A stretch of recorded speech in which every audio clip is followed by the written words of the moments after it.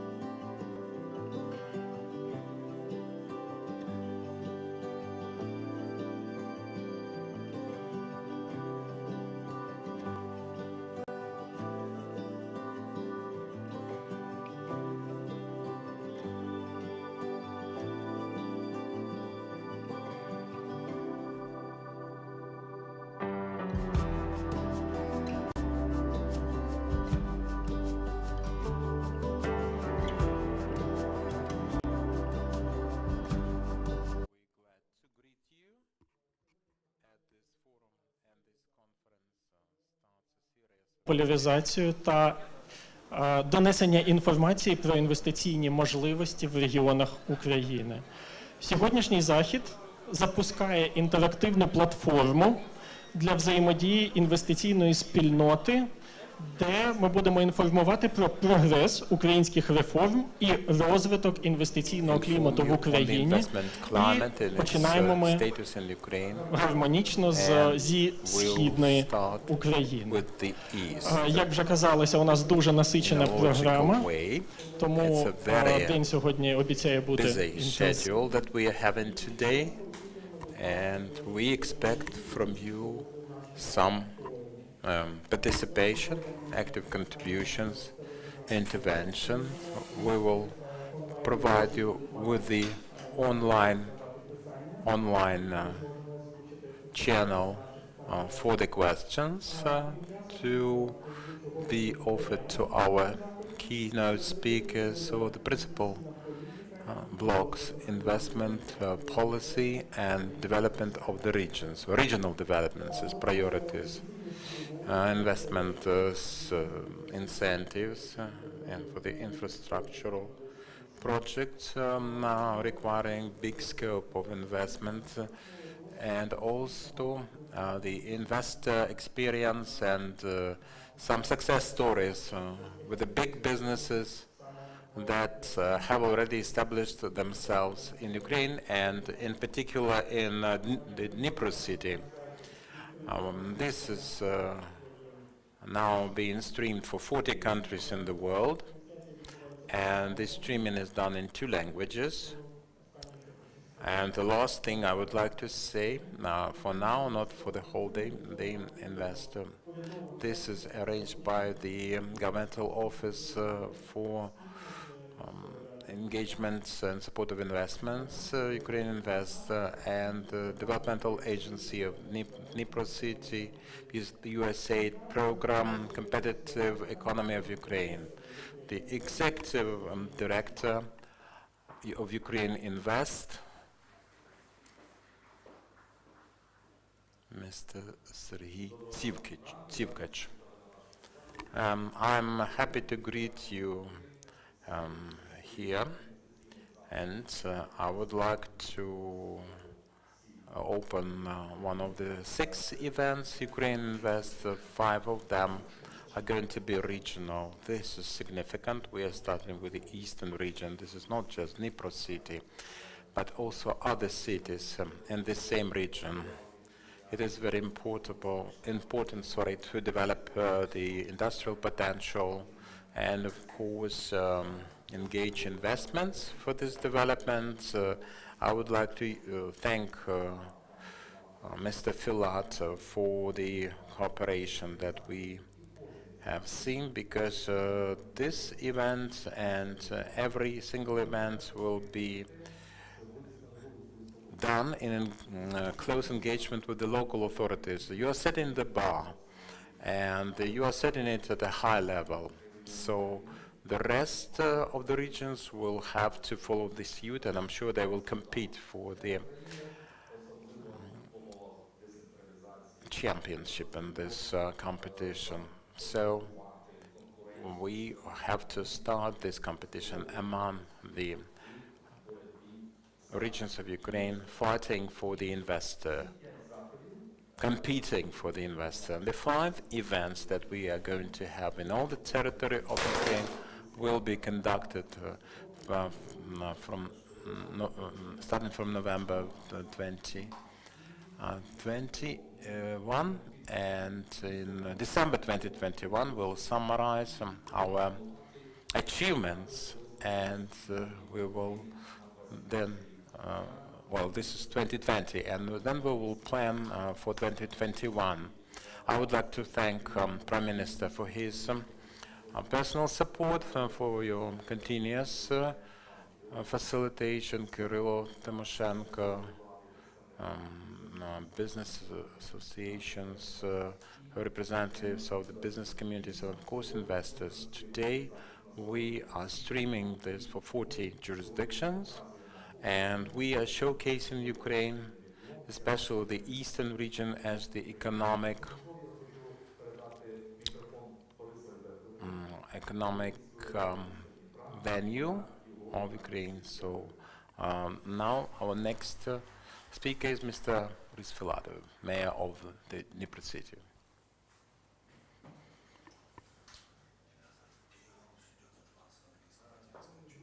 Esteemed friends, I'm glad to greet you at the Investment Forum. I'm happy to see representatives of the international business, local self-governance, experts, journalists, and all the interested parties. I would like to thank all of the participants. Well, in advance, I would like to say that we are going to discuss not just the investment potential projects, but also love, justice, and mutual trust, how we should build up cities with happy dwellers living in them, happy citizens, the vision that is leading us to our well-desired and as destination. So I hope that you will enjoy and make good use of this conference. Now, Prime Minister, the floor is yours.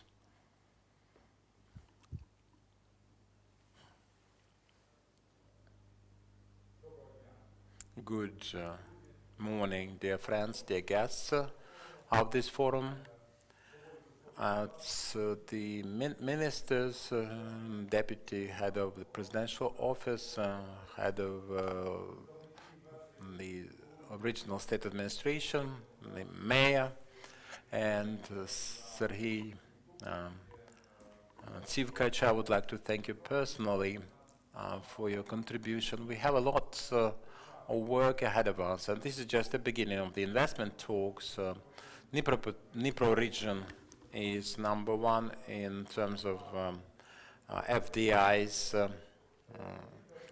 the uncontested leader who stands alone, and here in this regional capital we have also an amalgamated community. It's a new community, a renewed community, and it's not without reason that we are getting together here, and we have some case studies, success stories to discuss here. In fact, we have to discuss the investment climate, the magnets, the points of growth, and that's where we have to develop our Ukraine, our country. Presently. For improvement of the investment climate, we talk to the business community a lot. I personally have meetings at the forum, but not just at the fora, but also there are some talks, very specific, very business-like. People usually voice rule of law, the judicial system. We're doing that with the presidential office, now with the president, our international partners, but this will take some time, and this is a big reform that is unfolding in our state with the reform of one of the branches of power. We are all under this reform, all the branches, but let's discuss the investment climate that we can form together, and it is within our competence, the local authorities. This is the reform of fiscal bodies, the customs, the tax authority, and they should not do the mask shows. People used to call them because of the raids, unprecedented, and I called for raids that they were notorious for. Now it's a different age, it's a different story. It's about partnership, it's about privatization, it's about other reforms that will provide for investors and present new opportunities. And of course, this is about money. This is about cash. These are the topics for the majority of investors. Loan money, inexpensive investing. Let's discuss the reforms, the tax authority reform. The legal entities are created, the tax authority, the customs office, head of the tax authority. As you know, this is his first week, and together with the Minister of Economy, who is Mr. Lubchenko, is taking care of the tax sphere, is supervising, and this is a big attempt of the government, and this should be done for being the head of the fiscal body, but I could not see any complaints concerning VAT refund or any other arrangements, something that should not be tolerated. And we can use this venue to make sure that it stays that way. Well, for the customs office reform, there are many complaints there coming from that compartment. We have the risk-oriented system, and we have two systems of clearance for the vehicles, and customs valuation, customs examination, and we have to control when we have the product that should improve the work of state governmental services, public services. Digitalization is one of the principal areas, so it's not without reason that we said that computer never takes bribes, and we stick to this strategy, and the Ministry of Digital Transformation is in charge of this development, and Ukraine is becoming the world leader in the system of digitalization, and basically this is something that we have for this reform. Now our next point of growth and improvement of the investment climate. This is the law that was adopted. Now the regulations are being developed stemming from it, and we have a whole set of relations with the investment companies, and this is more than $1 billion. They are prepared to get the investment nannies. Of course, some people make a lot of fun of this on the internet, but this is the name that we cherish, that we respect very much. And this is one of the transition points for the investment development in Ukraine, but I think it is very interesting, and I hope it's going to be effective, and investors cooperate with our new office, and their feedback is very positive. The points of growth, PPPs, big privatization, industrial parks, and on Monday the President signed of 2194. That was the drafts number. Starting from the 1st of July, we have the land market made available. This is just the first step for investments, for investors, for this sector. Agribusiness and otherwise, it's a big step forward for Ukraine, I'm sure, and I'm convinced that the business community would appreciate this important development. PPPs, the budgetary opportunities in any country have a limited resource, and the next stage of development is PPPs, private-public partnership, syndicates, bank syndicates, sovereign funds. That's something that provides for expansion of the investment and financial opportunities for development of the country and all its sectors. And that's how we have to concentrate, something we have to focus on, and we have to develop.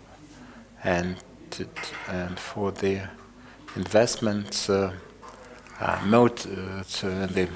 motorways, so-called autobahns, main motorways, we are working with the medical sphere, the hospitals, we are building them, developing them with the international partners.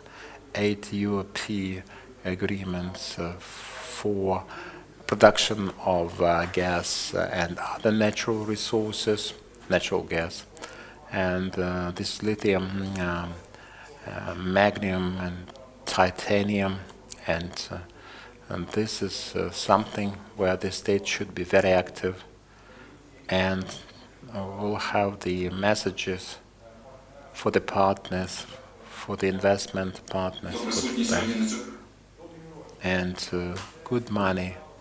And this is the problem that we had for 30 years. Loan money, access to loan money, that has been a concern for practically all the investors for 30 years. We're working with the stock market now. Next week we'll sign the memorandum with the EBRD and AmCham and USAID on development of the clearing system for development of stock market in Ukraine. It should be filled with the instruments and the pension system. We've talked about it for months. The draft is ready, reconciled with the president, with the ministry. So we have the consensus, and then we'll ask the committees to support that draft. And that is for 10 to 15 years. And Ukraine is not an exception. It should act as a developed country up to $10 billion. That's the resource that is to be accumulated with the private pension funds. A big privatization. And we have the law adopted already, one of the biggest developments. The small privatization going on. The state property fund is at work. Oblenergo, Bolshevik, the mining company, and documents are ready. Everything will be on the internet. Hotel Dnipro, privatized, is one of the success stories, capitalization of real estate and property in our country. And this creates investment opportunity and showcases Ukraine, its capacity in immovables, and also lending through state portfolio guarantees creates, the proprietary funds. There's the National Investment Fund design. The idea comes from President of Ukraine. Next year, I hope we will be harvesting some fruit of this, of these efforts. We can discuss this at length, but the principal vectors, the principal points of growth I have described, and that's what I want to tell you about. Of course, we cannot but mention the decentralization reform, the opportunity and responsible approaches of the local authorities. We have discussed this with the investors. Even we're discussing the decentralization reform responsibility. I always talk about regional competitiveness. The investors, fighting for investors, because mayors, municipal leaders, community leaders should understand the future, should work for the future, for their communities, and see the points of growth, the things that will provide us with additional opportunities. This is professional education, this cooperation with business, PPPs at the level of business and business community relationship.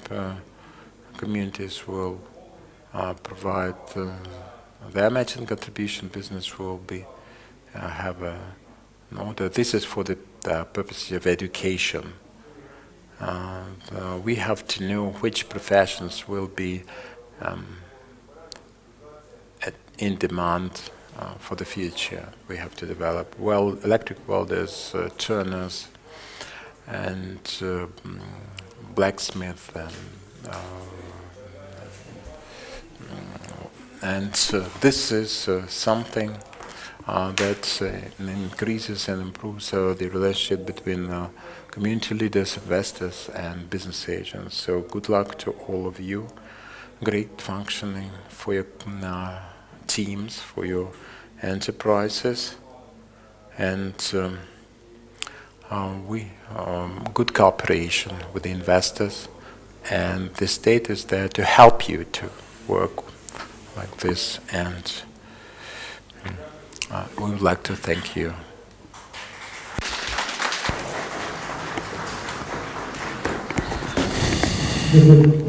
Thank you, Mr. Prime Minister. Over the past 2 years, Ukraine has seen the biggest infrastructure project in our country over the whole history of the country. This is program of the president. It was extended with new areas. It would be the mortgage, affordable mortgage, development of various hubs, improvement of local infrastructure, high-speed trains, development of roads and social infrastructure. And this year, the President Office plans to attract FDI to Ukraine. I would like to give the floor to the Deputy Head of the Office of the President, Coordinator of the big construction project, Kirill Timoshenko. Thank you, everyone. Welcome, everyone, at our forum. I have a lot of familiar faces, heads of regional administrations, ministers, a lot of business representatives, big businesses, medium size, and it's symbolic that today we are holding this forum in the Dnipro. It's symbolic from two perspectives. Firstly, for me, because I was born here, and also because, as Denis Anatolyevich says, Dnipro is a leader in terms of investment. Dnipropetrovsk region, in particular in the program of big construction project, because indeed they are building fast and a lot. Why are we talking about that? Because I think our government has today the first two objectives to ensure the investments in Ukraine. Economic conditions, that's number one, taxation, and second point, the infrastructure. That's what we've been doing over the past 2 years. I think everyone sees that, the budget of Ukraine sees that too, because it's an open secret that by building roads, our road construction budget go up, and that develops the business too. This year we add new projects that are going to help businesses, regional area hubs, concession-based roads, a lot of roads, over 4,000 kilometers. I think it will help any business, drive good roads and have their kids go to better schools and play at better stadiums. I wish us all a big success. As I said at the beginning, I see a lot of familiar faces. Hopefully next time in Dnipro and other forums we'll see more new faces. Thank you. Have a good success. Thank you. Thank you. Thank you for your speech. Everyone says that Dnipro is a logical place to start an investment forum. Indeed, in Dnipro, space is the closest in Ukraine. It's also a retail center in Ukraine, an industrial center. Retail is very well developed here, and industry, and we need to continue developing this potential, the capacity that the region can offer. I want to give the floor to the Dnipro mayor, Mr. Filatov.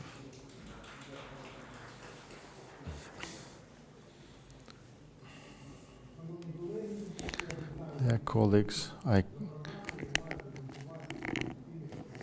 according to the program, I will present the investment potential of Dnipro, to say that we have 1,000 qualified staff, mechanical engineering, scientists, food production, that we have a powerful industrial potential, that we produce about 6% of the country's industrial output. I can also say that our foreign economic activity is connected to 130 countries of the world, and we can be an effective partner of the central government for attracting investments.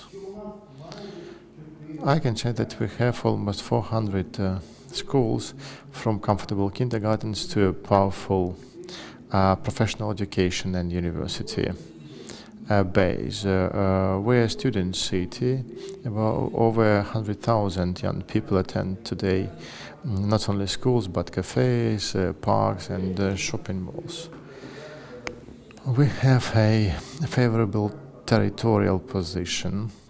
Our city stretches along both banks of our river. We have critical and non-critical infrastructure will develop. But I don't want to bore you with numbers and graphs. I want to talk to you about love and dreams, about happiness and justice that we need to build on responsibility and trust to each other. During the crisis and turmoil, this is what we need the most. Economic growth depends on trust. Social and political stability, prospect and security of any investment depend on trust. I want you to look at Dnipro through our eyes. I want you to feel its rhythm, its aspirations and desire to change, because we do that and add practice to that. We proved in 2014 and we proved in 2020, when the world faced the pandemic, that nothing can hamper the development of Dnipro. We are grateful to people who help us move on. The crisis of the coronavirus gave a new push for the urban development. Economic revival will continue to be linked with urbanization, and the forecast by McKinsey about 600 cities that, along with agglomerations in 21st century, will determine the development of the planet remains relevant. The forecast that pandemic will kill cities, as was suggested by social philosopher Nassim Taleb, is not becoming a reality. It is the other way around. In the coming decades, will be both industrial and post-industrial centers where people can work and relax. Even in the US, the leader of the world economy, there are only 36% of companies who want to keep their staff working remotely. The trend away from the office work is there, but its leaders can only be in happy cities where people trust each other. What will happen without it? The statistics show that, according to Gallup International, at the end of last year, Ukraine was among 5 countries where people felt less happy. At the end of April 21, 23% of Ukrainians wanted to leave for good. And among urban youth under 17, the number was 38%. They they have the desire for justice and peace for the future. So only cities where people want to live can compete for investment. I mean, comfortable, safe and modern cities. The happy cities where people are happy and confident about their future. And this is how we are building our Dnipro, a happy and a happy place with justice. Yes, we inherited a lot of problems that had been ignored for decades. In the past century, Dnipro, whose territory is larger than the territory of many other big cities like Odessa, Kharkiv was developing as a classical industrial megapolis. The city is has specific location. It's located on both banks of Dnipro, and that requires transportation infrastructure that was sometimes inadequate, or when often even the drainage system was not in place. We also there were public places that were desolated. The historic center was overtaken by chaotic advertisement. The law of abandoned buildings and spontaneous dumps were multiplied.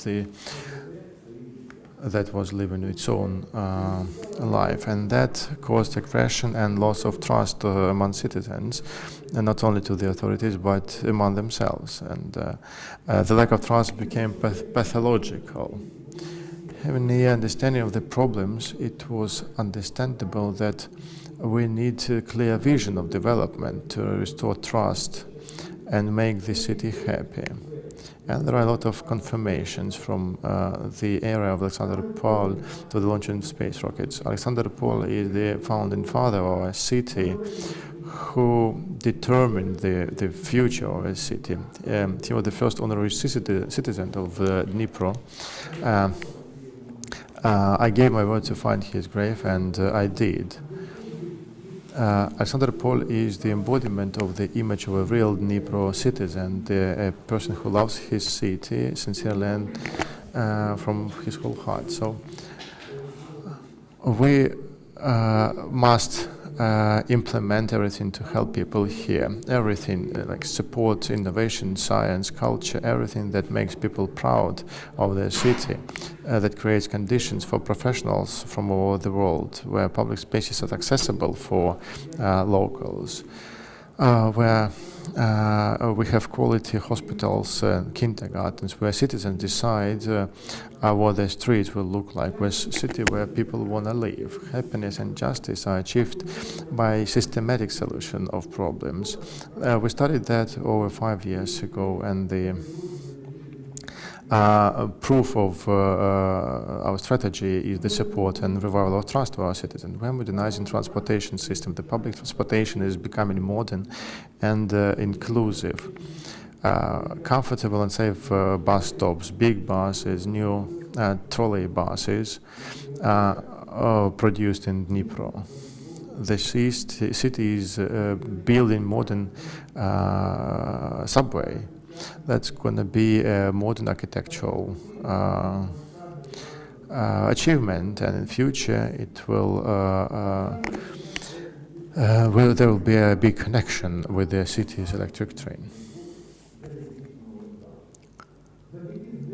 Thanks to the construction northern and southern bypasses, the heavy vehicles in Dnipro are being removed from city roads, and it's very good that the city paid attention to this big issue with its big construction project. But there are still some unsolved problems. The main of them is construction of Dnipro airport. When we have a modern and functional airport, it's not only us who are going to benefit, the entire country will. Dnipro needs to get rid of the status of an island city and get normal highways connecting it to other regions. In the city, we create quality ecosystem for life. Infrastructure for 880, comfortable for young children and 80 years old. Central streets are given to pedestrians, and civilized parking lots are being built. We follow the logic of green urbanism and are rethinking the urban space. For the first time in the history of urban parks and green spaces, we started systematic reconstruction. Прибережный Square, Korolenko Street, Yavornitsky Street, Zeleny High Park. These are the recreation areas of the European level. Also, we are going to address the problem, many-year problem of Dnipro with a global park. We'll continue to cooperate with business and the public so that we could turn our city into an actual real magnet for citizens and tourists. Dnipro is, for the first time over many years, we are getting new lighting, new roads, new traffic lights, new everything new, and we apply this principle not only to construction projects but to medical, educational, and social spaces, as well as the services in them. The city is building bright and comfortable hospitals with necessary modern elements. We are renovating our hospitals. We're bringing new equipment. This is the systematic work that helped us prepare for COVID epidemic and keep the situation under control. At Dnipro, we had no total lockdown or business stoppages, transport collapse, or resetting of the medical system. We pay special attention to children's hospitals that are going to be friendly to young patients, and they will make the treatment facilities unique in the region. Regardless of location of those renovations, modernizations, we decided to focus first on the renovation of common areas. For someone, it may sound small, but that would help us build and develop dignity for local citizens. We are reconstructing outdated buildings of social service centers, where all the needs of visitors can be met. The same applies to culture and sport. We are creating the economy of events. On June 5th, Dnipro will host the European Triathlon Cup, the world-level event, with fans coming from 26 countries. This is an impressive event, and Dnipro could not even dream about it a few years ago. The city not only renovates but also developed the sport infrastructure so that our young residents could play football and do exercises on safe sport grounds. We are creating environments for creative professions. We are opening new museums. Our objective is to emphasize the regional identity of Dnipro, and this principle lies in the concept, in the core of the concept of the City History Museum that we're creating together with the whole community.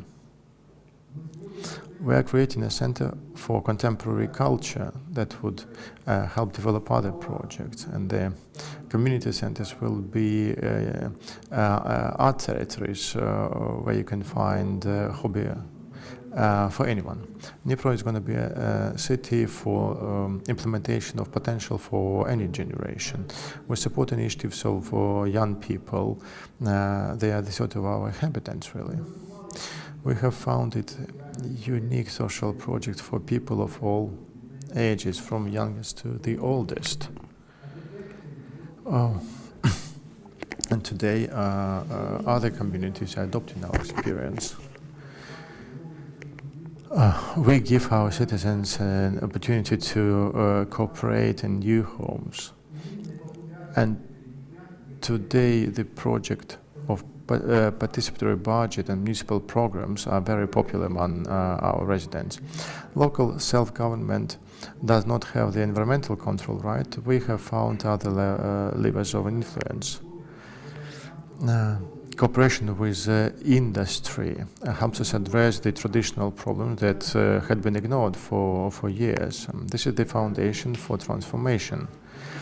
The successful cases, the successful cases of Interpipe, Dniprovska, TPP, and others. Whatever the city does, it has to comply with the smart sustainability and transparency principles. Big data helps Dnipro make into a safe city. Based on the Israeli experience, we created our situation center, not just a video surveillance point, but an effective element of urban management. And it helps us implement other smart initiatives like Safe School. We also focused on the work on the municipality and all services so that it is open and accessible, and our achievements are recognized by international anti-corruption organizations. We understand that successful Dnipro must have fundamentally important conditions for people to want to live and work here, from universities and hospitals to largest private employers in the industrial and high-tech industries. We're interested in increasing the number of so-called anchors, people who are really committed to their city and history, who help develop Dnipro for good. We are living in the informational age where any news spreads in minutes, but political reputation is still shaped by people's opinions and what they say.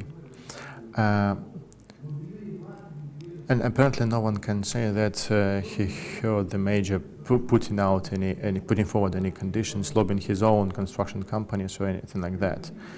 I always stress that there must be even a playing field, the same rules, uniform and clear for everyone, and that's what we are, that kind of fair condition that we have created in Dnipro. But for comprehensive development, we need governmental guarantees. We need to develop our own production and not waste most of our resources on imports. Ukraine, this number is more than 4 times higher than in Europe. We need localization, we need legislative consolidation of local requirements for public procurement of engineering products. I mean, not only about production of streetcars and trolley buses, I mean the railway engineering, space sector,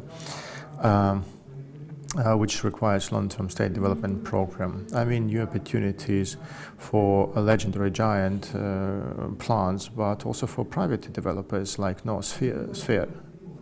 There's going to be an important incentive for investments in the rail sector.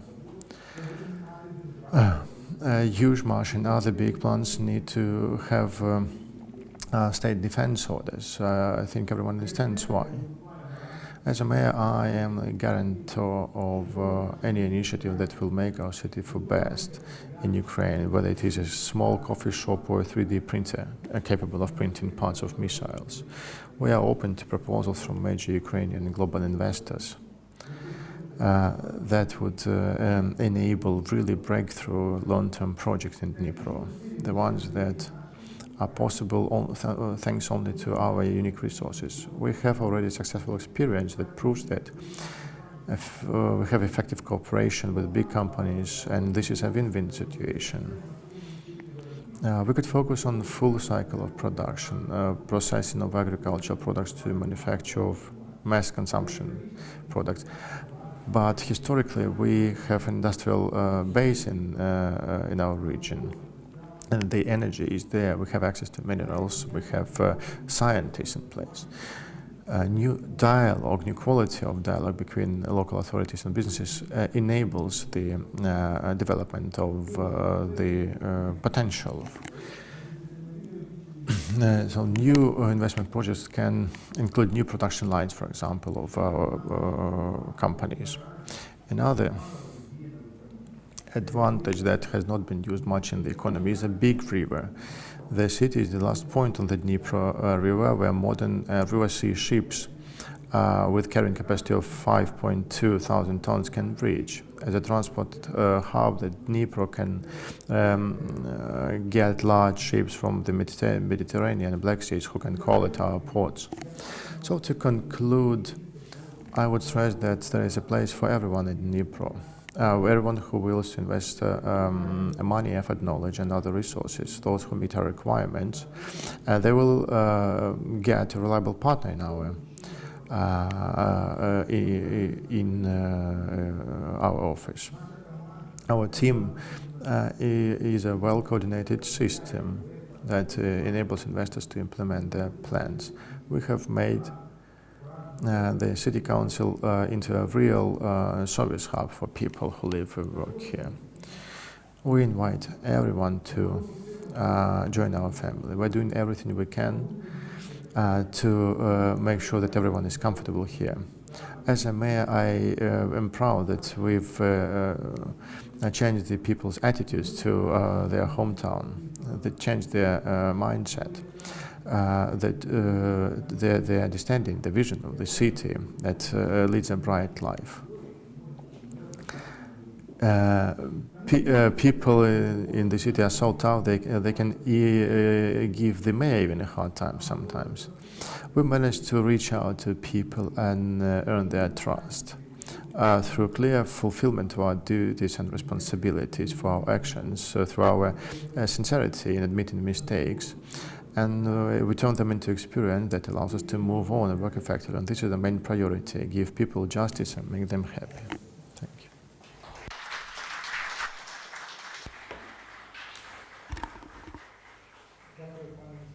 Thank you, Mayor. I would like to thank our guests and participants for the inspirational presentations, for the opening. On the one hand, they are very inspirational. On the other hand, they are very soothing. And for the investors, we are having a short break now, and we'll come back to our first panel discussion at 11 sharp. Yes, we would like the guests to stay here in this room for the technical break.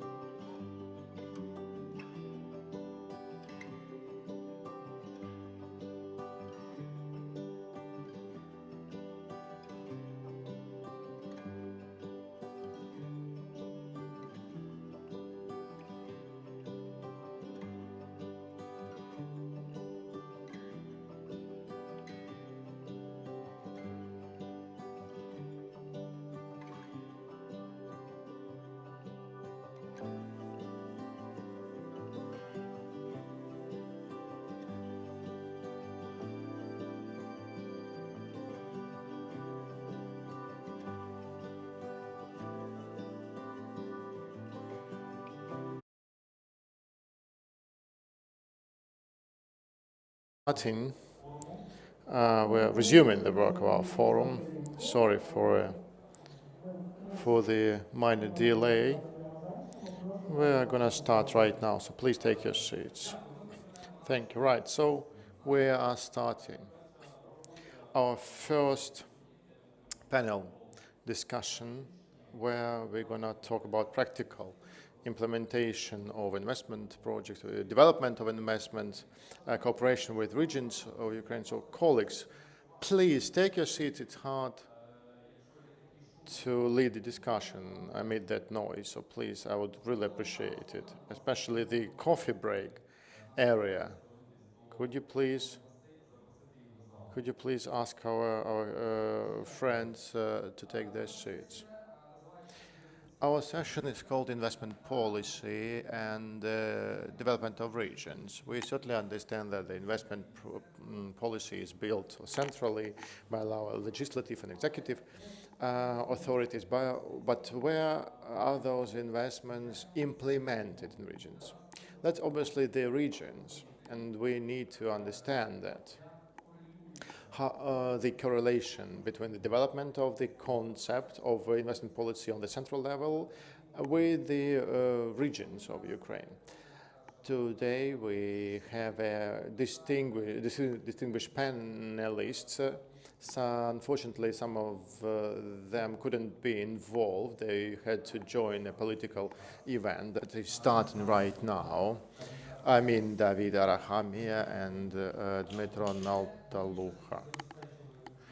Still, we will have Mr. Arachamia with us. We'll see him in a minute. We also have Halina Yanchenko, a member of Parliament of Ukraine, Mr. Oleg Nemchinov, a minister in the cabinet, Minister of the Cabinet Ministers, Gennady Chizhikov, the President of the Ukrainian Chamber of Commerce, and Alexander Kava, Deputy Minister of Finance of Ukraine.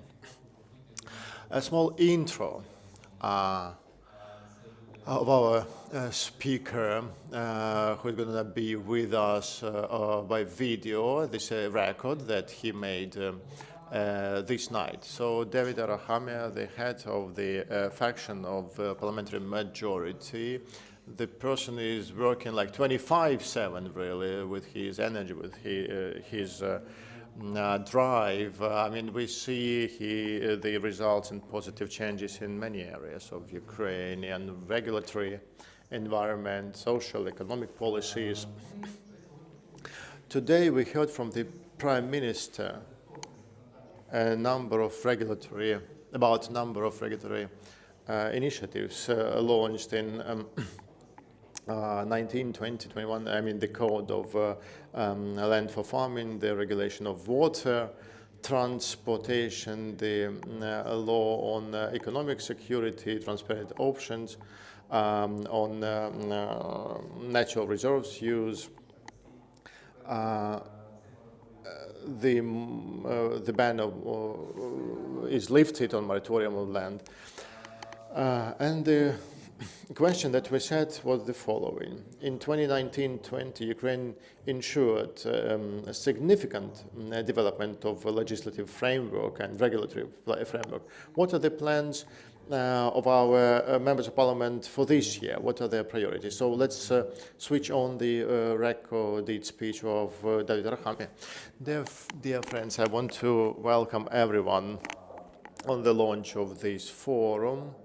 This event is very important for us. This is the first in a range of such events. I think it's important for us to have open dialogue with business, with investors, potential investors, with those who are investing or have invested already, so that we have an open dialogue with all representatives or with the government. Thank you for your question. Indeed, the question is important. We have adopted a lot of laws to protect investment, and when we talk to businessmen, and you all know that I also have business background, still thinking as a businessman. So point number one here is the judicial justice, judicial reform. And on the agenda this week, we are going to address the first issues to reform courts in Ukraine. When the judicial reform is a long process, and we are planning to adopt additional laws to protect the rights of investors.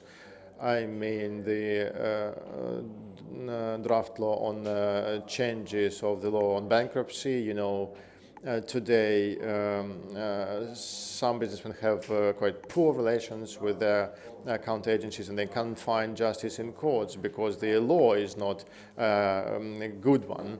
Another point that's painful for everyone, for greenfield projects, I mean the connection to networks. And we already have the plans for the laws on the connection on networks.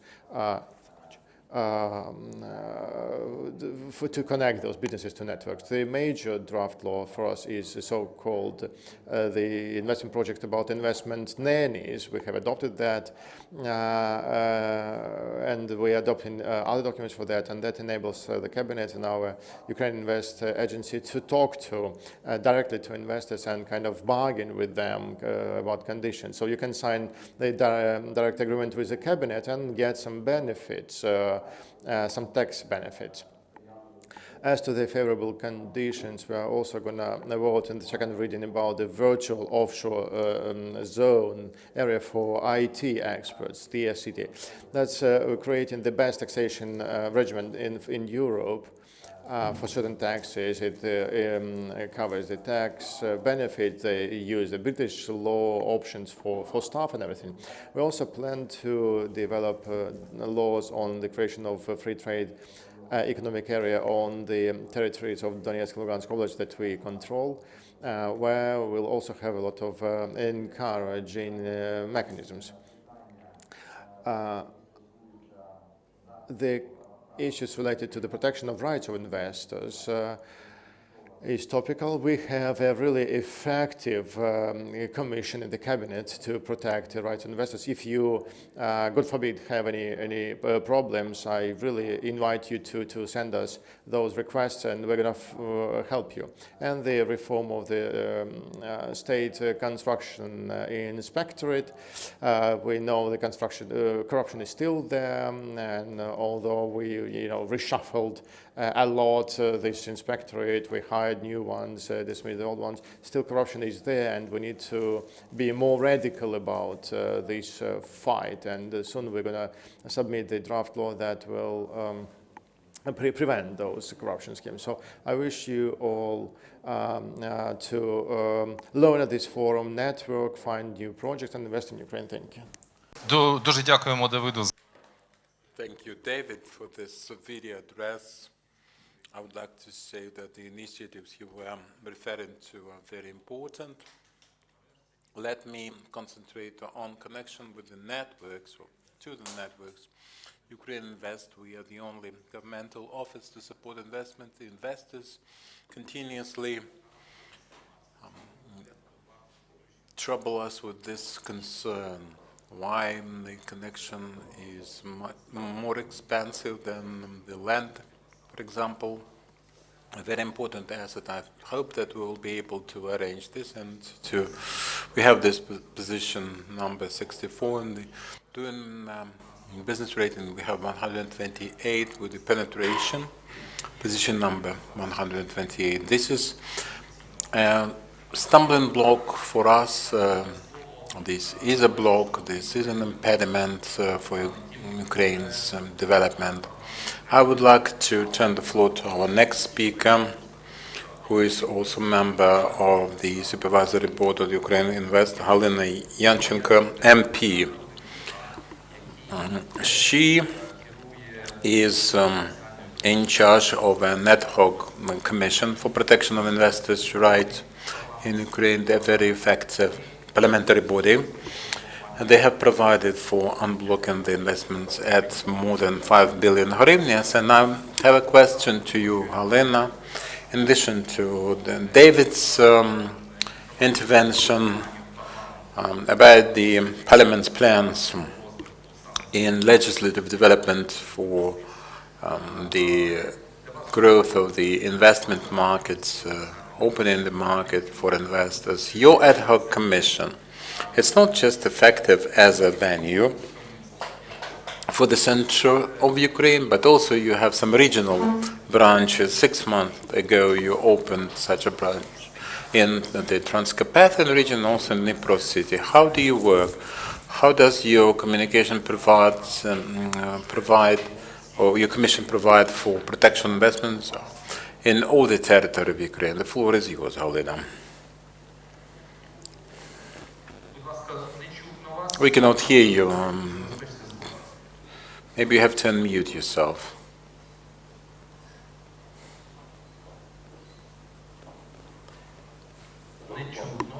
We cannot hear, Halina.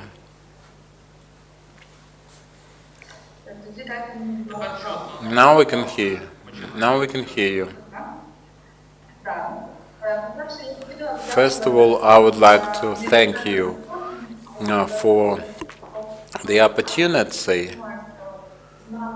and we having this investment forum, which is very significant, and this is the hub of investments. This is the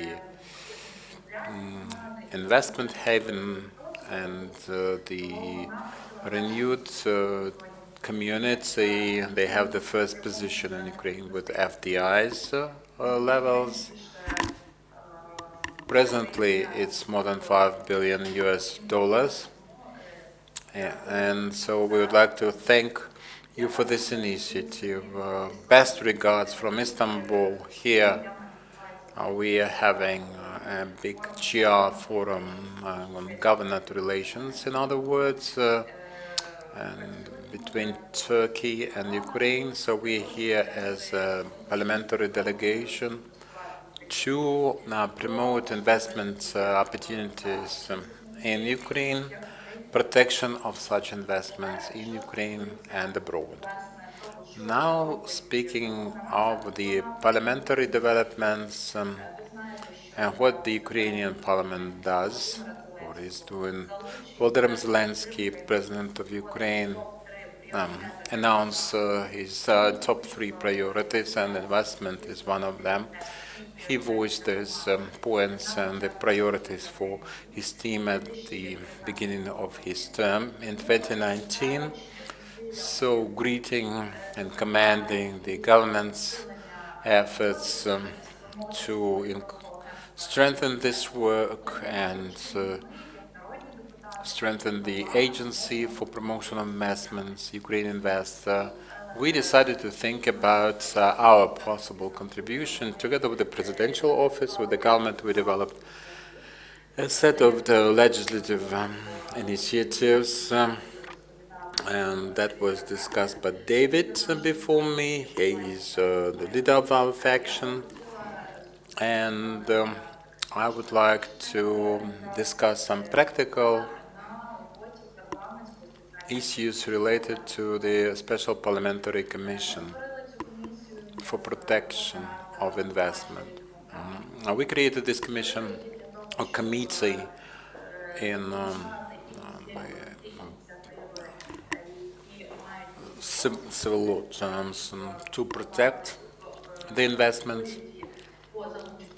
to complement efforts of the presidential office and the government. We think it is very important to motivate and engage new investors, internal, domestic, Ukrainian investors, and also external investors, but such investors come across certain problems in their communication with the local bodies of self-governance, some licensing organizations and law enforcement bodies. So to avoid demotivation of the investors and them liquidating the operations in Ukraine, we decided to create a venue for communication, and we decided that we had to introduce some parliamentary initiative, and last year the Parliament voted in favor of creation of this commission. We consist of 13 MPs who represent all the political spectrum of the Parliament, all the factions. We can speak on behalf of the majority faction, the ruling faction, the ruling majority, and all the political actors in Ukraine, providing for objectivity and removing the bias. When we were forming this commission, we decided to have equal opportunities for representation and influence in our commission, or rather on our commission we have heads or deputy heads of the 6 key committees contributing to formation of the investment image of Ukraine. That's the economic committee, the tax committee, law enforcement committee, legal committee, public administration committee, and anti-corruption committee. Presently, we have 2 basic areas for our operations. This is first, we act as a kind of rapid response team, troubleshooting team. We understand that the problems crop up in different places, so there should be one window for the business community to approach with their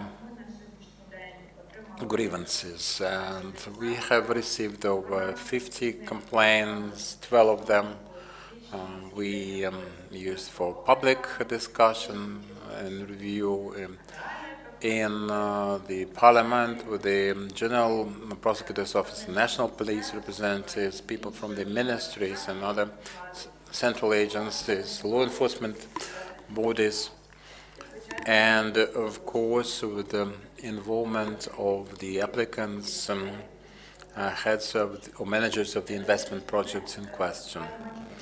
After less than a year of our operations, we have resolved 50% of the situations, unblocking the investments. And before the commission existed, that was all adjudicated.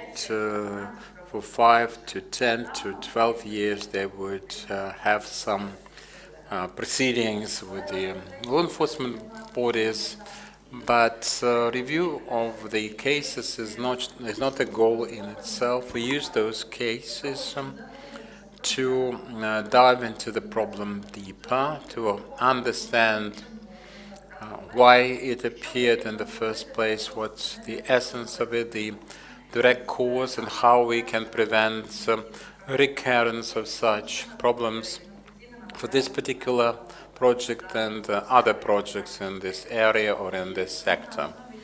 So based on the grievances review, we also sometimes approach the Cabinet of Ministers with the proposals and developed regulations to be adopted for this purpose. And sometimes when we have we can see it from our analysis, usually it's human error, and the MPs on our commission sometimes initiate some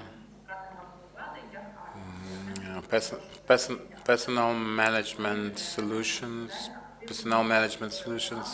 HR solutions like ARMA, the Agency for Asset Recovery. Now we have to replace the leadership in some places to generate, replace the managers who are prone to generate problems for the investment climate. So this is a systemic approach, and we have initiated about 6 legislative drafts, 2 of them against trading, and they're being reviewed by the Parliament right now. We're having a technical problem, ladies and gentlemen, and we invite our technical experts to look to it. Хтось кабель перерізав. Працює? Працює, так. Якщо ж You're on. again. Speaking of Dnipropetrovsk region, and that concludes my presentation. Presently, the focus is on the agribusiness in the region, which is industrial and mining and also agricultural. And recently we received a complaint from one of the farmers who represents a small association in Dnipropetrovsk region, and we are looking into the issue. We are very serious about our review of such complaints, especially when it comes from agribusiness in the situation when Ukraine is opening the land market. So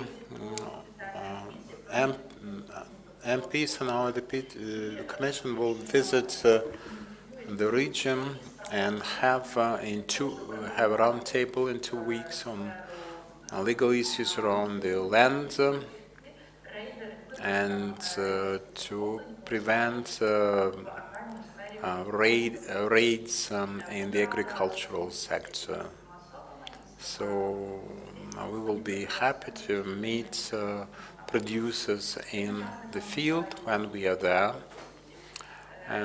The best of luck and success to you. Thanks to Zaporizhzhia, and welcome to Ukraine, and welcome to Invest in Ukraine and Dnipro region and all the southern region. This is also important because we are having this event dedicated to all the region. Thank you very much. Thanks for your cooperation. Thanks for working with us with Amstar. Amstar is the international investor who entered Ukraine together with you and head of Kiev region, Kiev State Administration, over $150 million US dollars. That was the unblocked investment. I'm very happy to see among the members of the supervisory board of UkraineInvest, Oleg Nemchinov is our next speaker, Minister for the Cabinet of Ministers of Ukraine. Oleg is responsible for coordination of efforts among the central agencies, ministries, with the reform and special focus, the reforms responsible for the investment climate in Ukraine. As a state agency, a governmental agency, UkraineInvest, we are created by the Secretariat of the Cabinet of Ministers, so we are not subordinated, but well coordinated with a minister here. Oleg, what is your view of our operations? What plans and strategies would you like to offer for our review and the renewed composition of the supervisory board of UkraineInvest and how you see it improving our operations by the fact of its introduction?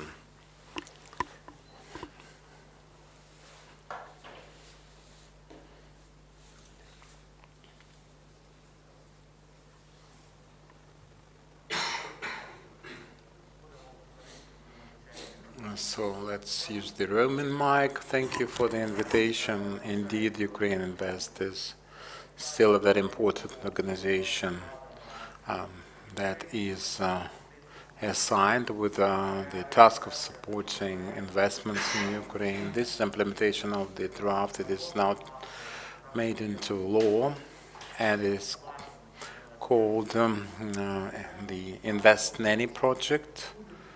That's the household name, and it's a specialized organization that is created to support investment and invite investments. We know that you received up to 1 billion, over 1 billion proposals, and we would like those proposals to be translated into real-life projects. We expect from you conclusion of the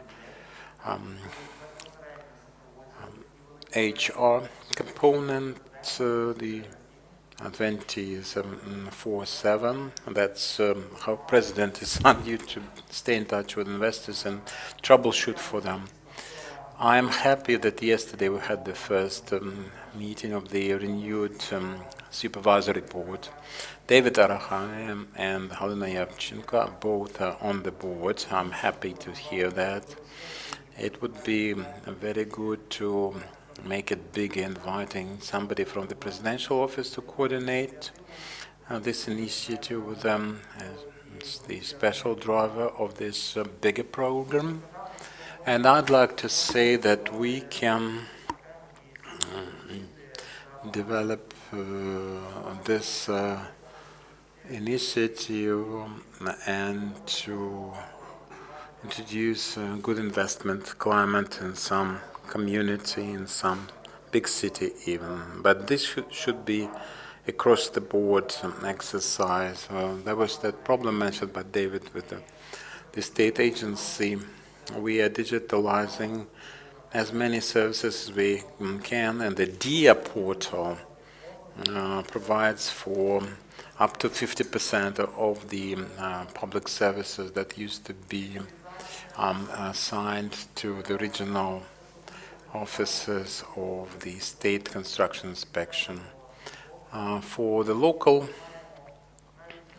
functionaries, even teachers and doctors and drivers of the public transportation vans are sometimes regarded as civil servants, but they are not.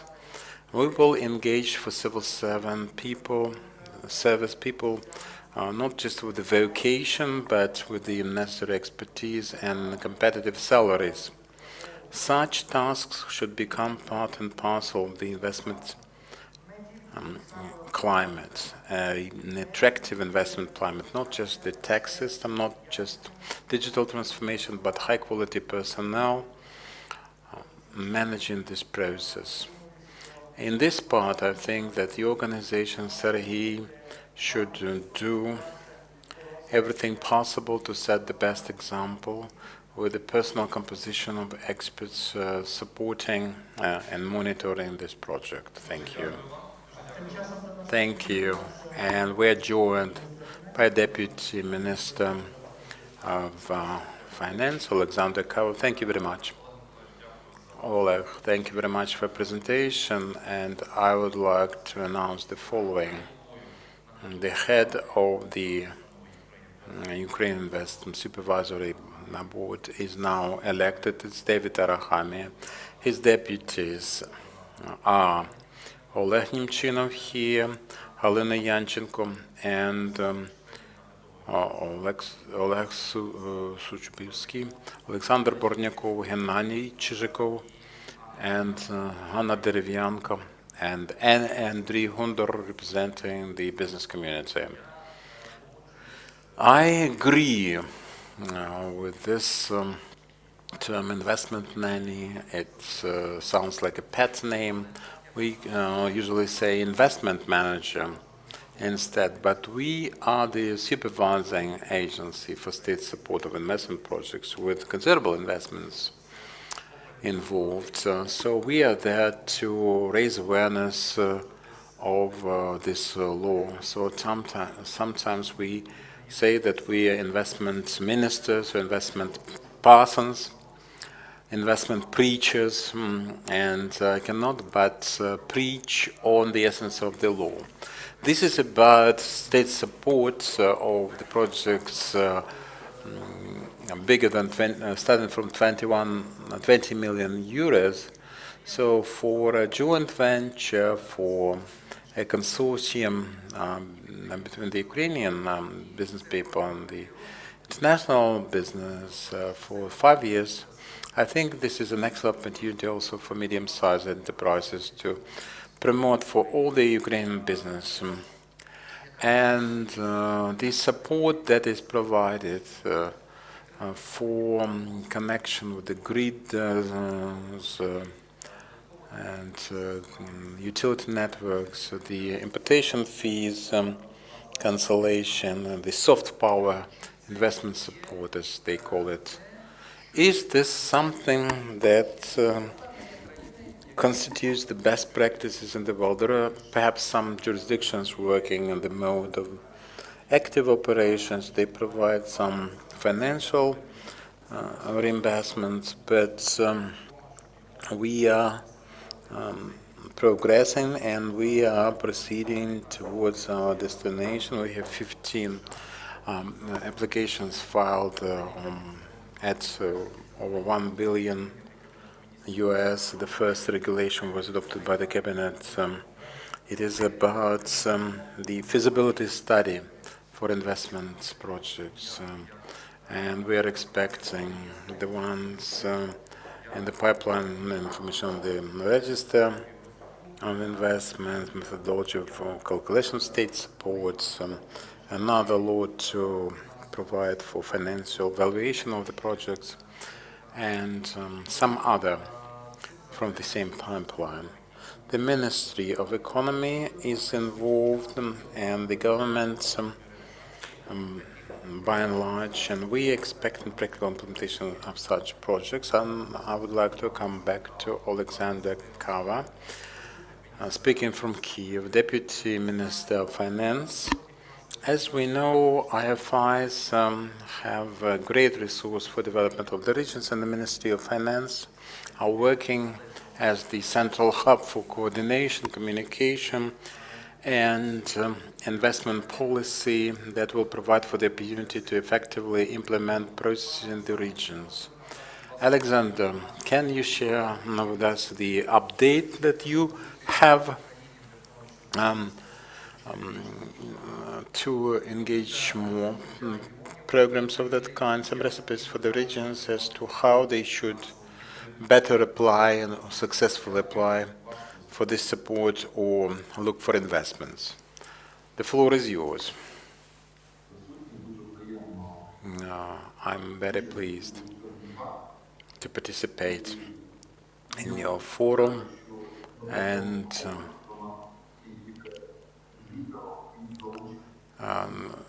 I'm sure that your agency will become the leader of the process, not just for the foreign investments. Privatization of Kryvyi is one of the big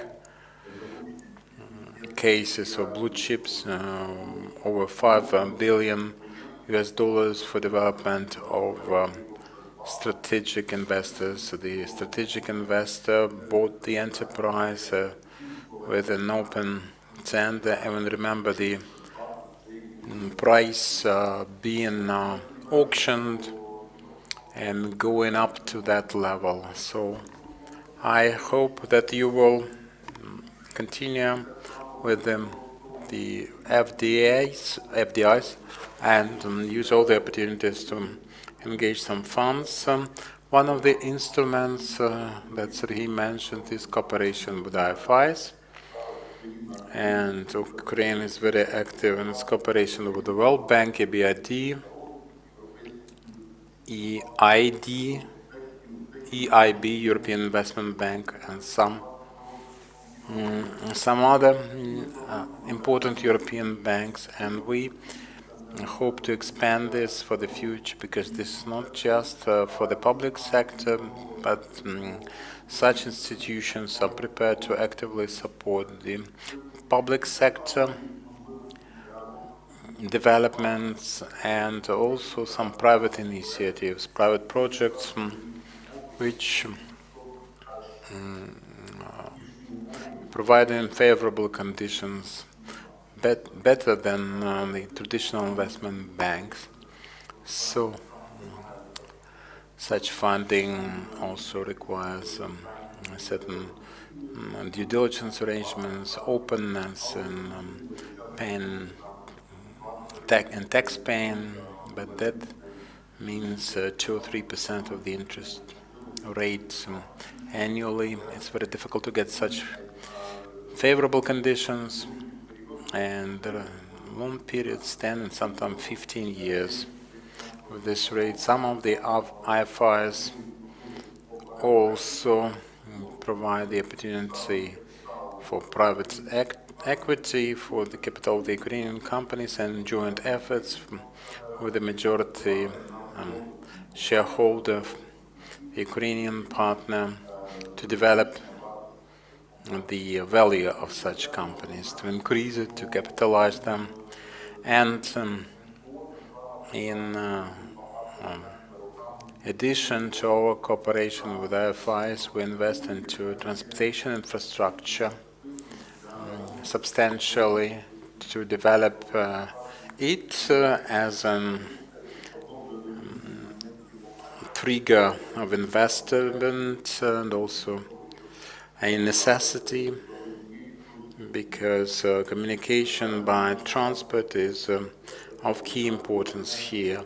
For a long time, our transportation infrastructure was underfunded. It was very difficult to get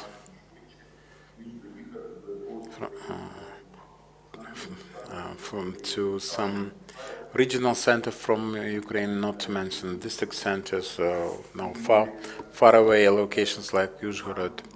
It was much easier to commute with European capitals, and I would like to say that the motorway M31 Metro is the 4-lane motorway with the full reconstruction, and in Chernelnko, Poltava region, there's a special branch of the motorway Poltava-Kharkiv. They're concluding construction. Our expectations are in 2021 there will be the majority of works completed, so the trip to Dnipro will take less than 4 hours without any high-speed violations. 110, 130 kilometers per hour, that will be the set speed, and that will improve communication for Dnipro as the regional capital and from other regional capitals. And also we have the span Metro Kiev up to 4 lanes that will be expanded. That is 1.5 million people. Kryvyi Rih is one of the biggest agglomerations in Ukraine, and perhaps the biggest in the Dnipro region. In the nearest years,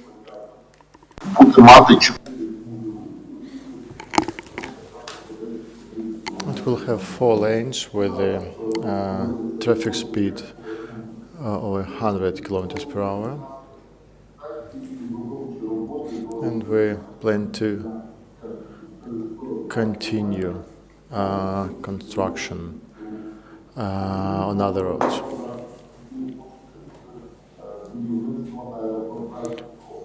The government also is allocating funds to construct new Dnipro airport, new takeoff and landing area, and terminal. I hope 2-3 years is really short-term future, and Dnipro will have modern airport after the implementation of this project.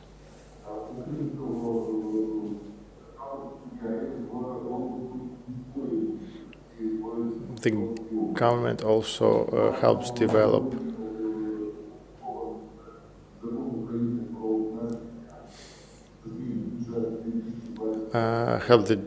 the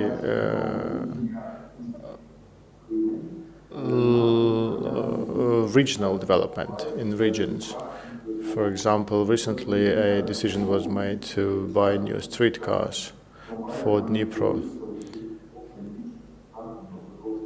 that are gonna be used in Dnipro regions.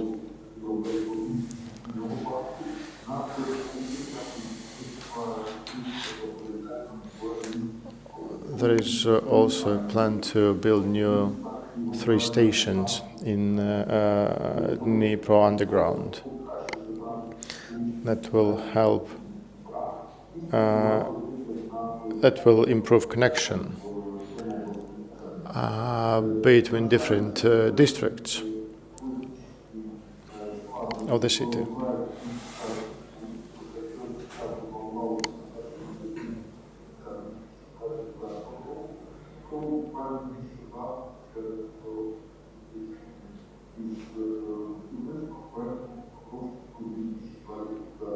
The project has been extended from 2021 until 2024 because of the pandemic.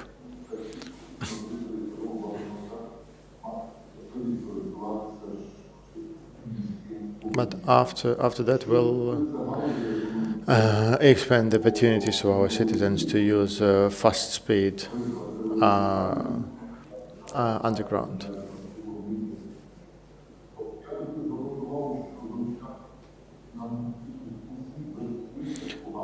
We need to raise investment for all sectors, not just IT or consumer goods, but also steel production. Iron and steel industry is one of the biggest drivers of Ukrainian economy and has huge potential for development. In terms of the production of machine building parts with high added value, Ukraine ranks 5th today in terms of iron ore deposits.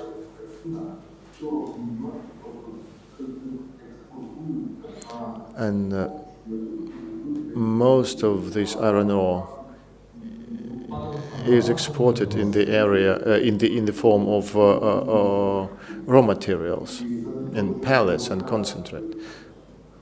So instead of adding value to that here in Ukraine, processing Ukraine, we export it in the form of raw material.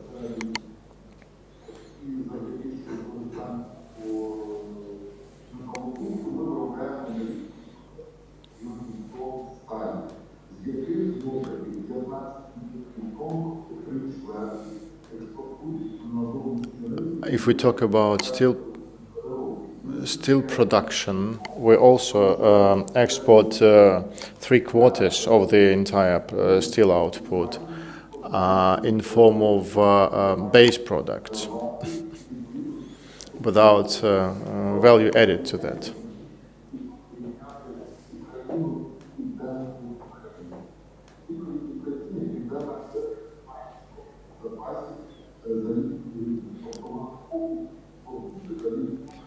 If we compare Ukraine to South Korea, I would say that South Korea does not have the iron ore deposit. So they export most of their iron ore, but still they have a huge demand for steel. Please, yes, please be short.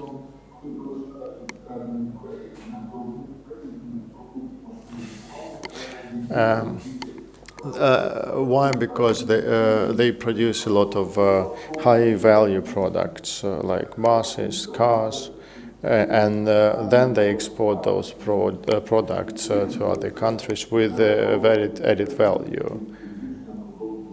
And that results in better, in more money for the budget and better welfare for the citizens. Thank you. We had some technical issues with the sound, but we understand that you've been working with different financial organizations in different sectors, not only traditional ones, but steel industry too. And we understand that you deal with these programs not only in the eastern part but also all across Ukraine. So please, can we get your consent for your personal speech next time so that we don't have any of those technical issues? Now I would like to introduce Gennady Chizhikov. He doesn't need an introduction, really. We know all, the president of the Chamber of Commerce of Ukraine. We have an agreement signed with the Chamber of Commerce and UkraineInvest. We have really friendly relationships because if you are pursuing the same goal, you communicate differently, you have this level of trust. And when a national or a foreign investor sees that the key stakeholders on the governmental and business level, they trust each other, they start to trust the country too. And it's important that we have that kind of synergy.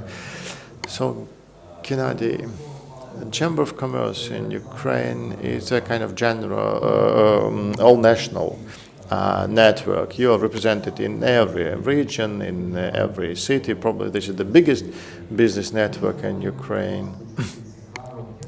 I would be interested to talk to you about your view about those regulatory changes.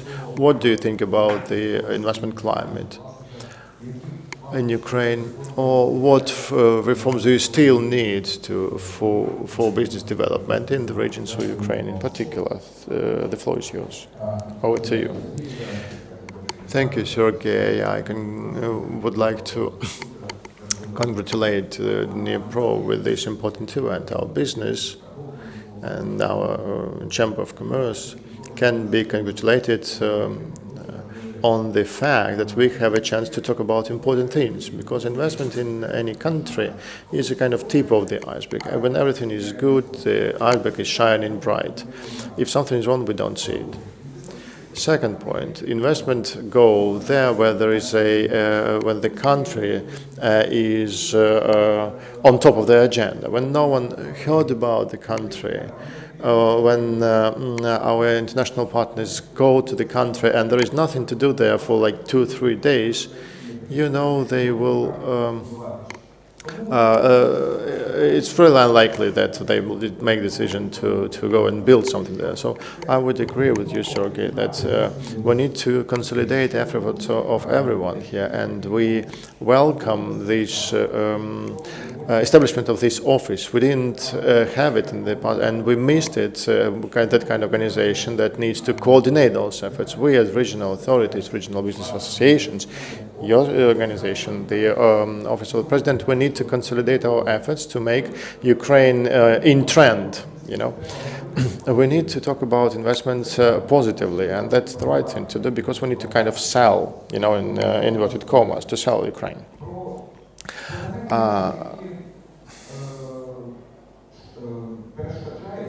The things that prevent the development, those obstacles, well, we've covered them all today.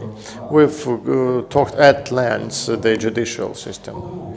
We need to protect the interests of it. Second point, corruption. I mean, everything is understood here. Third point, the regulatory policy is very complicated when the laws or actions of public authorities are very complicated. That's not good. And peace, that's point number 4. We need to understand that. We need to remember that we are at war today, and we need to take that into account. Positive issues. The law on industrial parks, it should have been adopted like 20 years ago. Turkey did that. They have developed those special zones, but we are only at the start of the process. The Chamber of Commerce, as you rightly say, is an organization that is represented in every region, and we see important issues here. Not only support of export, but support of investment, because investments are about future export, right? Like Germany, as an example, 25% of Ukrainian export to Germany comes from German businessmen who work in our regions, who produce here and then send those products back to their country.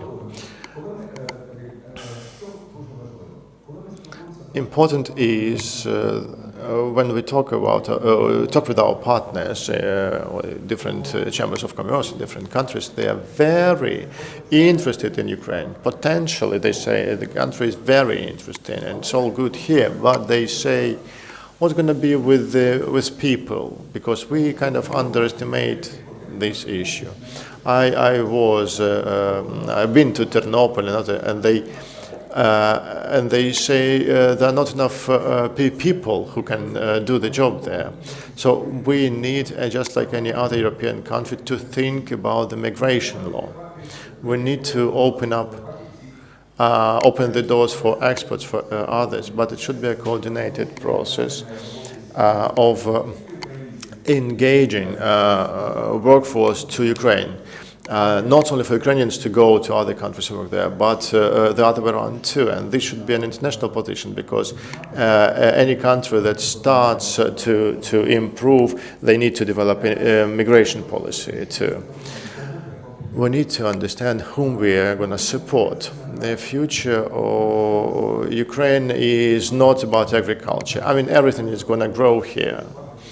We need to focus on industrial and innovations policy, and here, without the support of the parliament, we can't do anything. We need to provide benefits to scientists, to innovators, because it's going to be hard to work without that and to move on.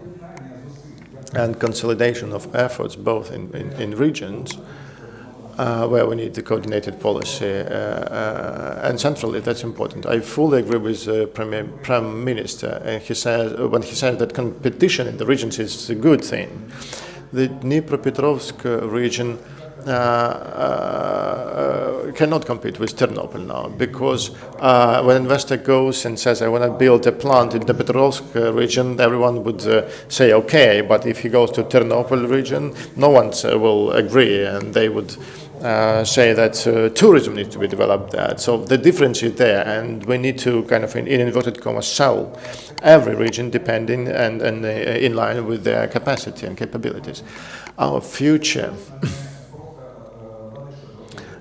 is not only about broad fields, you know.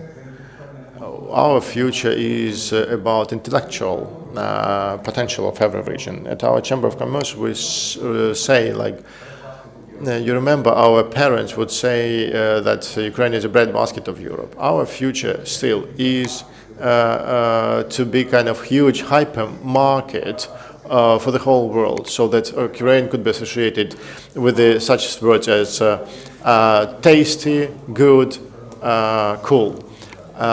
Thank you very much for attention. Thank you for your speech. To sum up about reforms, I see the follows.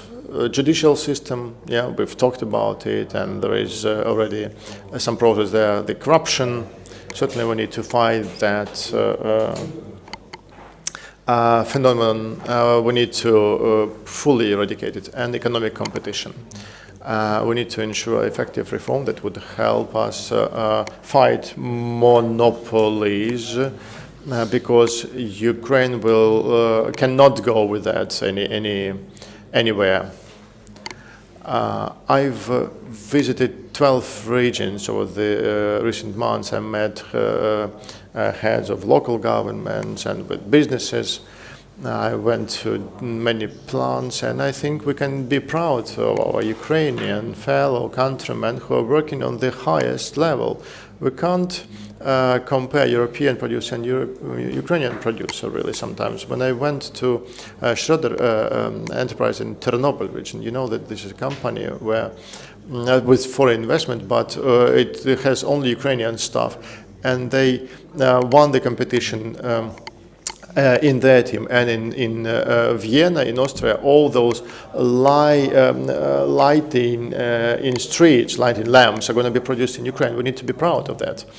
And these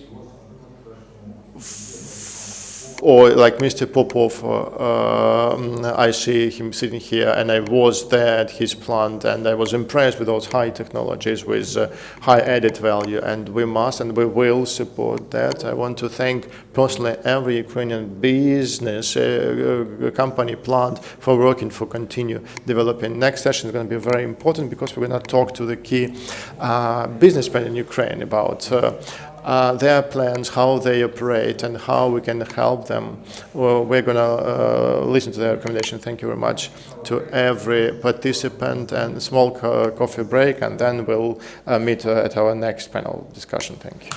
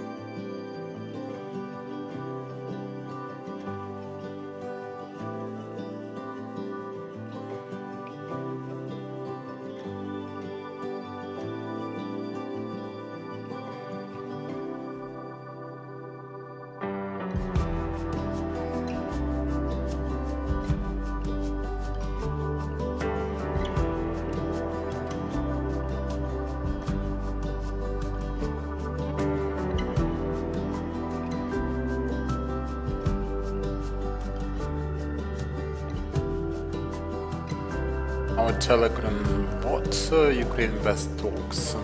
The QR code will now appear. They should be on the screen for you to use. Here it is. You can put your questions. There are many questions. They pile up, but still we'll try to attend every one of them. Our next panel is extremely important and very exciting. This is investors' experience in the field, in the region. We will use experience of the companies with considerable records. They started here and developed so much. This is the best illustration to investment attractiveness of this country. I mean Dnipro country, and what investors, what business community members expect from the government. And now our speaker is Alexander Yaroslavsky, CEO and beneficial owner of DCH. Andriy Znesenko, Biosphere Corporation, also owner and CEO, Mikhail Rybakun, Association Noosphere, head of the board and founder, and Denis Morozov, first deputy to general manager of Interpipe. The moderator of this discussion is again Serhiy Tsivkach. So let's switch to our second panel, ladies and gentlemen. We would like to discuss experience of local investors, business community members who scouted this whole region. They know it well. They work with the local partners, international investors, the people who know, who feel, who plan their activities also for the future, I'm sure. And we're going to discuss this now. Our first speaker is Alexander Yaroslavsky, Ukrainian businessman, owner and CEO of DSH, owner of Metalist Football Club. He was till 2012. DCH is one of the most powerful groups in Ukraine with 20 years of history. In 2020, they started construction in the territory of Kharkiv, tractor making factory, industrial, technopark, Ecopolis, HTZ, TZ, of creation of a new business ecosystem. Mr. Yaroslavsky also invested over $300 million in preparation for 2012 European Football Championship, and he also participated in development of children's and youngsters football league club, our home, and Children's Hospital of the Future. Those were the projects. With the COVID-19 pandemic, he is very active as a curator of Kharkiv Oblast to fight COVID-19 pandemic. In one of his interviews, he said that his principal strategy was to be the best, to do everything better than other people would. And here is a great key for our discussion panel, for our sessions. So, regardless of this pandemic situation, you're developing your business, you're investing. One of the projects is Ecopolis HTZ.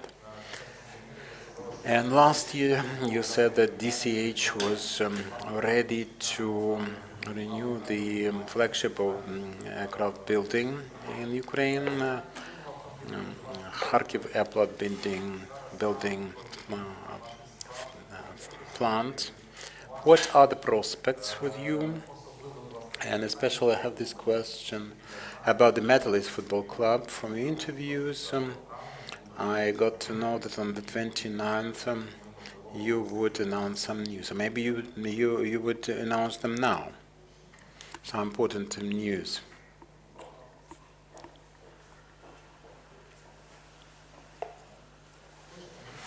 Can you hear me? Do I need this thing? Just the mic. Dnipro region, I'm glad to greet all of you people here. Thank you for the invitation to this Invest Forum. And of course, this is Dnipropetrovsk region, so I would like to start with the principal project that we are trying to implement here, and that is Dnipro Airport. And this is a PPP project. DCH took the responsibility to develop the terminal for 36,000 square meters on average, with the passengers throughput 3 million a year, with the landing stripe 3,200 meters. And we would like to implement this project jointly. We would have it at a quicker pace. The principal impediment is with the general contractor, and I hope that this will be solved soon and we'll be able to get down to business. DCH, I'm already constructing the part. We have prepared the field with the poles, and now we also have the steel-making factory and mining enterprise. It's called Sukhabalka. Quite successful, tax-paying, and accepting and fulfilling their social responsibilities as a company. Now, speaking of football, your question, yes, indeed, Metalist used to be a good club in the Ukraine Championship and the Euro Cups, 50 games there during 8 years of my ownership. We won 7 bronze medals and 1 silver medal, and so we never stayed without any Euro Cup games. So I hope that football will come back to Kharkiv. It's coming back together with the local authorities, Igor Terekov, Anna Demchuk. We decided to revive this club, and I hope that Kharkiv fans of Kharkiv will come to their favorite stadium medalist that used to accommodate Euro 2012 games. We had Ronaldo, Müller, Schweizstange, and in Kharkiv we had qualification games for 2012 European Championship, and we had the death group, Germany, Portugal, the Netherlands and Denmark. All the principal stars were accommodated in our facility, and Kharkiv people then saw the biggest stars of this game in Europe and the world. But now our principal task is to start this construction of the airport, because Dnipro needs this airport and all Ukraine needs it. This is a big region, more than 3 million. It's worth having an airport. It is not the case when people have to travel to Kharkiv or Kiev to fly. This is a great inconvenience for our guests. Yes, I'm a witness to that. So let's do it together. Let's do it together. We shall overcome someday, and the day is coming. But they have to identify the general contractor first. Thank you very much. Today's event is watched by more than 40 countries of the world by stream. So it's setting the example. UkraineInvest is an organization. When it was founded, it was supposed to work with international investors, but from my point of view, it is impossible to invite international investors without powerful local investors. So let's first play with the local business and develop local investors. I have a question, Mr. Yaroslavsky. I enjoyed your interview. You said that mixed salads, Russian salads are the same till you try them. So this Russian salad has not yet been tested and tried. I mean the Dnipro investment situation. And secondly, your advice to the local authorities, in addition to support of the local airport and appointing the general contractor for it. Let me say just that Ukraine is not a Russian salad case. It's a Napoleon cake that I would like to try myself and share with beautiful investors who are focused on constructive work to develop, to provide. And I like Ukraine very much. And I invite all the people who are prepared to work, to invest, to create. Please, you're welcome. As local investors, we are there for you. Why Dnipro region?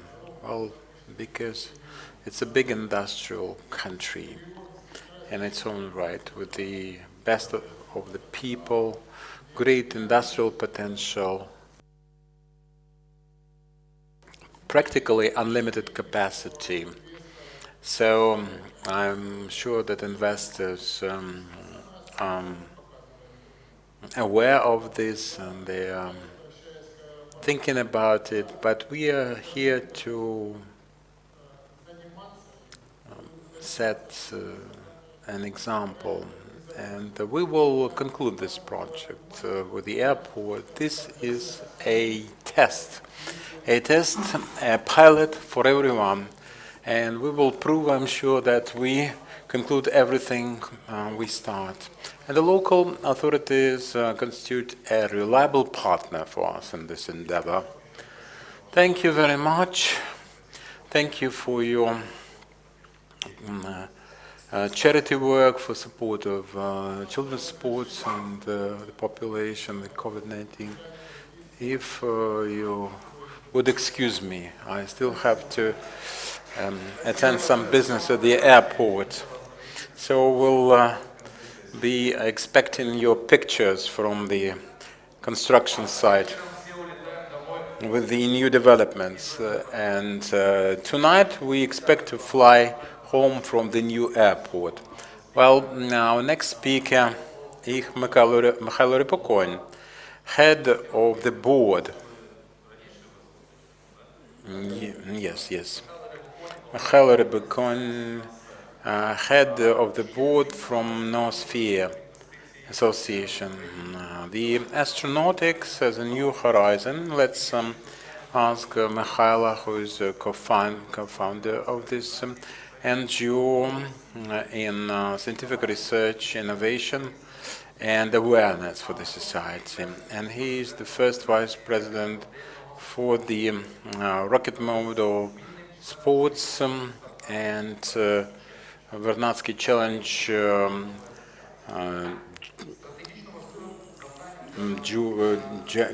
competition judge for the competition for the startups, the innovation system to promote human potential and the quality of education.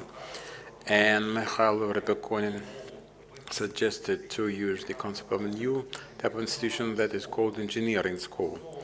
And for this school, it is planned to use Volodymyr Vernadsky, Thomas Kuhn, models. So it was introduced in 2014 at the Dnipro National University, and about 40 projects. Mikhailo is the inspirator of Art Horse and my book for interactive communication, the police and active citizens. My pool became the national instrument of communication in 2020 between the public and the national police. We are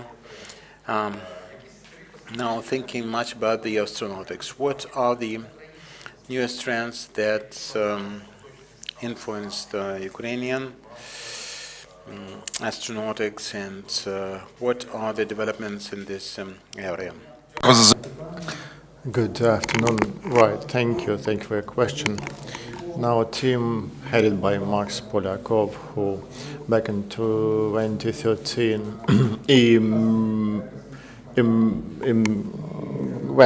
plunged himself into this race of private space companies, and they launched the first project that would process satellite information. And this team, the R&D team, was based on the team from mathematics department of the Dnipropetrovsk National University, and later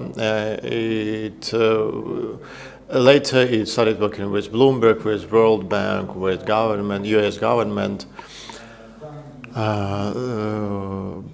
as they require certain information from those satellites from this platform. And that kind of encouraged him to create an integrated, multi-functional space business that would be self-sufficient. So along with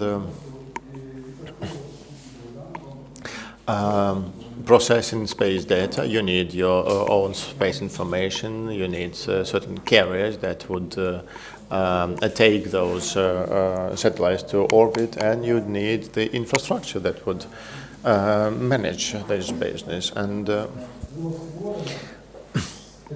in this way, so far since 2013, we've established 6 companies that would be addressing their objectives. We have Firefly Space that creates airspace,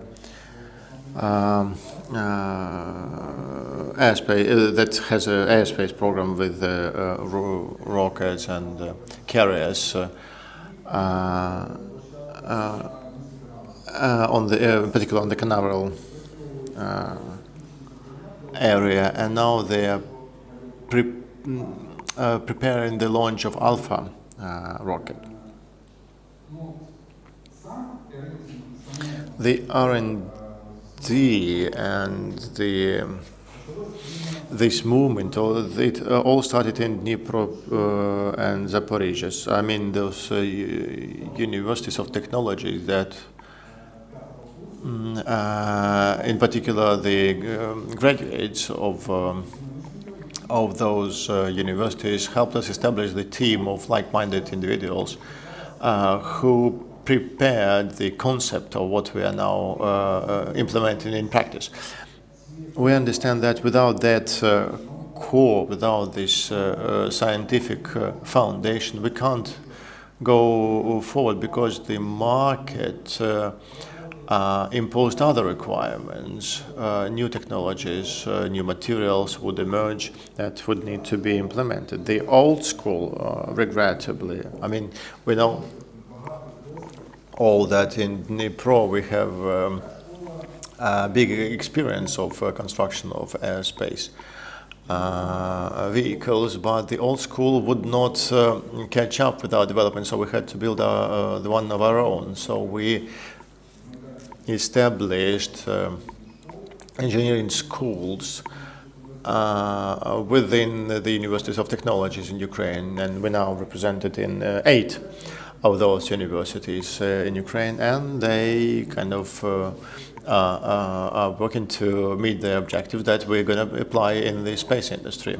The EOS and Dragonfly companies started working with our satellite that would provide EOS imagery from orbit, and SATS company based also here in Dnipro. It works on plasma E engines based on satellite platforms that helps them to keep them on the orbit and helps coordinate those satellites. And this ensures the life of the satellite on orbit for 5 years. So there is a full cycle that help us cover the every aspect of space business. And we've established those companies thanks to Max Polyakov, who drives this all, and the company, the team, where we're trying to really implement that, his vision. So the potential is huge, really, both in this region and in Ukraine. And now we are in rocket and space industry. We established a dual training center that includes Dnipro National University, the Kyiv Polytechnic Institute, and now there is a Fireflight Academy at Texas University, and that we're planning to add that to that, so that we have a full cycle of training to address the objectives we have there. So your message for Ukrainian foreign investors: why Dnipro, why east of Ukraine, why this region as an investment destination? Well, not only to investors, really, but to social responsible businesses. Not only foreign investors need to invest into infrastructure and development of the entire Ukraine, not only this region. There is a huge potential indeed, but it all starts just like in our case. It all starts with some space museum. When a kid comes in, sees new technologies, gets all inspired, understands the world and the ecosystem of the world, and he sees it from the early ages, and that drives him to get new knowledge. Then he goes to school, then to university, then he goes to that kind of center that we have where business and science are combined. He starts a startup, prepares a new product, develops a new product that the whole world needs, and that leads to development of region. So I mean, the parks need to be developed. The Gagarin Park, close to Dnipropetrovsk National University, it was really depleted, and we are trying to engage companies like in Dnipro, because most of the staff in Dnipro graduated from this university. So why can't they support their university back with their advice or with support of some startup that can be born there? And it is on the surface. We just need to come together and let's do it together, just like Alexander says. Yeah, this is like a Saturday cleanup activity. We all come together and change the world for good. Andrei Dysenko, owner president of Biosphere company, renowned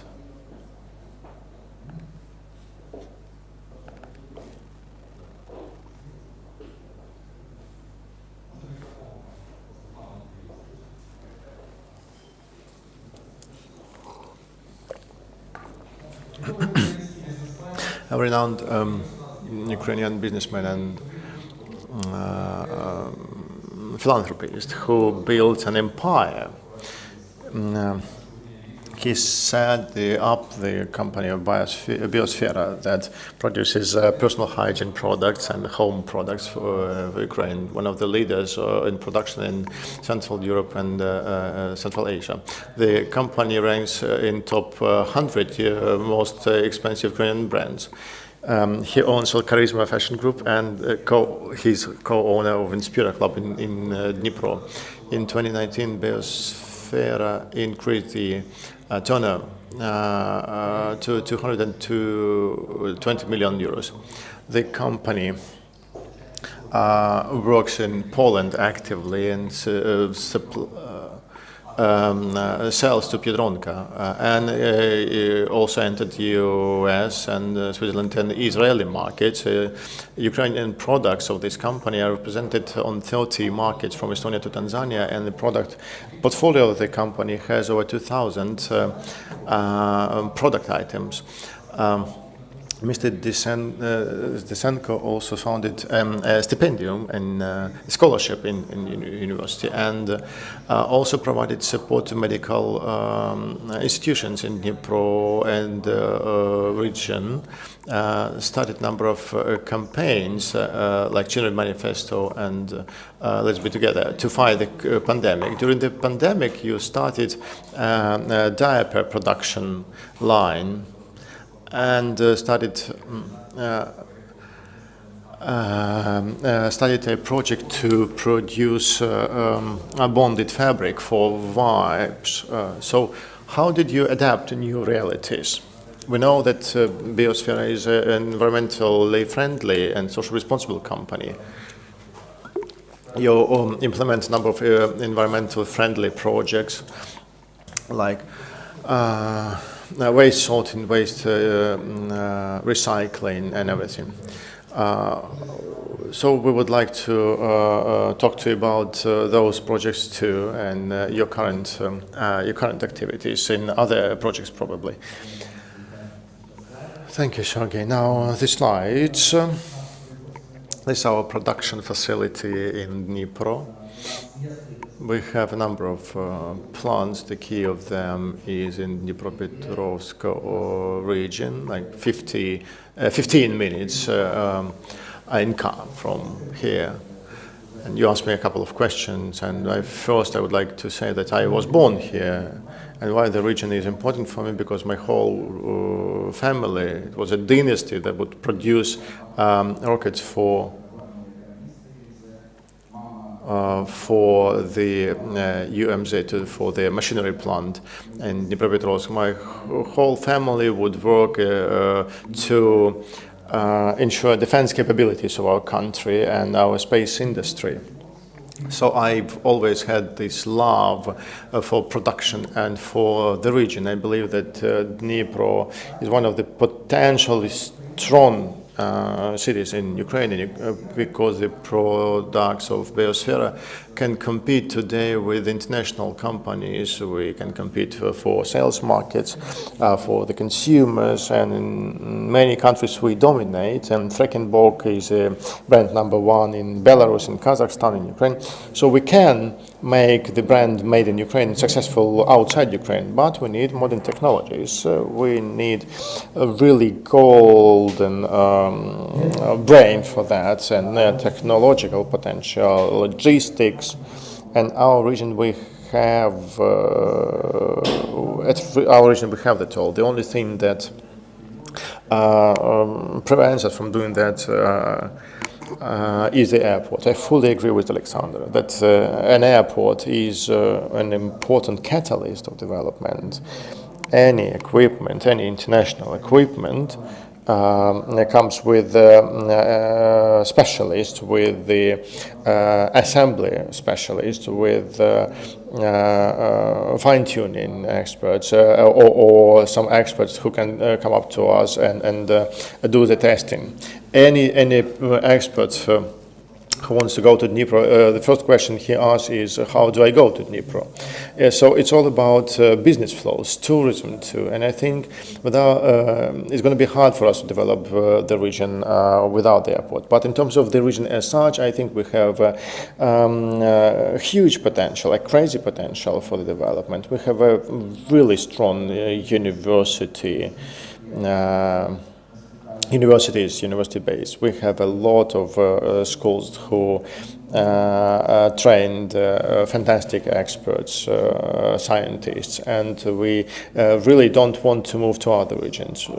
We have a recycling plant in Fastov in Kyiv Oblast, another plant for production of home products and personal hygiene products in another region, and we have really something to compare with Dnipro region, and for us this is the mainstay for us. And despite the pandemic today, we have implemented a number of powerful project, the production of the most modern, up-to-date diaper production line. It was the first time that we started that through distance tools. It was a kind of technological breakthrough, and whole Dnipro know, and the production companies also know about that we can today produce a really quality product with good price that we can develop, and it would deliver one of the best products with Made in Ukraine label on it. Biosphere is developing every day. We have 1,200,000 consumers buying our products. We are finalizing production of a logistics center. Really high-tech, non-automated, okay, but with our products we understand that, well, automation, that would be step number 2, like, and in a month we are launching this this facility, and we are making the first in Ukraine really innovative facility for banded fabric production for wipes that we produce and export to 30 countries. Earlier we would import about 70 components to make this product. Today we bought really advanced cutting-edge technology made in Austria, and now we're installing that in autumn in Dnipro. We will have the full cycle of production of bonded fabric, wipes, the brand, and the global opportunities for exports. So we're going to work in Ukraine, produce that in Ukraine, and export them. Why Ukrainian market is interesting for myself and for the investors? Well, firstly, this is a huge domestic market, huge domestic potential. It's going to develop. Many industries are developing. The consumption in many fields is only starting to develop, and we understand that over 10 years the huge penetration growth is going to be. there, and logistics is developing better than with our neighbors. We see how Rozhetka is developing, and Nova Poshta. You can produce a product and have it delivered with a very good network, and some of the leaders in best industries are also located in Ukraine. We have very good cooperation with other companies that enable successful projects with our partners. Talking about what we need as producers, this is going to be a message to our government.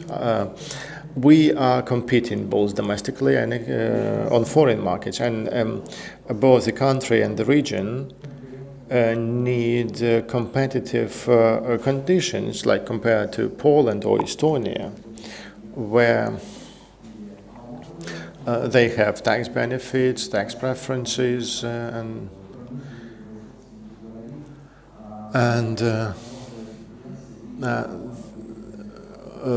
those tax benefits for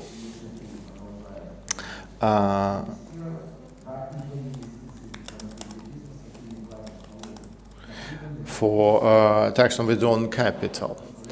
That helps you not to pay taxes on the reinvested profit, and that gives you huge opportunities for development. The whole package of investment is about 30 million. Yes, we borrow money, but the approach applied in other countries would be really helpful for us, like infrastructure, like connection to infrastructure that we need, because it all leads to huge expenditures. We have already expertise, and some things easier for us, but we talk about big numbers of production companies, or big numbers of investors coming to Ukraine. They're going to compare whether they launch production in Kyiv, in Vinnytsia, in Dnipro, or in other country. And I think that Ukraine can and must fight for best conditions that it can provide to its entrepreneurs. So thank you, Sergey, for saying this phrase. When the first time we heard this term investment nanny, we have a union of Ukrainian entrepreneurs, and there is a kind of committee that where Ukrainian infrastructure guys sit. And we say that for external investors, kind of you offer them investment nannies, but for the companies who have been here for like 15 years investing, despite all those obstacles and barriers, unfortunately, we don't have that kind of a nanny. And I'm very grateful for this opportunity now, and perhaps the value should be brought down to 10 million from 20, because it is easier to find a project of 10 million, a dozen of them, than one for 100. So biosphere is constantly approached by the international companies. They come to me and ask, how is the situation in Ukraine? How are things with the legislation, with the currency, the national currency? They see how sensitive we are. We can see our successes, and then they decide whether to go for it. And the best test is, of course, the central government, the regulators, how they foster, how they cherish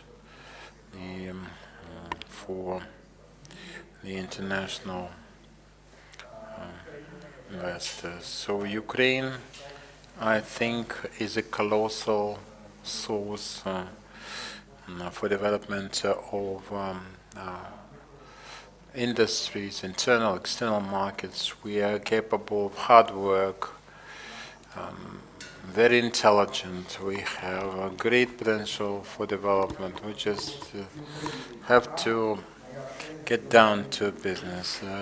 My dream is to make made in Ukraine mark in hallmark, and I can see how the Dnipro city is developing culturally with the new infrastructure, parks, new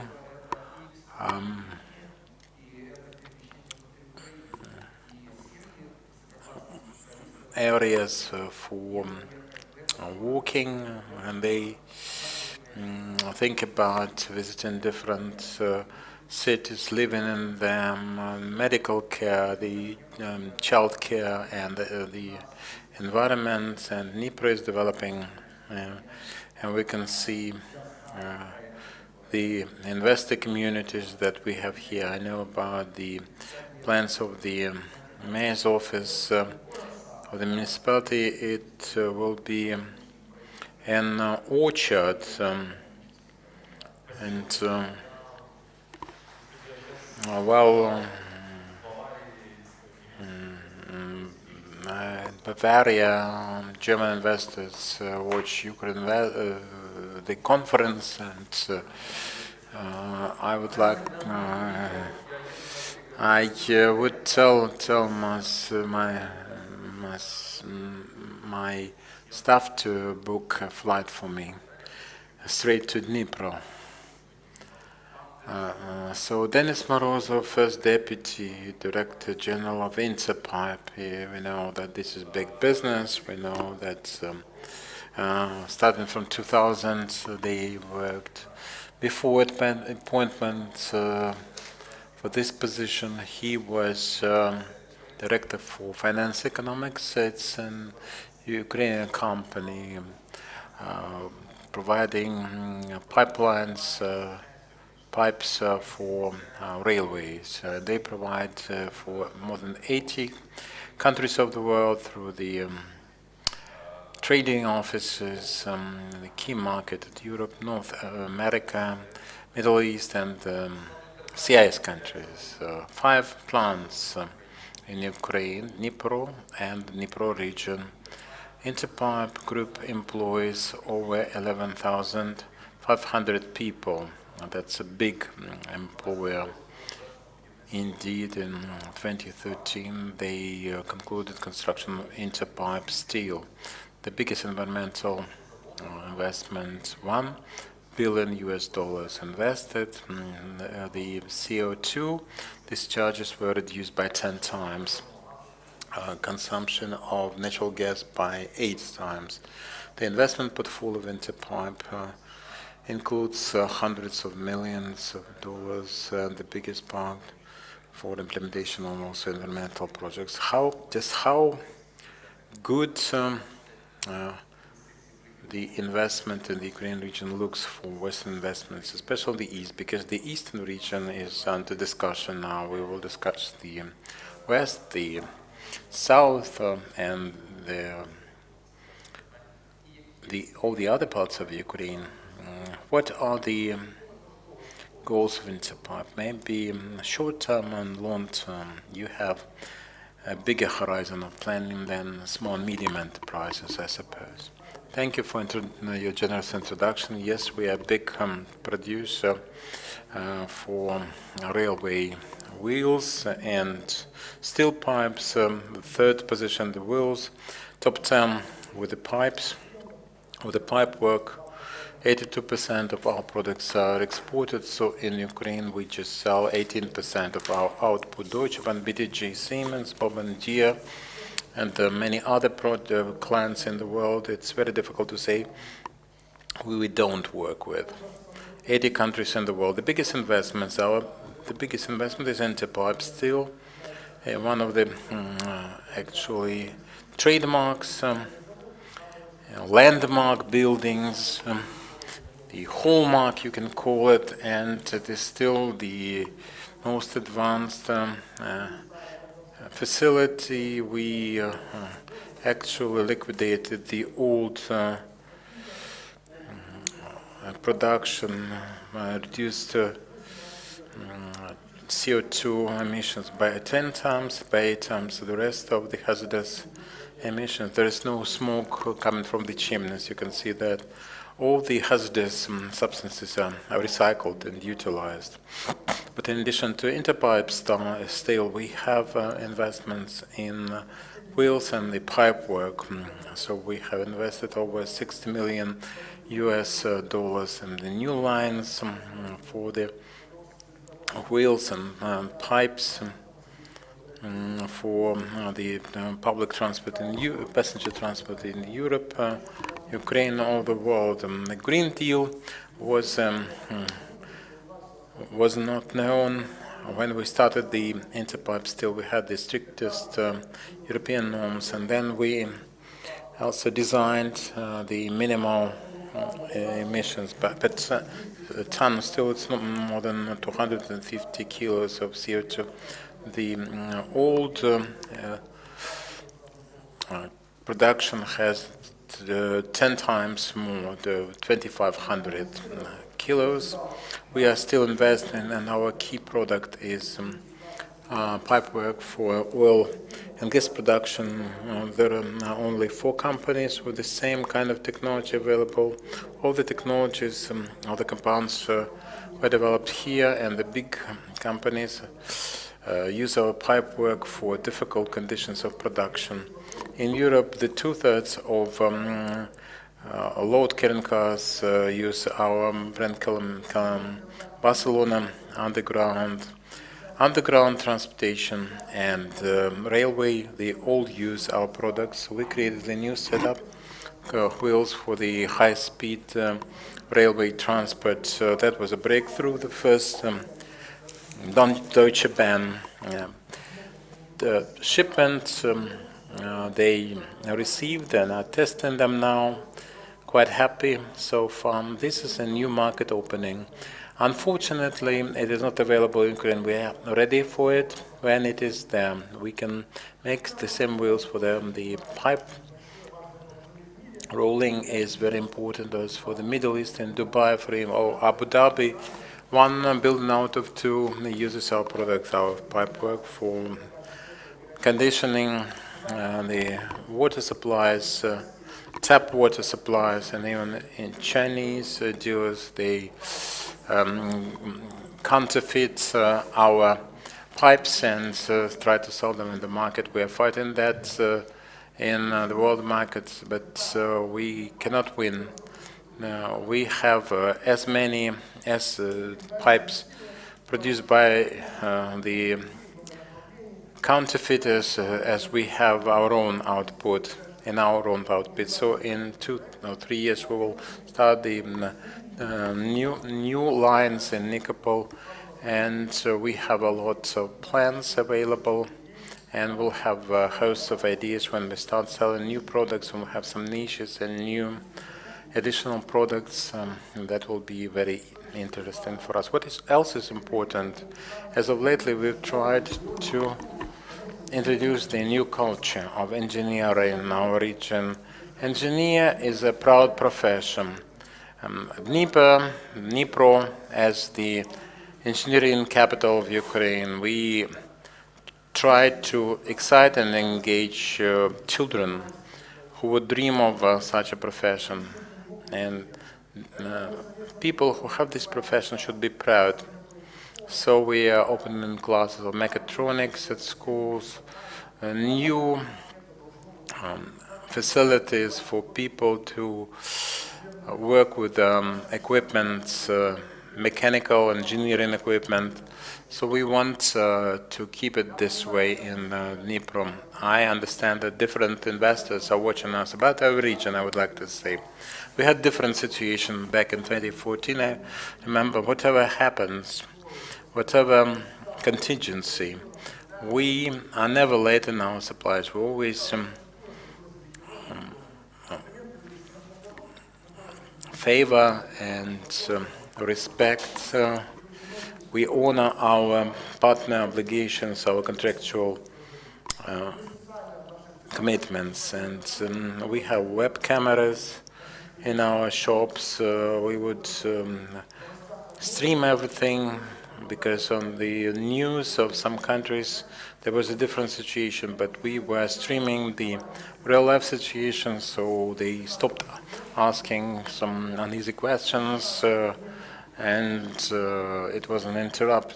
Dnipro region is the best for investment. We have great human resources with engineers, machine builders, steel makers. Our R&D center has now developed the special type of cutting and 350 types of wheels in our, and it's a very powerful R&D center. And what everything we have for production, great number of suppliers. The service conditions, and we have the ports, we have the railway connections for all the country, the energy sector, natural gas deposits. So I think that it's the best region to accommodate your investments. Please come to us, you won't regret it. Thank you very much. I would like to say yes. That this information covers Kharkiv, Zaporizhzhia, Donetsk and Luhansk, because we're talking about the eastern region, the people, successful people, great examples, very shortly summarizing about the 10 million, the size of investment, the value of the project. As an European investor, I would think about working with you because you have the experience, you have the success, and you can work with any investor. The industrial relocation. During the pandemic, many contracts of the European companies that used to receive added value supplies from Southeastern Asia, they had some shortage or deterioration of quality, so that the second Asia concept in Europe, we have the European market and the British market, the annual market of $1 trillion for supply, for sales, and I'm sure Ukraine can be and will be a very strong production hub in Europe. We have all the prerequisites for that. We just have to coordinate and do it in the right way.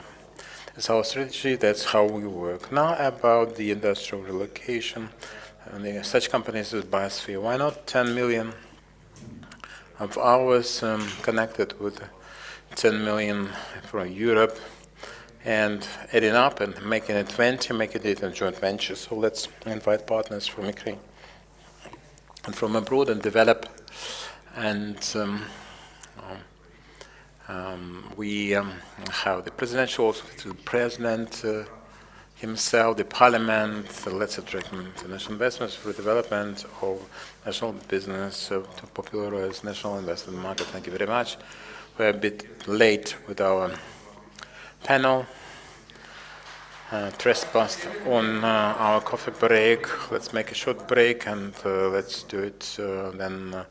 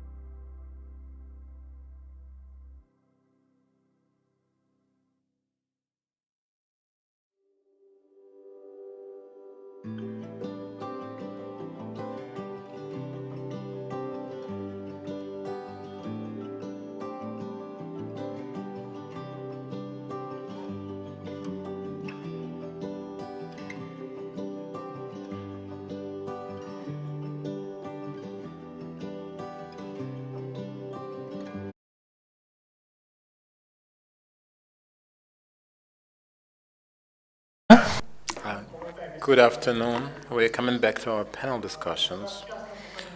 And I would like to tell you in advance that we have two English-speaking persons presenting.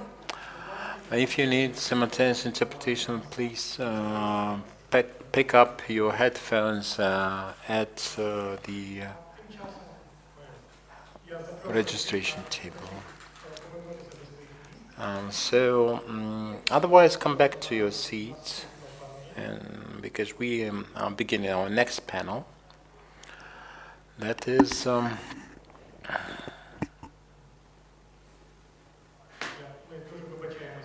we would like to apologize for this delay and for the changes, unplanned changes in our schedule.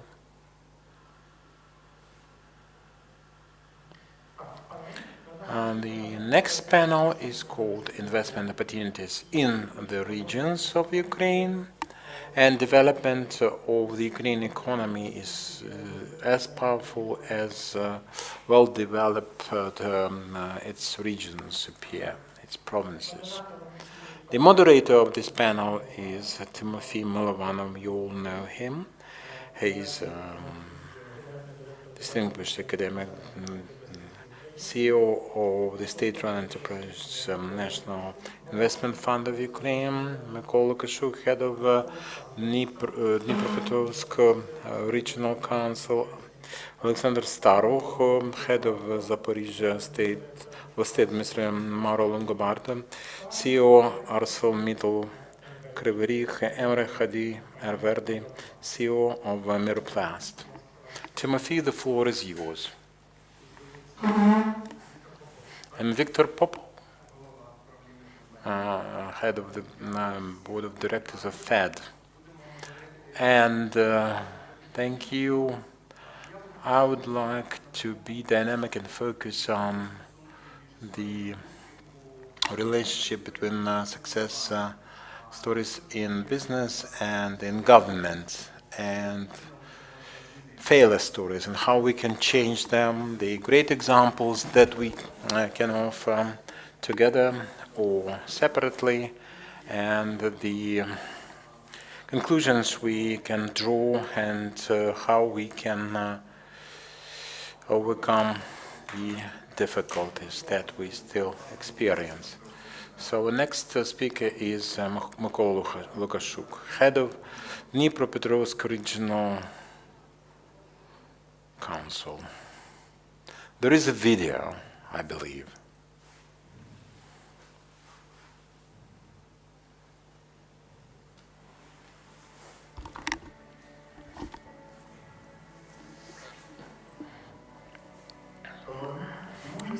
It can be the best party for the best arrangement for any businessman. Very hospitable, very caring, very nice, very rich, with moderate climate and 210 days of vegetation period. Not just black soils with the highest productivity in Ukraine for grain crops and sunflower, but also natural resources, iron ore and manganese ore, the biggest deposits, one of the biggest deposits in the world, coal, oil and natural gas, condensate, and also gold mines. It's hardworking. It develops up to 20% of all the output in Ukraine, and its principal specialty is steel making, steel mills. And if you need any metal products, you have to approach her on a level with the best international example. 70 countries of the world receiving the products. Great human potential. Many academics, celebrities, entertainers, even 2 presidents of Ukraine come from this region. She is still developing. She is still building up with the roads and infrastructure. Very few can be compared with her. Even in space, you can go with her. She's called Dnipropetrovsk country. You can do anything with her. Thank you. Good afternoon, everyone. I'm happy to welcome you at the forum. We heard a lot businesses today. I'll talk you briefly about what Dnipropetrovsk region is all about. It's a 3% of Ukrainian land. It's 5% of Ukrainian population, 3.2 million. 10% of the GDP of Ukraine, the biggest indicator compared to other regions. It's place number one in terms of investments.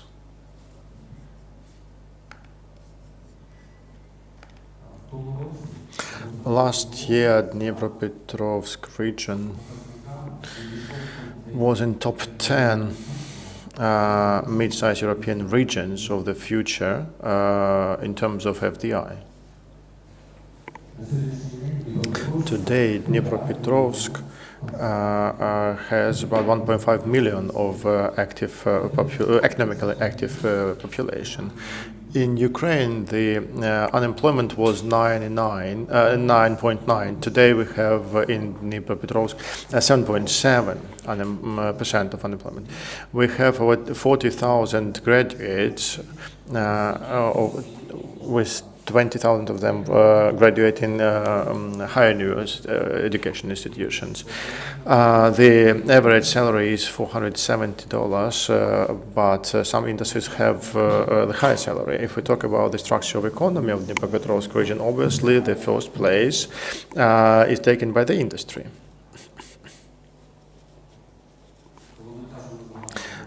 If we talk about the investments, we need to understand that the FDI was 4.7 billion. Only last year, the size of capital investment was $2.1 billion.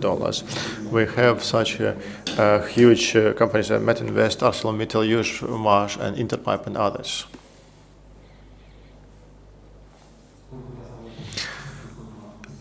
You spoke about the history of success here. Well, last year, a huge infrastructure project Nibulon was implemented that ensures storage of over 600,000 elements of agricultural products. The Kaparol plant was also modernized recently. This is also a success story, and we can say also about a private company, Sady Dnipra, the Gardens of Dnipro, the major producer of apples and pears to Europe. Modern region is a modern infrastructure. When we talk about modern infrastructure, we remember about the program of the president, big construction. Today in the region, we are constructing highways like the road to connect the west and east. 1,400 kilometers, with 600 of them going through the Dnipropetrovsk region, and we expect the completion by the 30th anniversary of Ukraine's independence. I mean, the roads, highways M30, it's a highway that connects Dnipro and Kyiv, and when it is constructed, it's gonna make the distance shorter and will gonna make the time of travel shorter. Infrastructure is not only about roads. We can see that in Kryvyi Rih the advanced stadium is being built according to UEFA standard number 4, and that's going to be a huge potential magnet in our industry. We have a number of ambitious projects. I mean, the airport, modern airport in Dnipro, and complete reconstruction of the airport in Kryvyi Rih. After those reconstructions are completed, we'll have the open sky, really, and the Dnipropetrovsk region and the Kirovohrad region will be, their needs for this will be fully met. When we talk about governmental initiatives where the funds can be invested, you can see 28 objects for big and small-scale investment. That would, in particular, include the joint United Mining and Chemical Company. We talk here a lot of localization, and those companies will help us localize product, and they are huge, give us a huge potential for development. Regional investments, reconstruction of sports palace, Meteor, which is a landmark facility for Dnipro. So we are inviting investors to join this project. This is a unique project of ice arena. For the smaller scale businesses, we have a business, for example, in Zaporizhzhia that is going to build a refrigerating terminal for storage of frozen products that are today exported to Africa and Europe. Investment destinations. I'll give just an example here. This about the glass sheets. We have a plant that exports the products to Europe. And we import these sheets to produce the glass products, and the amounts here go up to 100 million a year. We have 86 territorial communities in our oblast, and sometimes they come up to us to get advice so that they could understand how to engage investors to their communities. Today, as of today, we have provided that kind of assistance to 53 communities. We are living in the digital age now. I want to offer you a diagram module that is in English, Russian, and Ukrainian. This module will give you the overview of Dnipropetrovsk regions and make the right decisions about the investments. Another powerful tool is the investment map of land plots that covers over 5,000 hectares. 2,000 is meant for agricultural business, so you can check it out, because soon the land market is going to be open and you'll understand where to invest. About investment nanny, this is an investment agency that works in our administration. This website of the is visited more than 2,000 times per month, and about 80% of the visitors are from Canada, Germany, US. Thank you indeed for your attention. Please invest. We'll help you and support. Thank you, Mykola. That's impressive indeed. Alexander Starukh, head of Zaporizhzhia Oblast State Administration. Good afternoon, everyone. I would like to thank the organizers of the forum for the opportunity to speak up, talk to you, share opinions, always that kind of events, generate new ideas, new connections. Zaporizhzhia, as it is, I think that our region has a lot of distinctive features that Dnipropetrovsk region doesn't have. Certainly Dnipropetrovsk is located centrally and has some positive features, but they don't have something that we have. Zaporizhzhia is an industrial region, just like Dnipropetrovsk. We have the steel, metallurgy, machine building.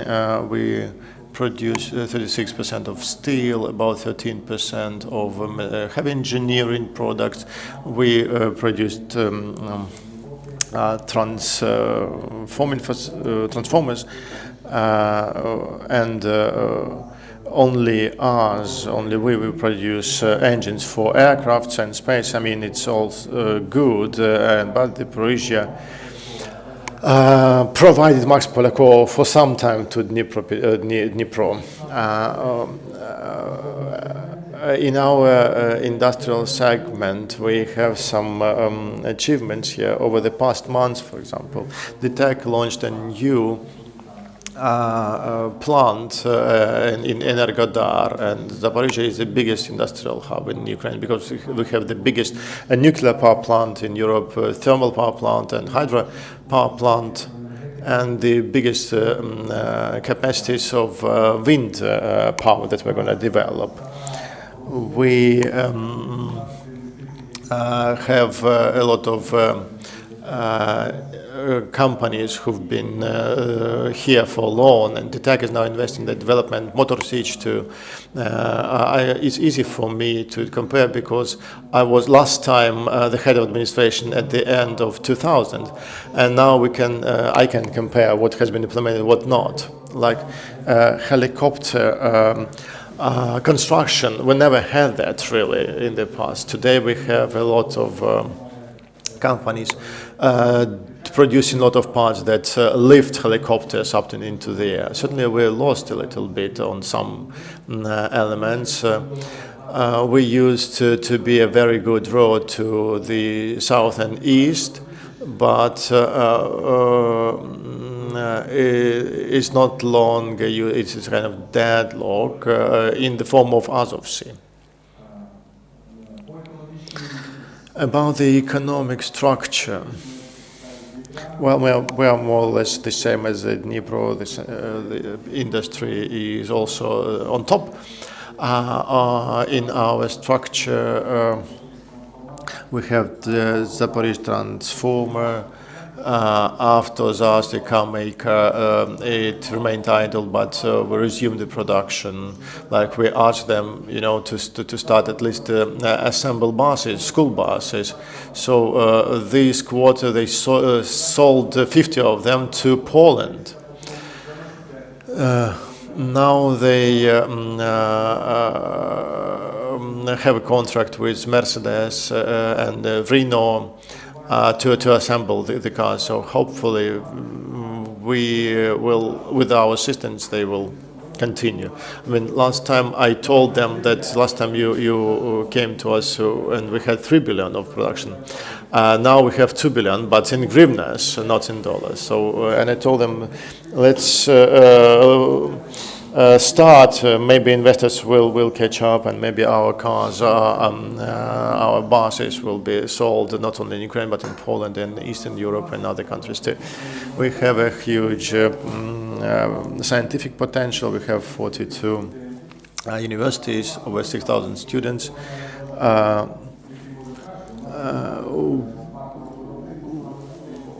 Our universities now have the objective to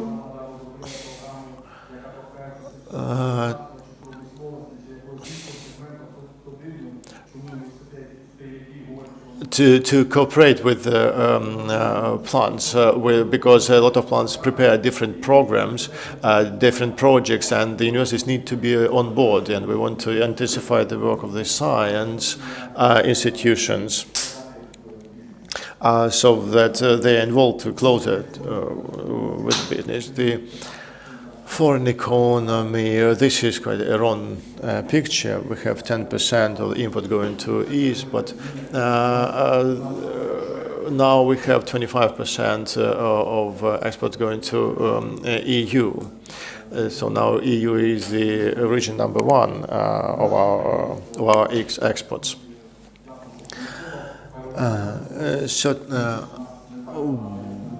Processing industry is not that developed as in Dnipropetrovsk. We don't have so many ferrous metals or iron ore. We have only one mine, and it's not quite functional, really.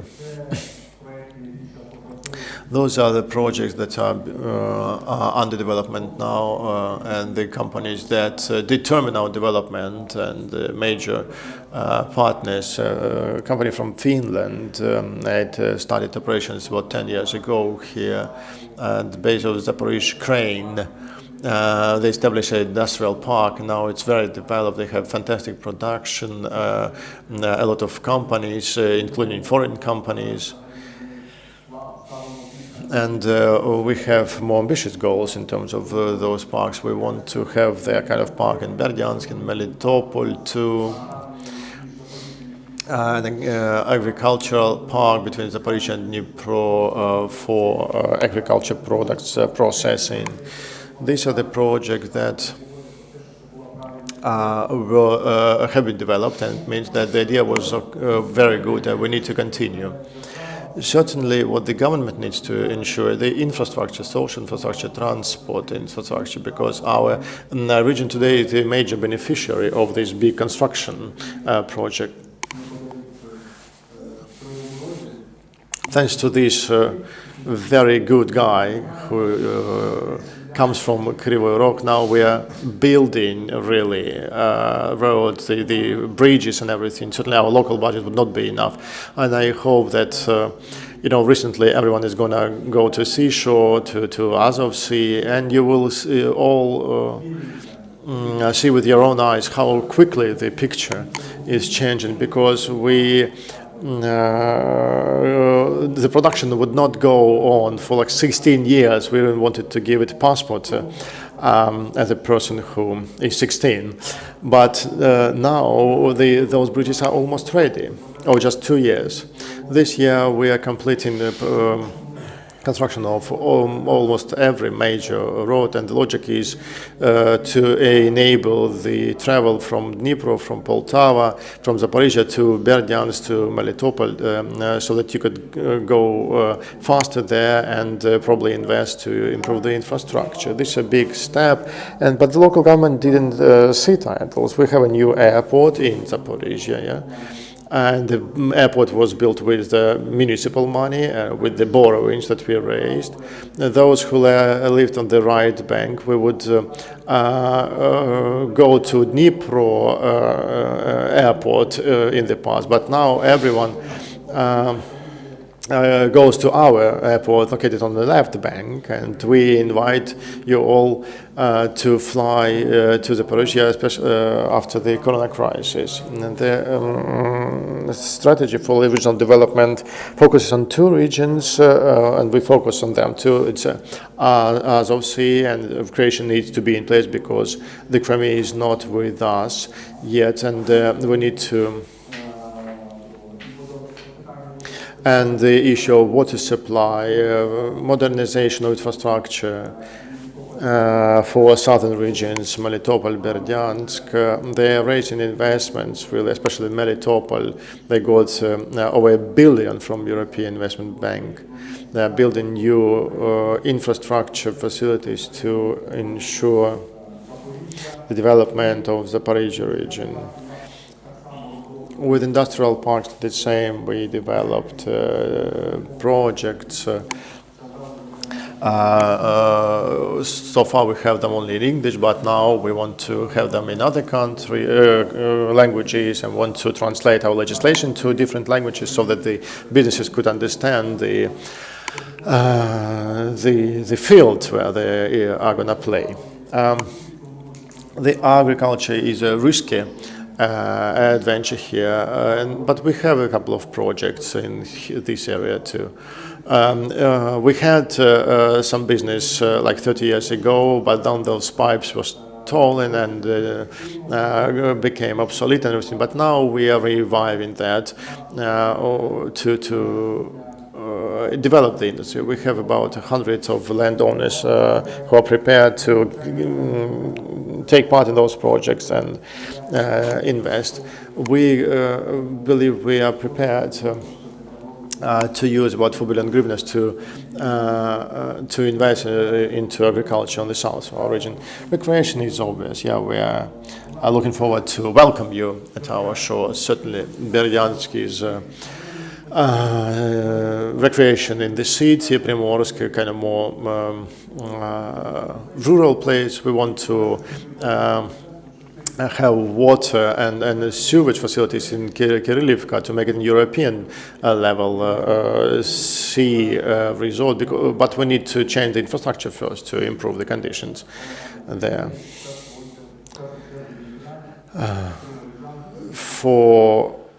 For everyone to be able to go to the seashore, especially for Dnipro, Petrovsky residents, Zaporizhzhia residents too. We have also Khortytsa Island, fantastic island. We want to make it like a weekend recreation facility for everyone who lives around around us within the 100 kilometers zone, and we have set already these objectives to revive the recreation and renovation areas where we are really looking to invest. So thank you for your attention. Thank you, and the best of luck to you. Now, our next speaker is Marup on the bottom from Salometa Krivri, CEO.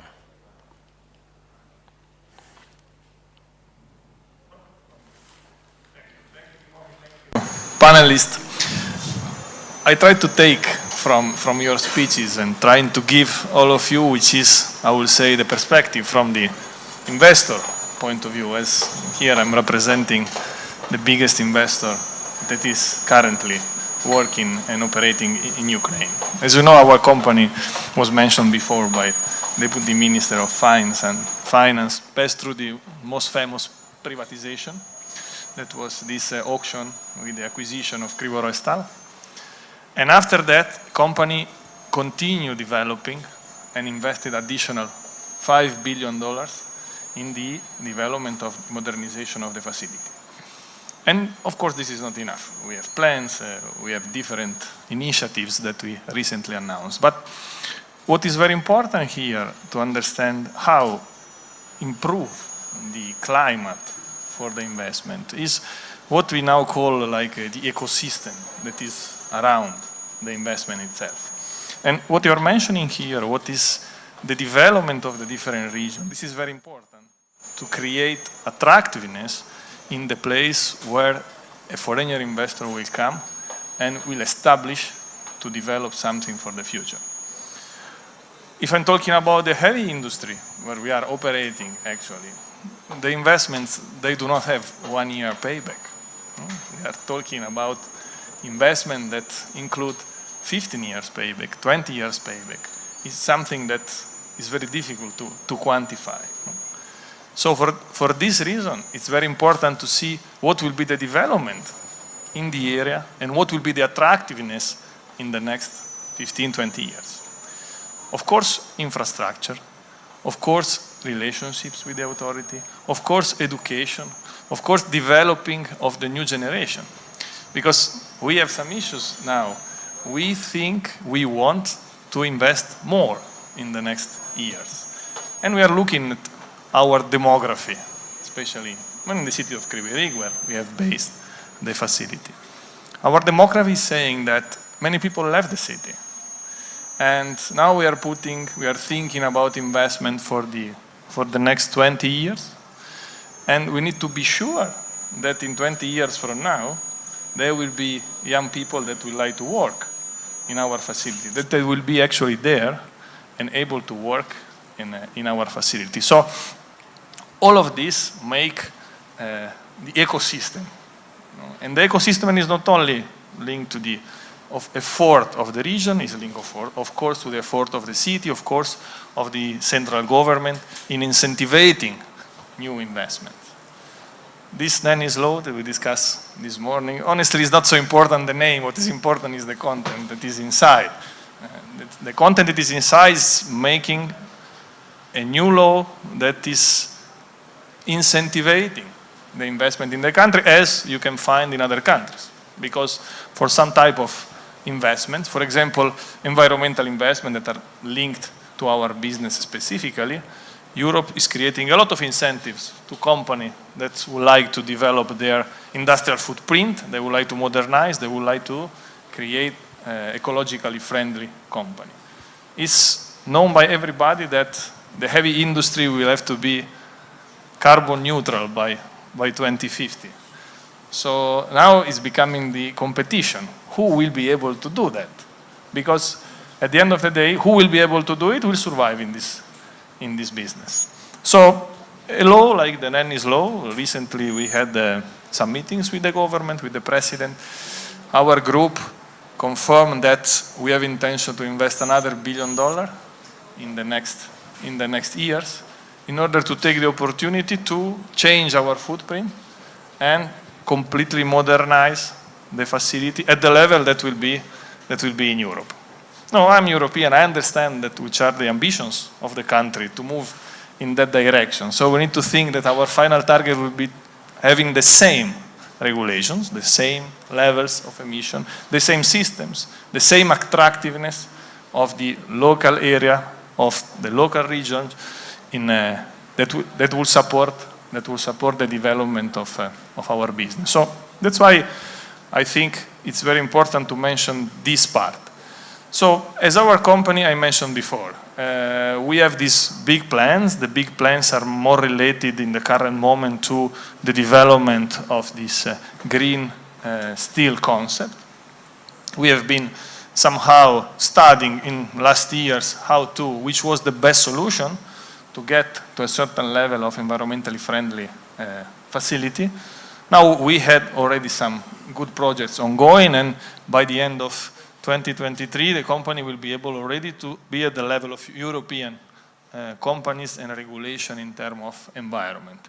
This is costing around $700 million just to arrive, just to catch up with what is the level in other places. Now, but we want to go for more, because as I said, this is a competition now. It's not anymore probably the Ukraine, because a company like an international company like we are, will have to choose where to invest his money. We are present in 60 countries, actually. We have facilities in 18 countries. And when we ask for new investment, of course we compete with the other units of our company. And the decision to give the funding for some investment is strictly linked to how is the ecosystem around the company itself in the country. So they will decide, if they don't see certainty about the situation in the country, they will probably decide to give this funding to another country in which situation might be calmer and situation might be quieter. But how we build that, how we build together. And of course, the cooperation with the authorities that is on the regional, city and state level, I think this is the key point. So we discussed several times. Okay, we are in the Dnipropetrovsk region, so at the end we discussed with the Dnipropetrovsk Oblast, of course with the city of Kryvyi Rih. But I think that looking at the presentation, we are almost aligned. We are going in the same direction. The point is, we need to go it quickly. We need to execute this quickly. Because if not, we will lose the opportunity. And for a business like a heavy industry, there will not be several opportunities. Because at the end of the day, looking at the global market, there is already excess of capacity of steel around the planet. China can cover alone the full demand of steel around the world. So how we are able now to make the change, how we are able now to differentiate from the others by the time in which this carbon neutrality will be in place. So I think that this will be the key factor. I see positive improvement from all the sides, from government sides, from reform sides, but still we need to execute it. For example, the Rennie law, very good law.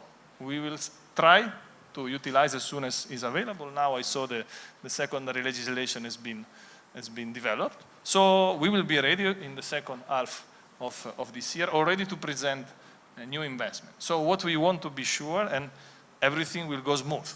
Everything will be executed. There will be not obstacle. Everything will be without the opportunity of having bureaucracy stopping the process. Because all of these obstacles, all of these distractions that we might have in executing the investment might turn the willingness of the foreign investors to another country that doesn't have this type of issue. So plans are very good. We are very happy. And we are really looking forward to see that the execution of all these plans will be done smoothly and without big disturbances. So thank you very much. Thank you indeed. And I completely agree with you that we all have good intentions, but occasionally the execution is lacking. And so we all have to learn how to deliver what we would like to achieve. And then Ukraine will be successful. Yeah, thank you very much. Тоді я передаю слово Емре Хаді Ерверет. Our next speaker is Emre Hadi Erberdi. Thank you for this opportunity to come and speak. Sitting between the government and the huge billion-dollar investor, I would like to be the voice of the small and middle investors. I arrived here 21 years ago. We saw the opportunity of Ukrainian market. We came here to invest for detergent business. I believe all Ukrainian knows the brand Gala. It was our first success story here.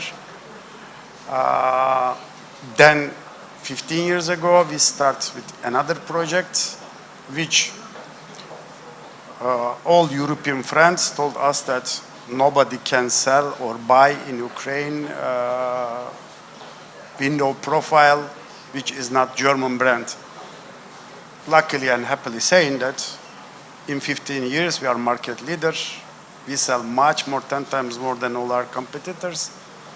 We export to almost 16 countries, including Peru, including Italy, Spain, everywhere that Europe is start purchasing.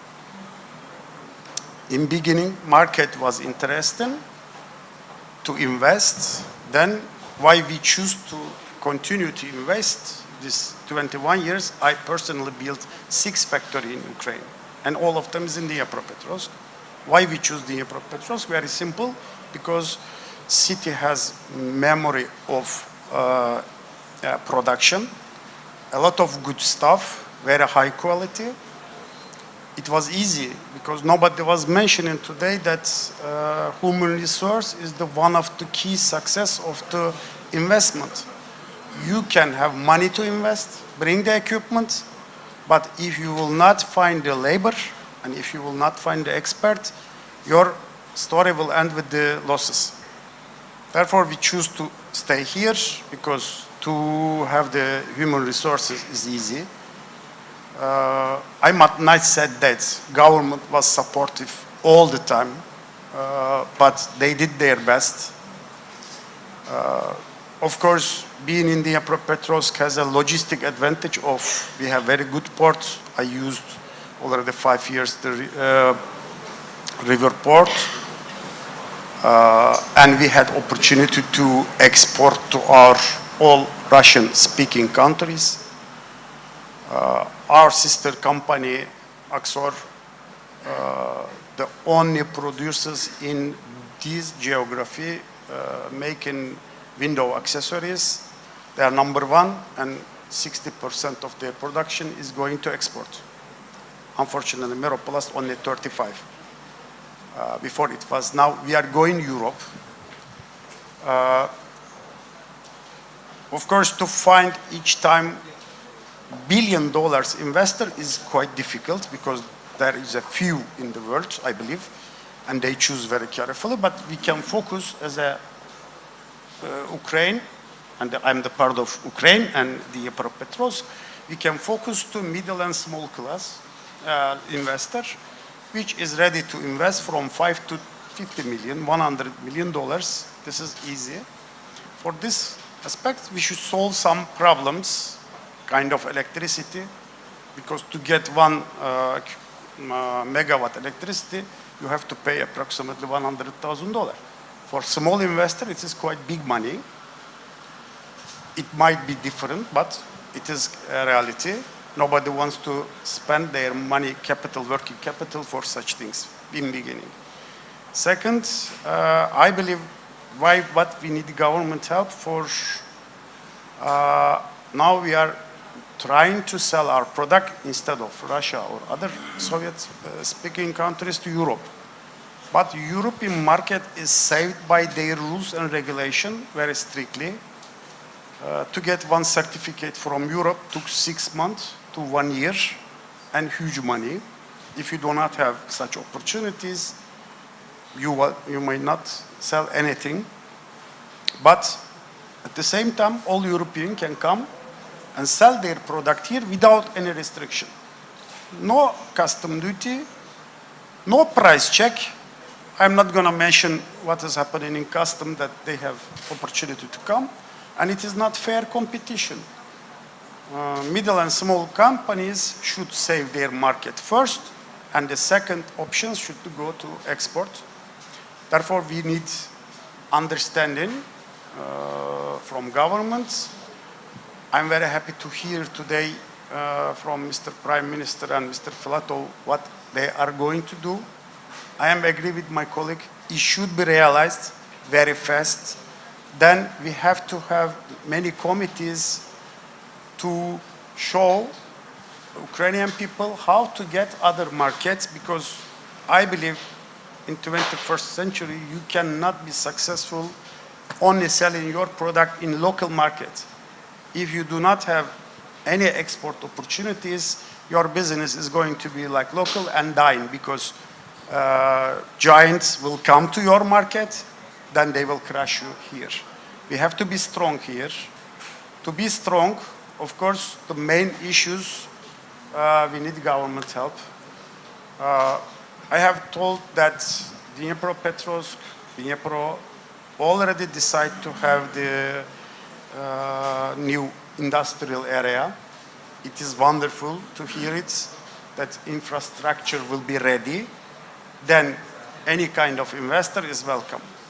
And personally, myself and my company, group of company, will be your ambassador.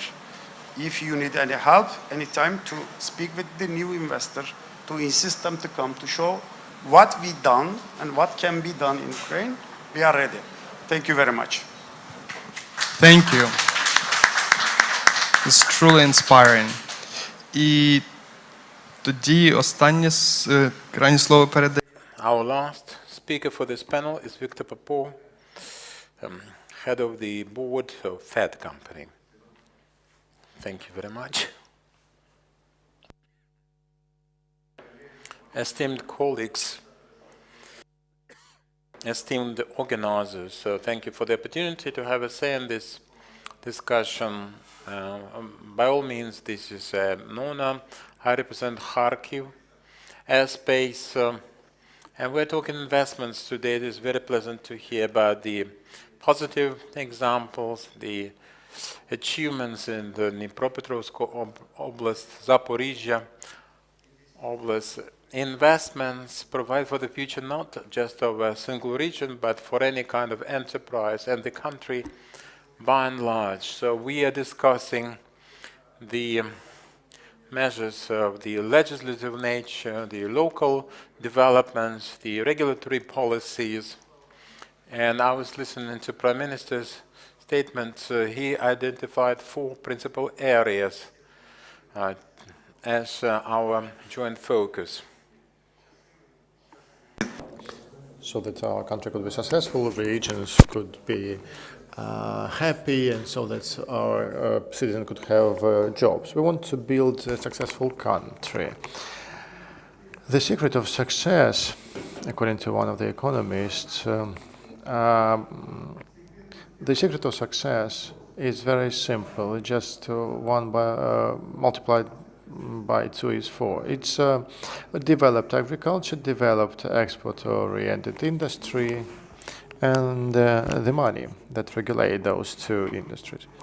Well, I come from industry, and I want to say that not everything is good with us in terms of industry, but there are still some success stories, and I would like to share mine. Because again, the global practices show that agriculture is about social employment, but the value added is mostly in high-tech industries like aerospace. For example, 1 kilo of a ton of wheat, about $400. 1 kilo of aviation steel, as I call it. So the products produced at Motorsic or Dnipropetrovsk plant or others, it costs $4,000. So where would you put all your efforts into? Right? And I want to understand what we can do to develop this sector as a kind of driver of industry in general.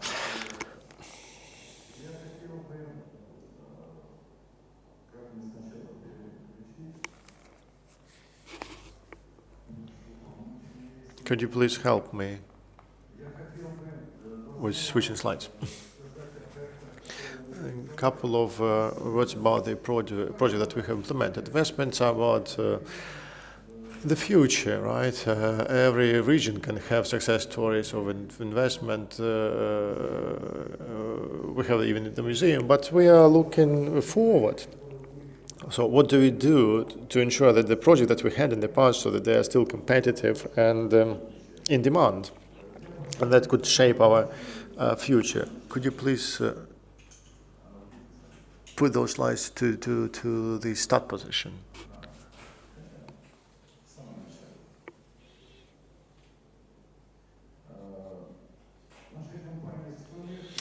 Our company is 100 years old,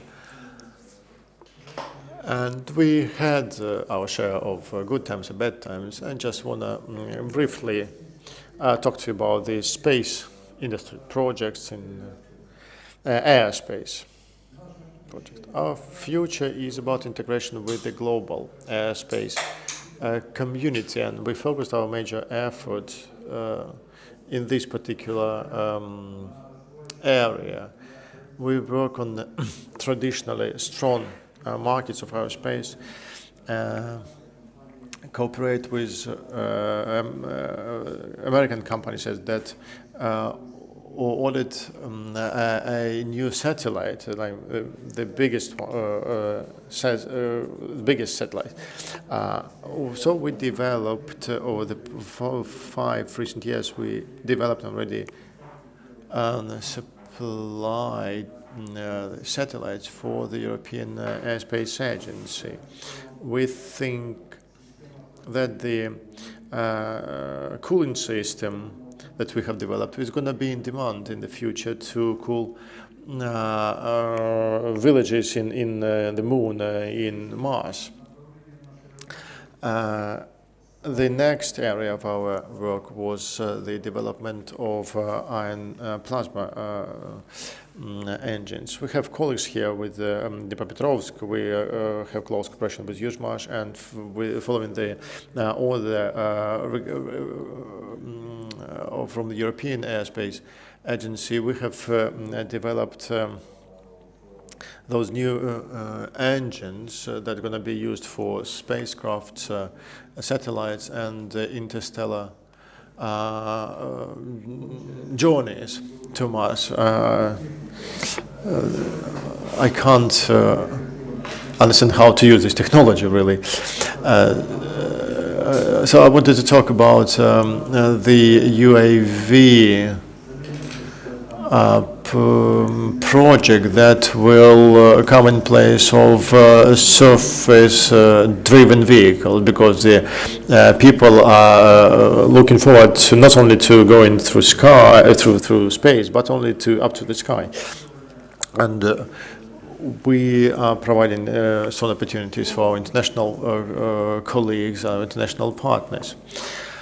What can we do so that those projects like stationary plasma engines, cooling systems, and the flying cars, to ensure that they can become a reality? We need support. Yeah, we on the part of the government. We discussed it already at length, and I believe that for our sector of the airspace, the laws that are there are not fully in line with our needs. We need to extend it for our new investment projects in particular. 20 million for 5 years. I mean, we are investing about 20 million every year in new developments and new equipment. Every year we are increasing the number of jobs by 120, with the average salary of 28.5 thousand hryvnias, like it was in April. And the law that we have today constricts us in terms of raising investments. The next point, as the Prime Minister says, we need to develop PPP. The law was adopted back in 2010, but regrettably, in the area of machine building. It is not applied. Most of the companies today in this industry are managed by Ukreininvest. We know, and I know, Timofey, that you are leading. Yes, I know. I'm not leading the company. I sit in the supervisory board, and I'm not a member yet, and I hope I won't be anytime soon. But in the management of it, but I'm still in the supervisory board. Ukreininvest has failed to implement at least one PPP project. That's important indeed, I confirm that. And sorry for interfering, but that's indeed really important what you say. And I'm really happy that Timofey is part of the supervisory board. Now we have other reps from Zaporizhzhia Oblast, like Mr. Shurma. We hope that it will stir up the board. Another point, finance. What PM has said, he gave us 3 points. I'm not talking about the judicial system, it's obvious. But the third point was the finance. Looks like a small issue, but today we don't have any good credit and financing policy. Our success story over the past 10 years was made reality because we borrowed from Swiss bank. Good money, 3% of interest, and we get it for 7 years, right?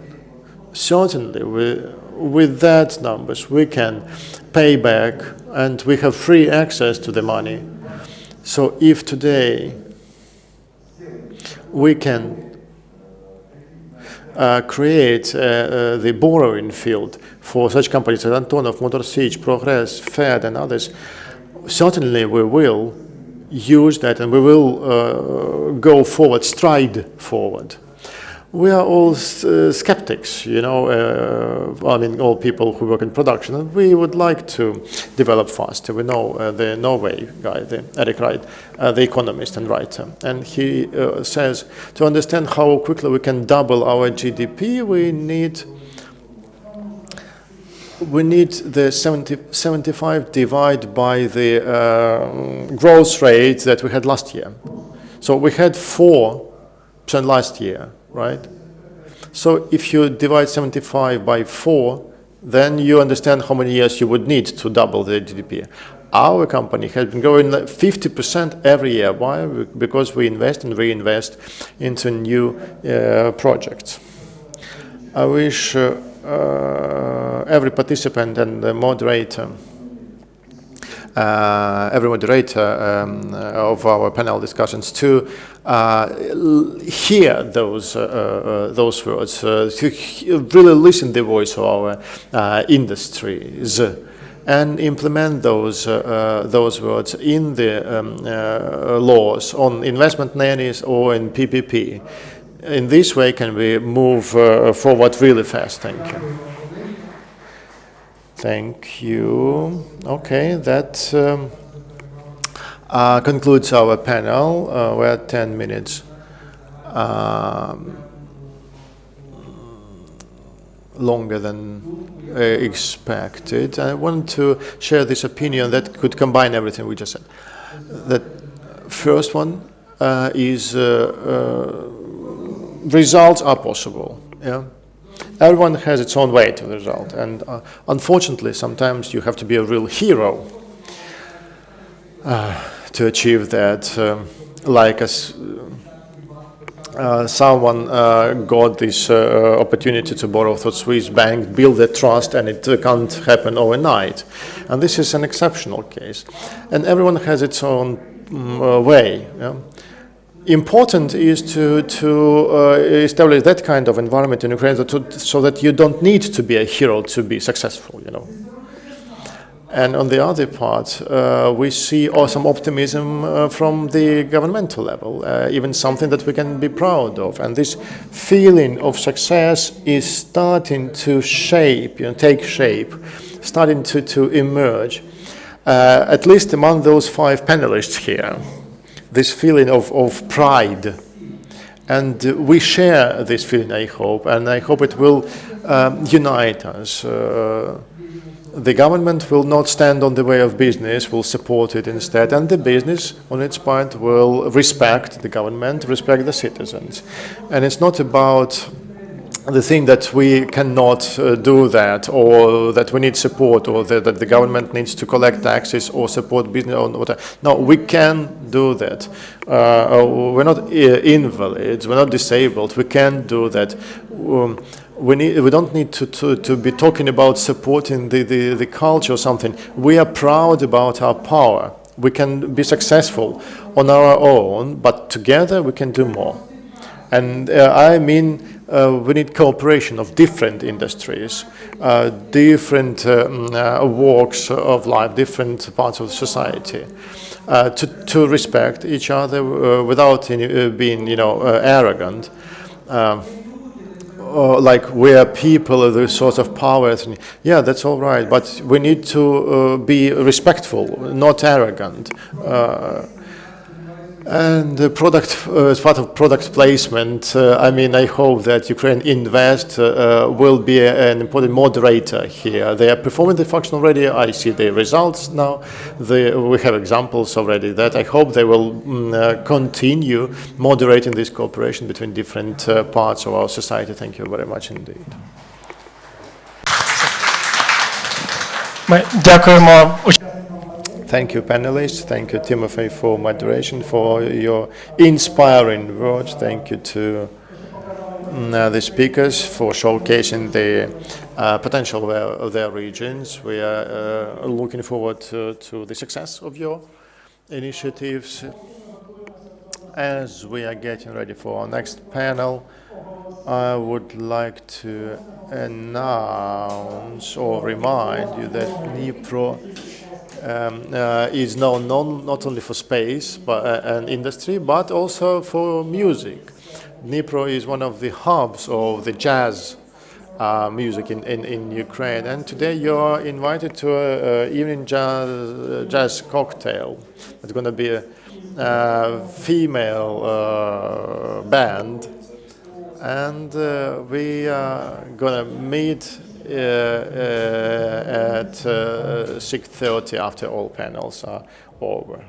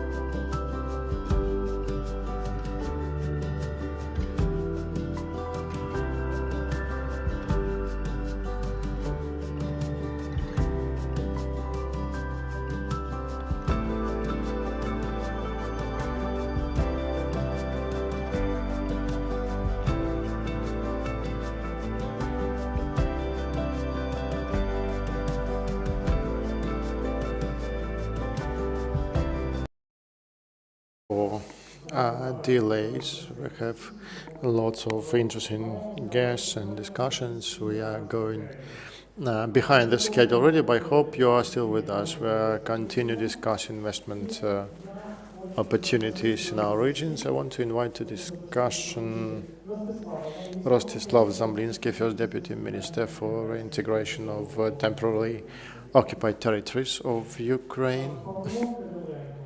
Pavlo Kirilenko, Head of Donetsk Oblast State Administration. Sergei Haidai, Head of Luhansk Oblast State Administration. Mikhailo Metko, Advisor of the Head of Board of Ukrein Bank. And online we'll have Brian Milakovsky, Head of Sustainable Development of USAID for economic support of the east of Ukraine. Moderator Alexei Emas, Associated Director at Ernst & Young.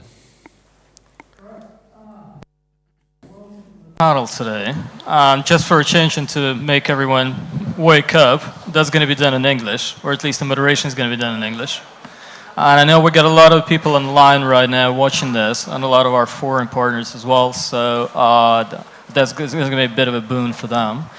So, ostensibly, that panel is of utmost importance to the general discourse, right, of investments into Ukraine. Now, I mean, I'm of a personal belief myself that without solving the Donbas equation, the overall effort to push investments into Ukraine is really, well, highly dubious, right? And I mean, in the minds of many of the global investors, you've seen a lot of them today, really the perceived risks associated with the region in particular, which we're talking about today, right, Donetsk and Lugansk, they are extrapolated to Ukraine as a whole, right? And understandably, that has a very dire effect on the overall efforts. So, as you just noticed, right, the panel today is going to be done in English. At the same time, though, the speakers are welcome to do their presentations and to answer the questions which I'm going to be posing to them, right, in whatever language they feel most comfortable.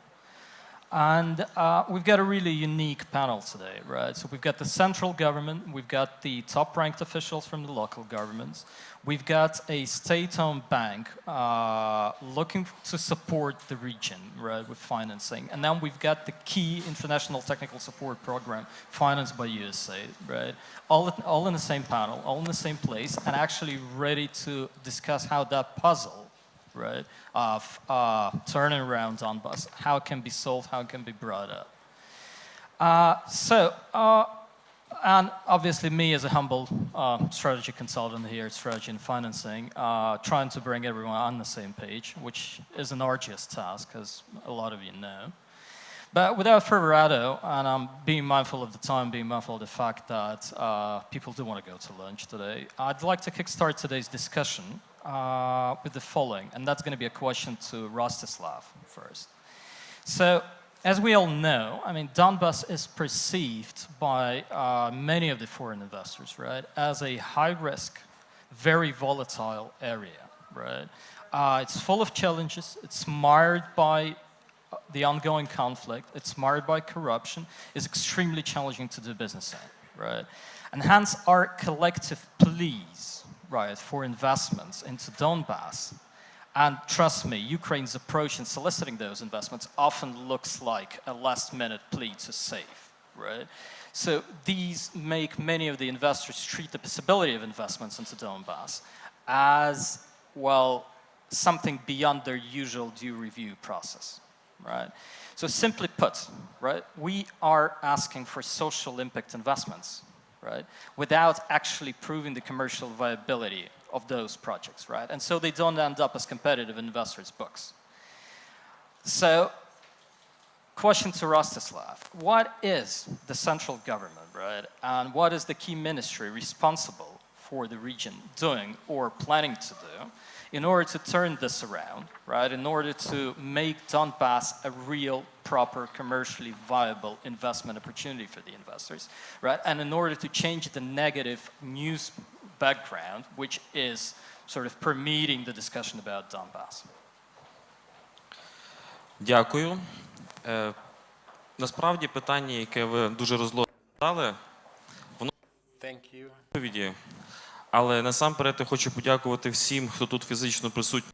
I would like to thank you for the question and invite people from the adjacent rooms because it is very difficult to be on the last panel before lunch and feel like you're standing in the way of something important.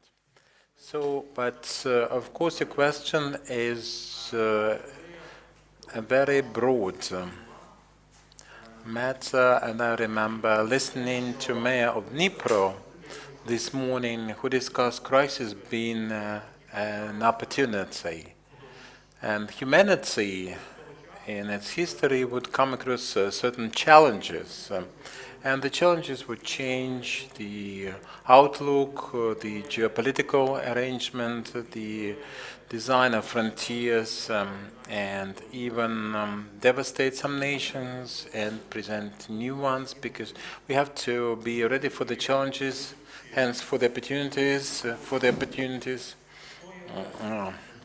provided for the strong and making strong. That's my philosophical answers. But being more specific, and I hope that I will be able to manage this clicker, the monitor, and together with our technician, can we ask our technicians to help with this presentation? It should be just switched on. And I'll try to change slides. It doesn't. Well, the bottom, maybe like this. And where's the receiver? It's up there. Thank you very much. Now I can manage, I think. First of all, I would like to say that indeed, when the Russian aggression started and they occupied part of the territories of Luhansk and Donetsk Oblast and the city of Sebastopol and the Crimean Autonomous Republic, we are very grateful to all our business community from all over Ukraine being there for us. The international organizations who joined the circle of support and assistance. And we are grateful to the volunteers who were very active when the government was just trying to overcome the first shock from this unexpected blow from a supposedly a good neighbor and even a brother. The entrepreneurs were just into the new condition. The government was busy afterwards with the defense sector, with the army, but people had to maintain their livelihoods because the armed aggression is the loss, and the loss of territories. It's $1 out of 4 in our exports, so this is the 1/4. Now the challenges have presented themselves as opportunities, and together with the heads of local state administrations, municipalities, mayors, different agencies, international organizations, I can continue, but it's about 200 participants, as we say, beneficiaries or stakeholders in this process. So I would like to describe this in plain language. I was trying to do that. A short question. Why we need that? Who needs this strategy for economic development of the Donetsk and Luhansk regions? That was your question, I believe. This is our answer to the losses because of the Russian Federation's aggression and the loss of part of our territory. Unfortunately, we also lost people there, most importantly, physically And in casualties, you know that not the military were the first responders, they were volunteers, IT specialists, musicians, who were the first to come, the first to die, and we lost the opportunities in Luhansk and Donetsk Oblast. I mean, in those territories, starting from the birth rate, demographic opportunities, number of children in kindergartens, at schools, the higher education institutions changed. About 1.5 million of IDPs. People actually live in Ukraine, and we cannot measure this in cash, but in some figures we can measure this, and that was caused by the occupation and the loss of part of our territory. I'm talking about the Crimea, the city of Sebastopol, and parts of Donetsk and Luhansk Oblast. So what the government should do, what should be the mission implementing the strategy for the Donetsk and Luhansk Oblast territories under governmental control? We have to create there in those oblasts the same conditions, and that's my answer to your question, the same conditions and opportunities for development of citizens, communities, and business as in other regions. We are not offering any special status or special regime for the Donetsk and Luhansk Oblast. No. They are regular Ukrainians. They are not smarter or not less developed than any other Ukrainian citizens. And I remember somebody was telling us that here we have some cultural memory about industry, because industry is culture, and the same goes for Luhansk and Donetsk Oblast. Our joint goal is to develop a competitive economy, state-of-the-art economy for the territories in question. As I have already mentioned, the principal mission of the strategy is human being. It's anthropocentric, and we have to provide the opportunity for the people to realize themselves, to achieve.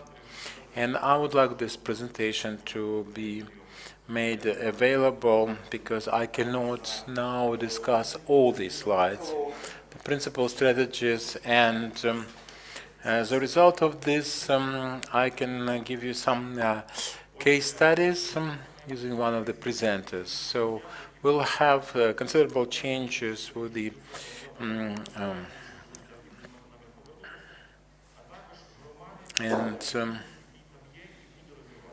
the business opportunities for business agents, individual business people, and the businesses as companies for their personal development, for creating a startup, high quality water supplies, medical care, and good opportunities to be well paid and choose the job they would like to do. Safety, security, and certainty of the future. So what the communities will get? First, the same kind of certainty of their destination, and also the social cohesion. And it sounds a bit highbrow, but this participation and contributions to the local budgets, and we have the initiative already supported. Now the format is being developed for the 15 communities along the contact line. The taxes, the revenue should stay with the communities in question to legalize the gray or even black cell. enveloped salaries, and for the local community, together with the administration, our ministry, to be interested in increasing the number of jobs and accordingly to engage new investments. So what will the investors get? And I would like to use the example of, I do not see Andrei, who was discussing 20 million being much, and the investment nannies, we're not talking about any kind of babysitting. The legislation of Ukraine is good, is to be changed further, but for the Donetsk and Luhansk Oblast, for the industrial parks that are going to be developed here, and also for the 15 communities at the contact line, we offer something to be reinforced, something to be really relieved.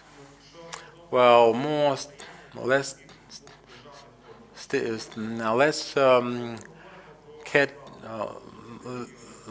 less control, so down to 5 million, and the investment project, new project, or already active business with expansion plans, so the same status. If we discuss the change of our expectations on the for the projects, we have to speedify the without process, without additional tax obligations. Mr. Arahame discussed this. This is also joining the grids, the connection. This should be a problem for central and local authorities and other involved institutions for the technical conditions, not to be a problem for the entrepreneur, but for the infrastructure to support the entrepreneur. And the investment component is here. Let's discuss this with colleagues from UkraineInvest, and I'm not sure whether I will reveal a secret, but our position is joined with UkraineInvest, with the expert credit agency and office for promotion of expert. Their offices should be there also, their branches, not the head offices, mind you. This is an institutional type of support. And most importantly, we haven't discussed it yet, but that was in your question. For business, especially the international business, transnational business, not to be afraid of this situation. We would like to assure them against the military and political risk, but not using their money, but with this public money and international partners. There will be a consortium fund to be provided for certain matching contributions. I think the international partners should give more, a bit more, and the government a bit less. This is not another way to entice potential investors into we will receive investors and provide, if you arrive, you're provided with opportunities. Just believe me, the most reliable insurance for investments under the Ukrainian and US flags, or EU flag, or Britain, or some other respectable country, nothing will come there, because this is not just the problem of Ukraine, but also the countries which provide their flags for it. And under the regulation, one of the principal things you have this option is getting a permit with all the compliance, or you insure against your civil risks. So you can say that I have done everything according to the standards, but if something unexpected happens, then that will be a matter for insurance, and the insurance company, as it is usually done, will value and see to it that everything is in compliance, providing this policy and so forth. So these are the principal basic initiatives. Пане Ростиславе. Окей. Багато є конкретних прикладів. There are many specific examples, but I would like to ask you, people, the survivors in this audience, and the online audience, please visit our site and familiarize yourselves with the strategy. The strategy is being tested with the local and central agencies. By the end of June, it will be adopted, as we hope, the principal package of the legislation necessary and presented for public discussion. You're welcome. That's shortly from me. Thank you very much, and thank you for staying online and offline with us. And really a lot of great news you just mentioned. Probably changes a lot of game plan for many of the investors looking into the region right now. So this really builds an awesome bridge, right, to the local governments, right? And Pavlo, Sergey, we know you're doing everything in your part to turn the region around, to make it prosper, right? And I know you got great presentations about your respective regions. So what I suggest we do is you go first, right, with the presentations. And I got a question for both of you, which I'm going to pose following both of the regional presentations, if you don't mind. So Pavlo, you're first.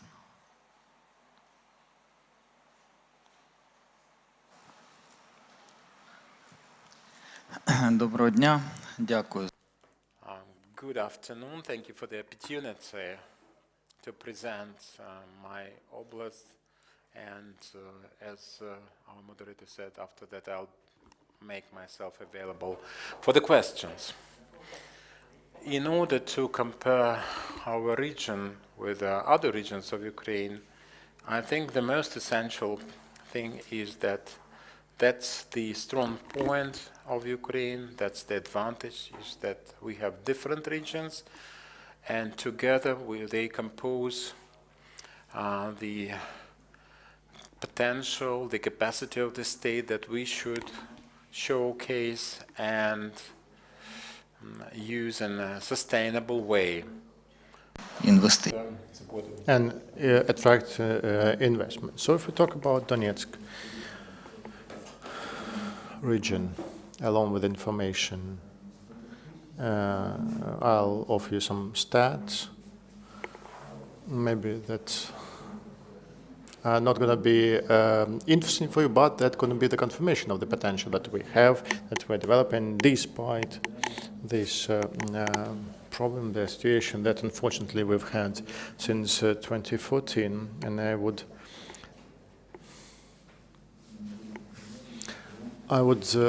not like you to believe that there is no development in this region, that nothing has changed since 2014. If we talk about Donetsk and its potential, we talk here about major three areas for development, major three more effective capacities, yeah, human resources, natural resources, and industry. We have the most densely populated region in Ukraine. 91% of people here live in cities. And the combination of those three potentials, and as I say, enables development of the region despite of the occupation of about a third of its part. We have 850 million of reserves of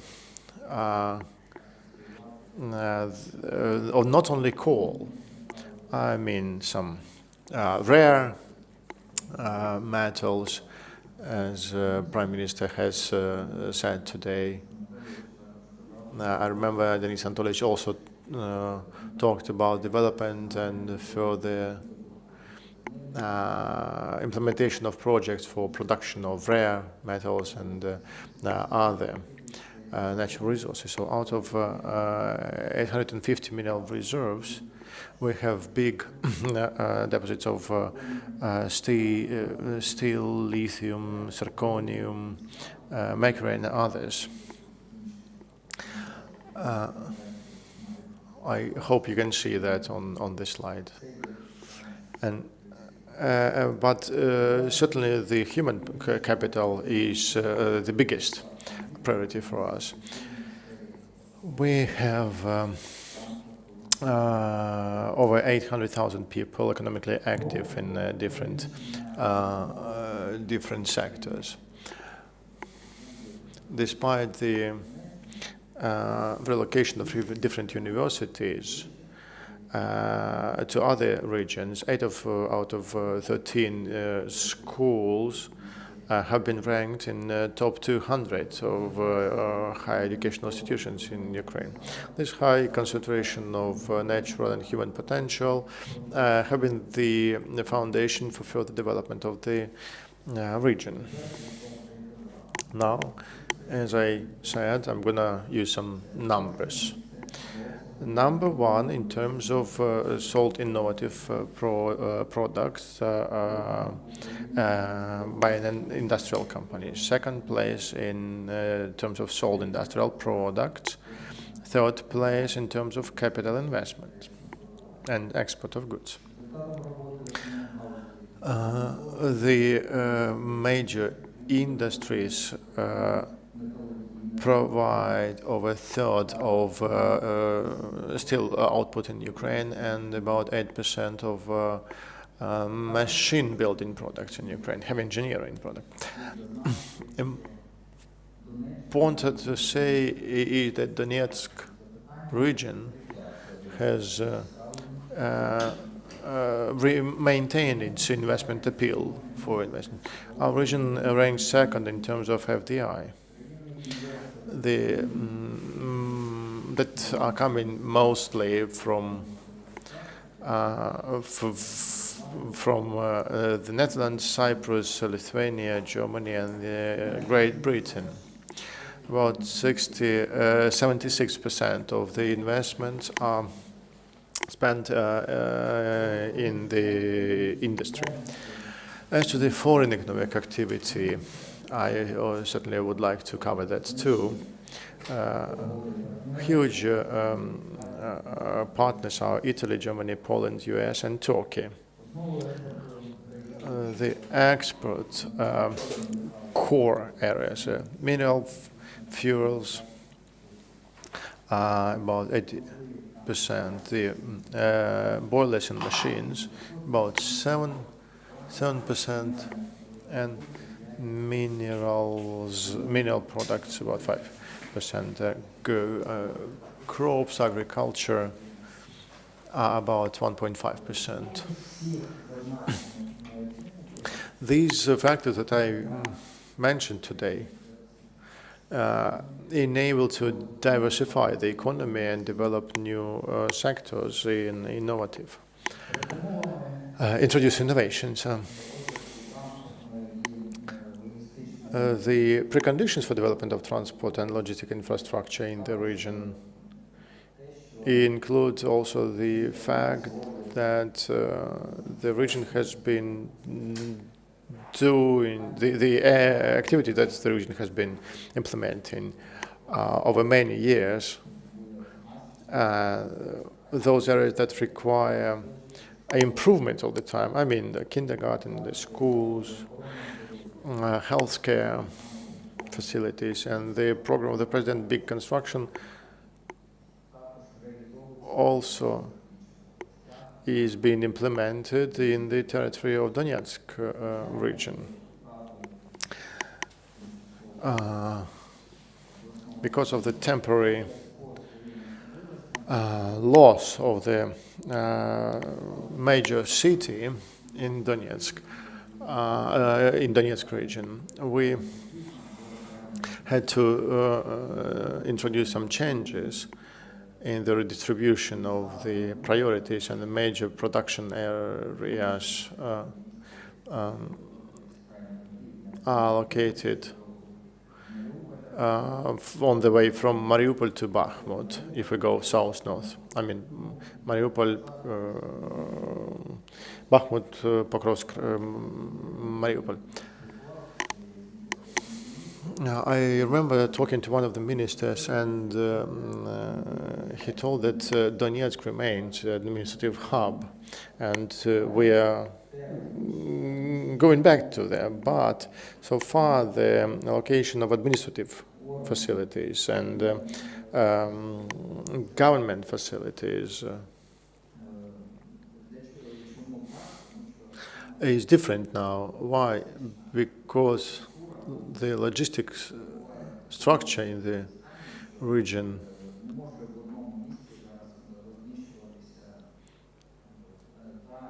does not let us concentrate all these facilities in one city today.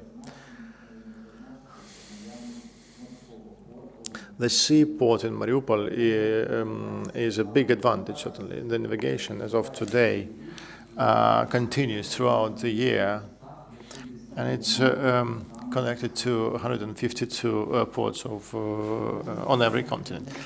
And the oblast has a big potential of cooperation with investors, international organizations.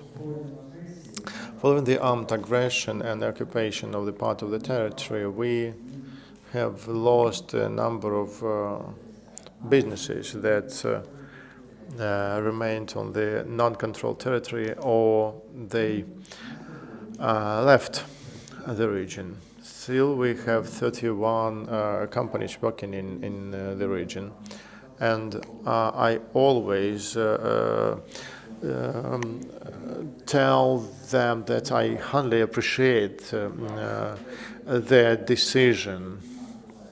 Certainly, the war has been on for 7 years, but they see, those investors see that the development is going on, and there are some guarantees for their investments, and there are some factors that would ensure productive development.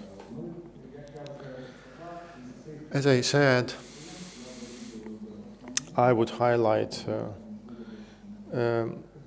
the companies like Knauf, Keramika, Clays of Donbass, Semyat, and ATC.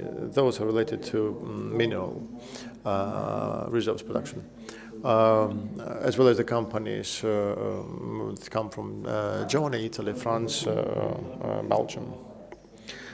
This is an excellent example for those who are still hesitant about whether to start operations in the region or not.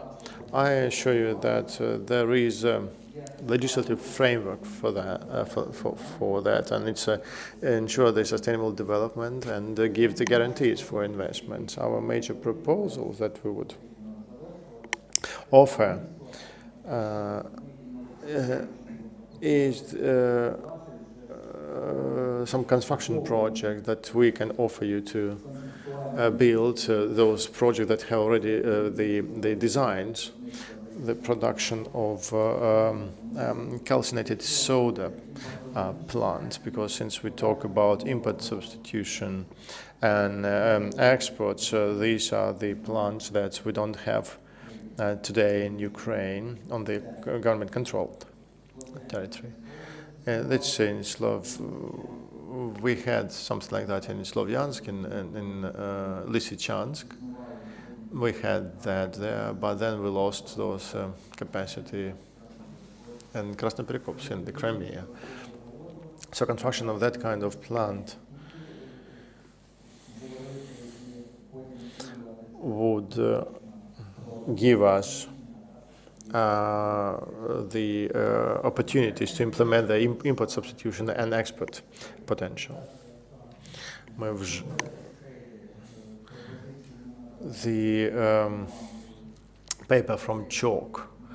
This is another project we have already developed in the regional administration and the airports too.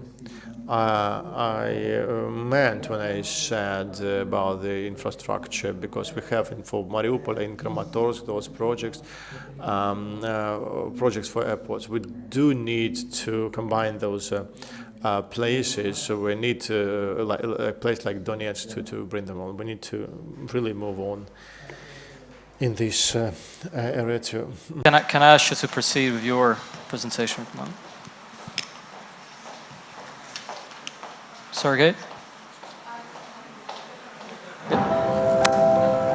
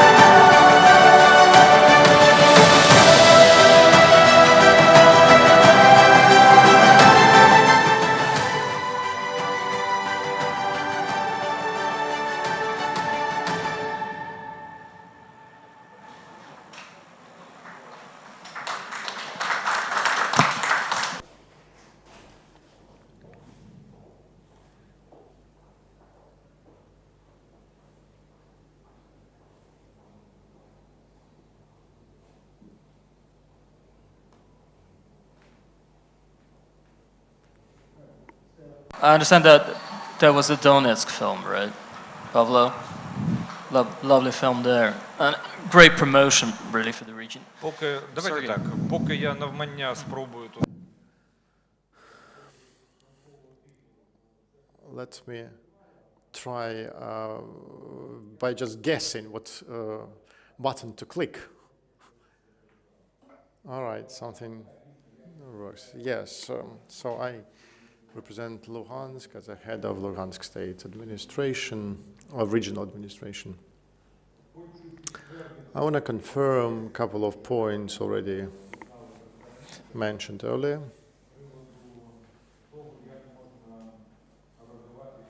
About how you can develop a business or work during those times of crisis.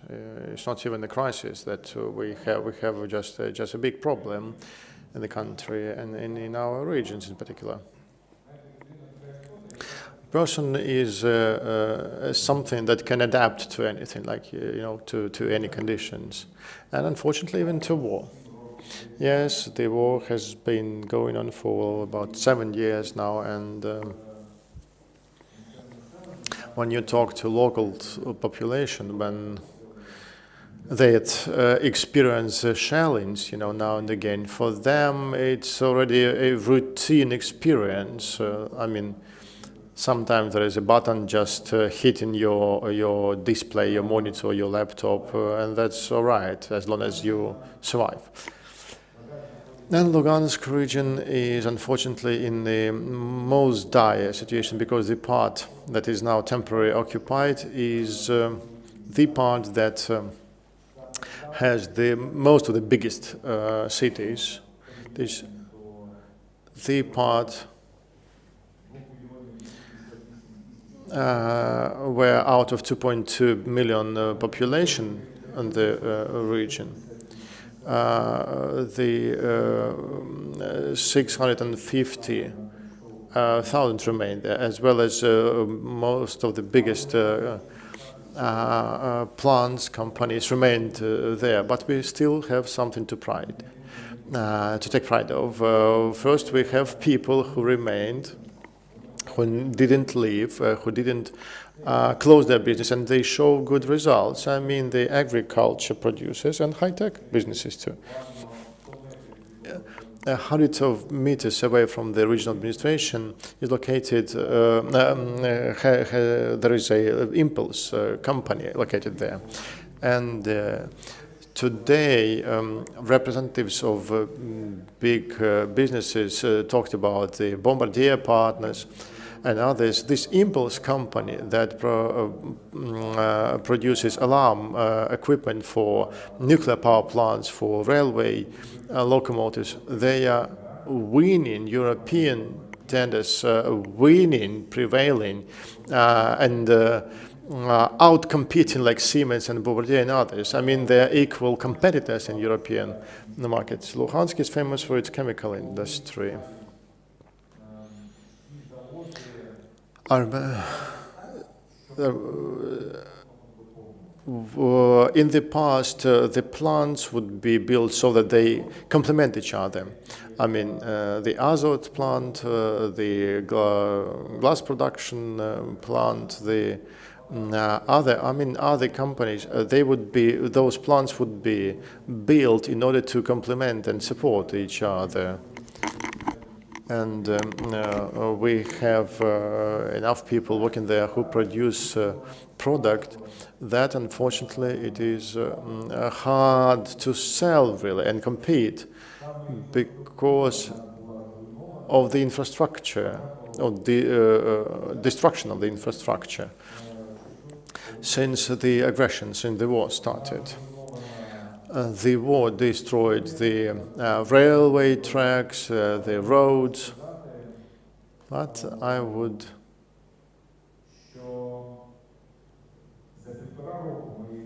tell you that over the 1.5 years of my tenure, since 2019, we started to repair the roads at a wider scale than for 6 years before, taken together.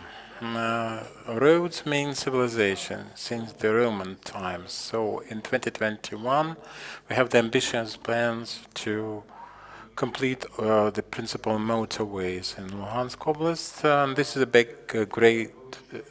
great breakthrough in its own right. This is the investment attractiveness, an opportunity. Last year we concluded the Kaminsky substation, Kamenka, substation, and now we cannot say that Luhansk region is an energy island. Is an island on Szczecin cogeneration plant. There were some disruptions, not for a long time. Kamenka substation provided for it and compensated. This is enough. As we discovered, in terms of attractiveness, I would like to share some thoughts with you. After 1.5 years of my time in office, 1.5 years, I received consuls and ambassadors in scores. Even Asnat Ubrani would take a delegation of 18 ambassadors: Norway, UK, the US, Canada, Germany, the Baltic states, Hungary, Czech Republic, Slovakia, many countries, and the ambassadors coming during my term in office. And when it started, now we have the beginning of 2021. It's changed now. Now we are talking about. We were talking about a truck with some kind of humanitarian assistance. Now that we are talking about some joint undertakings, like opening some joint ventures, Latvian, Ukrainian, Estonian, Ukrainian, they are talking about cooperation now. They can see the colossal changes, they can see the stability, and they can see development. So I hope very much that in the nearest time that is something that we plan for and we will implement by all means. Now about things that cannot scare anyone off anymore.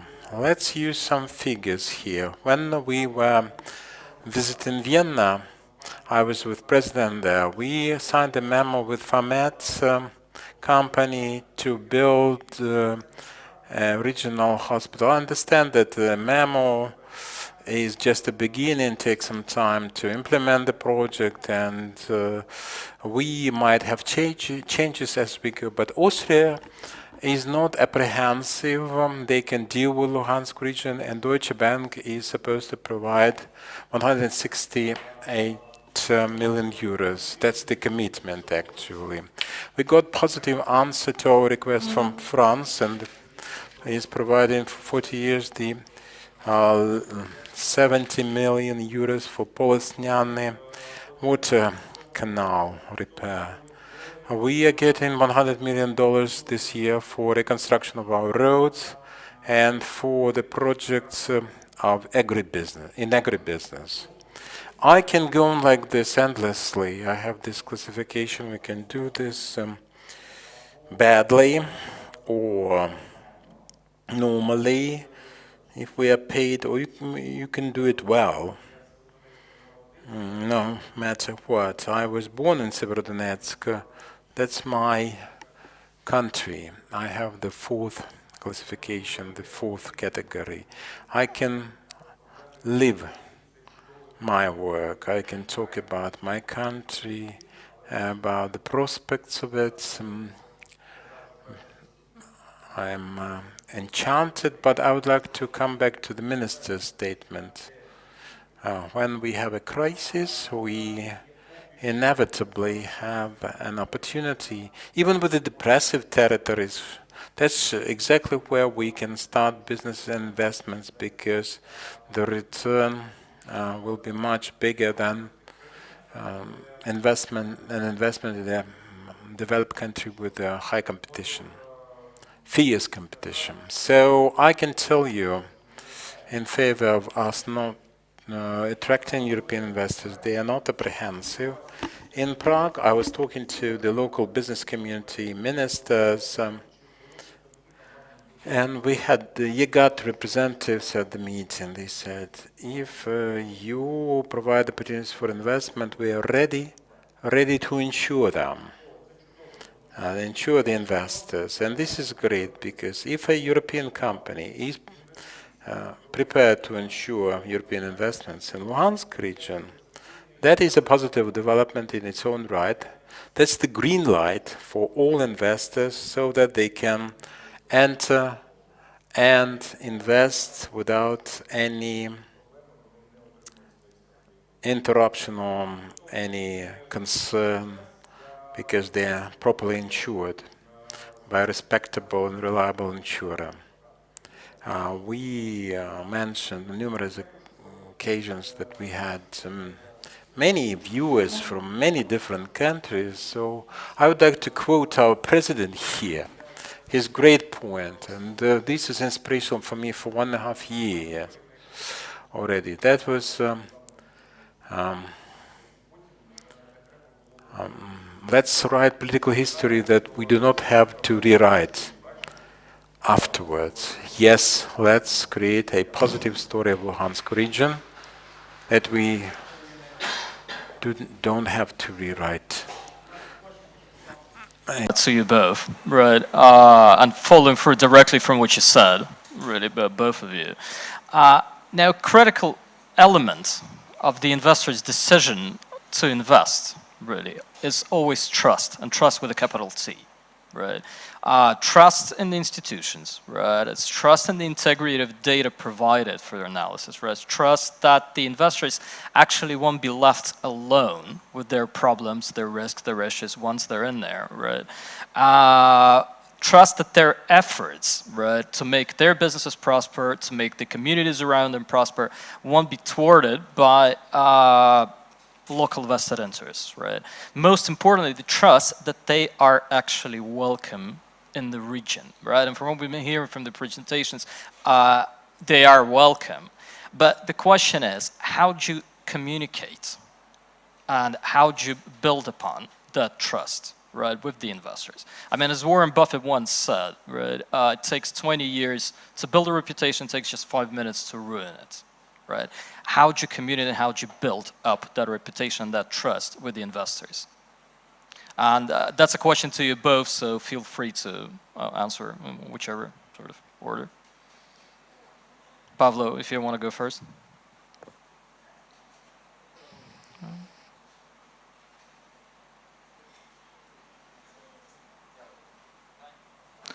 Можна мені?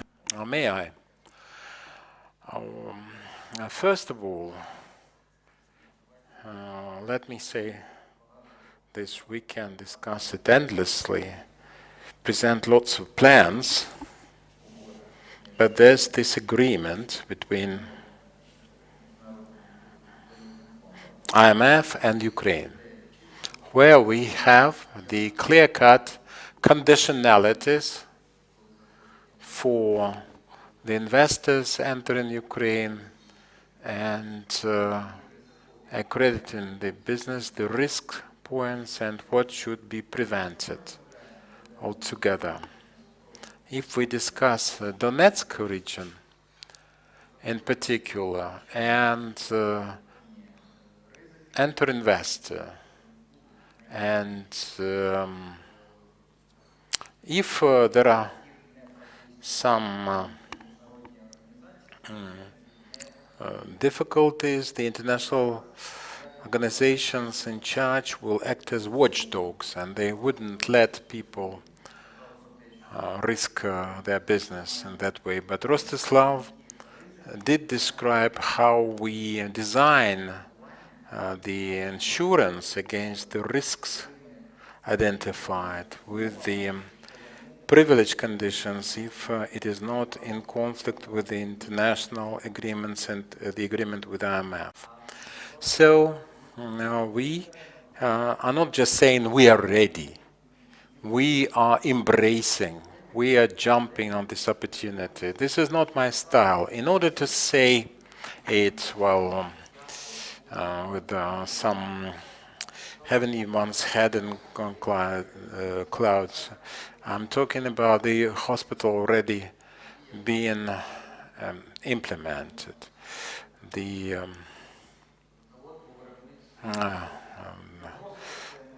sodium factory. It's not just presenting an idea, then sit in our hands to entice an investor. We are presenting a plan, we're presenting a business plan, and the security guarantees should be included. Such a big investment project, I cannot really somewhere to Horlivka, Svitlodarsk.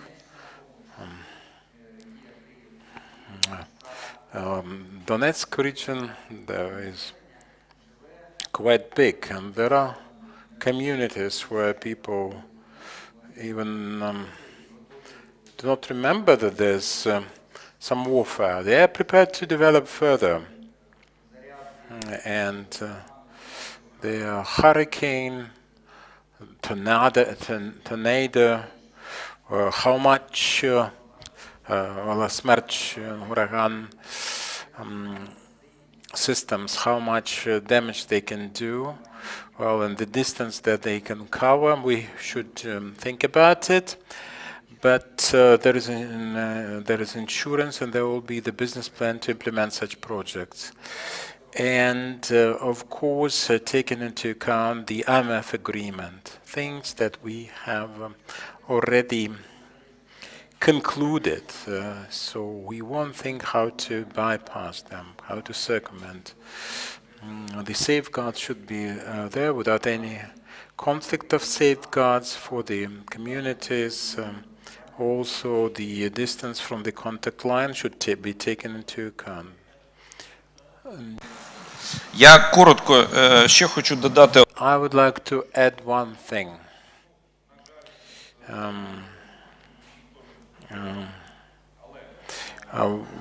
This nobody can be completely secured, but we have this special status. We are heads of state oblast administrations, but we are also both heads of military civilian administrations.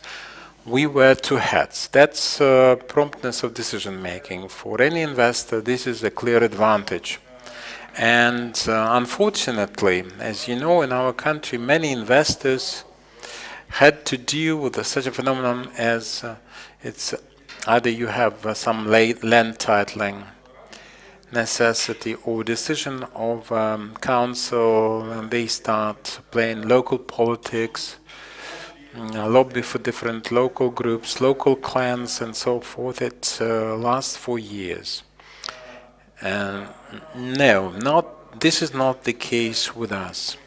We are really responsible for our decisions, but we take our decisions very quickly indeed.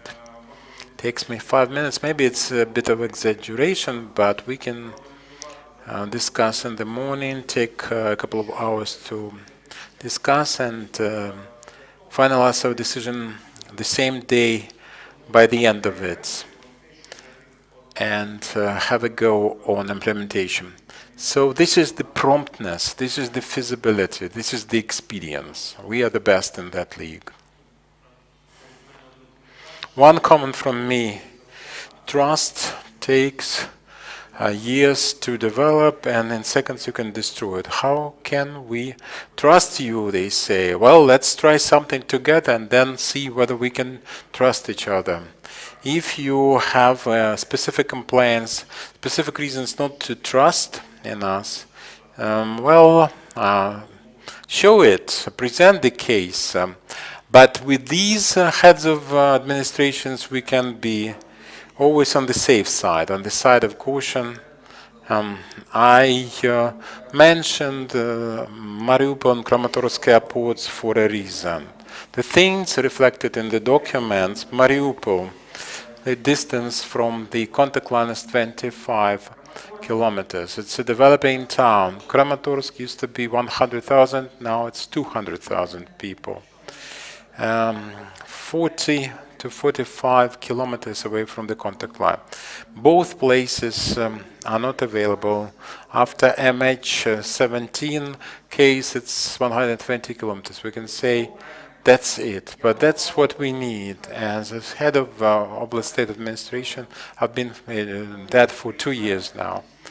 And with all due respect to ministers, they come to us to solemnly open the schools and kindergarten. I talk to them and they use the roads, come to us, and a minister from Kiev to Kramatorsk, it's 750 kilometers, they say, how can you use such roads? You go back and forth. Yes, I do, because I have to go to Kharkiv airport and Mariupol. From Mariupol, we have to go to Zaporizhzhia. We're going to build. We'll change the conditionalities. We'll take the risk, but we shall overcome someday. Being very mindful of the time, we have to jump. I mean, I'd love to keep up that discussion for hours here, but we have to jump to the other part of the Donbass puzzle, right? The financing itself. And now, it's a pity we don't have any of the private financing vehicles here to talk, but we definitely have the representative of the key state-owned bank, right? And a bank which is offering instruments, right, to finance infrastructure, to finance municipal development, right, which other banks don't want to do, right, and they're not ready to go into the regions, and we all know that. So, Michael, can I ask you sort of a dual question here, right? Part one is, what are the financial instruments, right, for both infrastructure development and SME development in the region, which could be employed? What's the legislative, what are the legislative amendments which need to be done, right, in order to actually enable those instruments? And what is your bank prepared to put to the table, right, to the region's disposal? Якщо мені дозволять включити презентацію. Let me switch on my presentation. I am not advertising for the bank. Let me give you a snapshot of the market situation instead, the stereotypes first. The things that we encounter in the market quite often and things we hear in the urban areas. A small remark by the by. I'm not just talking about engaging investments from the private sector, but how municipalities can use their own resources. Allegedly, the banks are not interested in the in this, but the utilities cannot be provided for, and nobody knows what to do with the loss-making utilities. This is a myth and stereotype, if you like, ask me. Just compare the borrowings, municipal borrowings from previous years. So in 2020, as you can see, from Ukrainian banks, municipalities in the regions had 91% of all the borrowings, and of which we had direct loans and also the bonds, also bought out by the Ukrainian banks. After the decentralization reform started a couple of years ago, state-run banks expressed interest in that market and exploded, and now we have the lending in this scope, and the creditors more with the urban areas, less with the utilities, municipalities versus utilities. They Ukrainian banks are trying their hand in that, the private banks, I mean. Speaking of utilities, their loss-making status is of planned character. We understand that they're subsidized, and we know who is subsidized from the municipal budgets. Ми бачимо, що So if we see that the source of payback of replenishment of funds going to be the budget from the city, we are prepared to give loans to that. Communal non-profit making, especially after reform of the medical sector, we see here that we can start operation there. We can provide this credit shoulder for something that where you would need to spend several years to collect money for. For us, important is to see that the oblast administrations could confirm their decision to accept the project, to allow the loan, and they're prepared to stand by if there are some changes in the medical area, or if this communal non-profit making enterprise like a hospital, if they have no money, they will help. And we will do everything on our end. As the smaller places, they're not don't have credit money in their balance sheets, and for us that is about diversification, and we're prepared to work with smaller cities. We are competitors for international financial organizations because we are prepared to work with smaller amounts, not in the amounts like 5 million hryvnias. We are prepared to make agile decisions for smaller cities, and I mean not only our bank, I mean the entire banking system, at least the system of our national partners, and already some private capital banks. Окей, швидко. В центрі The project is the core. It can may it be airport, road, procurement of equipment like for MRI, for hospitals or transportation, or whatever. And we are prepared to finance with our money by crediting the city or crediting the region, the oblast. We jointly with Ministry of Finance, we prepared those changes, amendments that were approved last year. The first credit to Poltava region was provided by UkreineInvest for the road construction.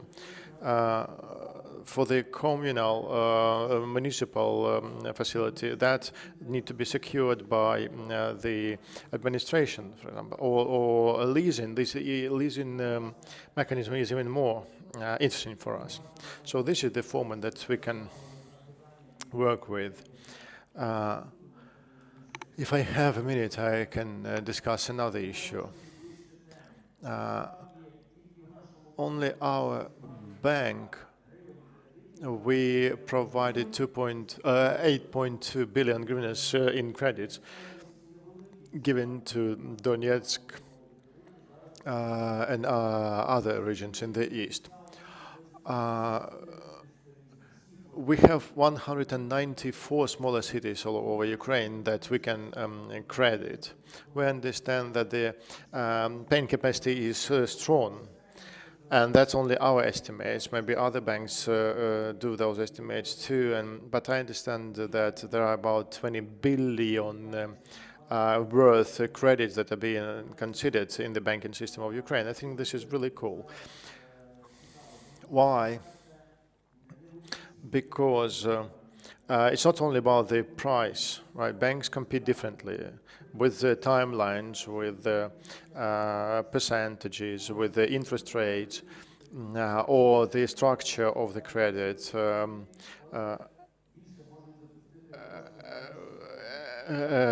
Because that helps them have different credit projects. As to the east, we are prepared to again to work with smaller cities. So please, if you have any proposals, please submit them to us.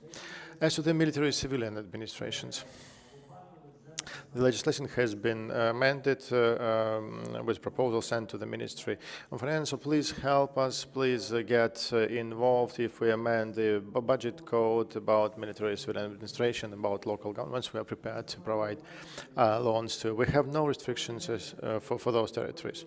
The amalgamated communities have really good paying capacity, but they can't get credits from others.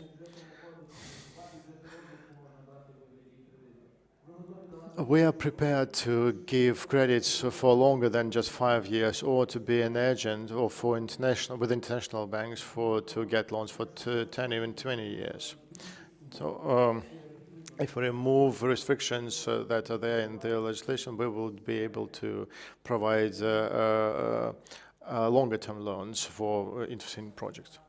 Coming on to last but definitely not least part of the puzzle, right, is international technical assistance, right? And we've got Brian Milakovsky here in line, representing, like I said in the beginning, right, the key international technical support program for Donbass, with a lot of support which is being provided over the past couple of years, right? And we as EY are involved in one facet of that support, with support for SMEs, but definitely not the point of today's discussion. So Brian, if I may ask you, right, what are the other sort of avenues of support which both ERA, right, and USAID in general, and the donor community in general are doing and are planning, right, for the region, you know, coming in, and what might be the other financial vehicles or financial instruments, right, if you can talk about it now. I'm not sure if there's Monday now, which could be here in the short term helping out with financing in the region.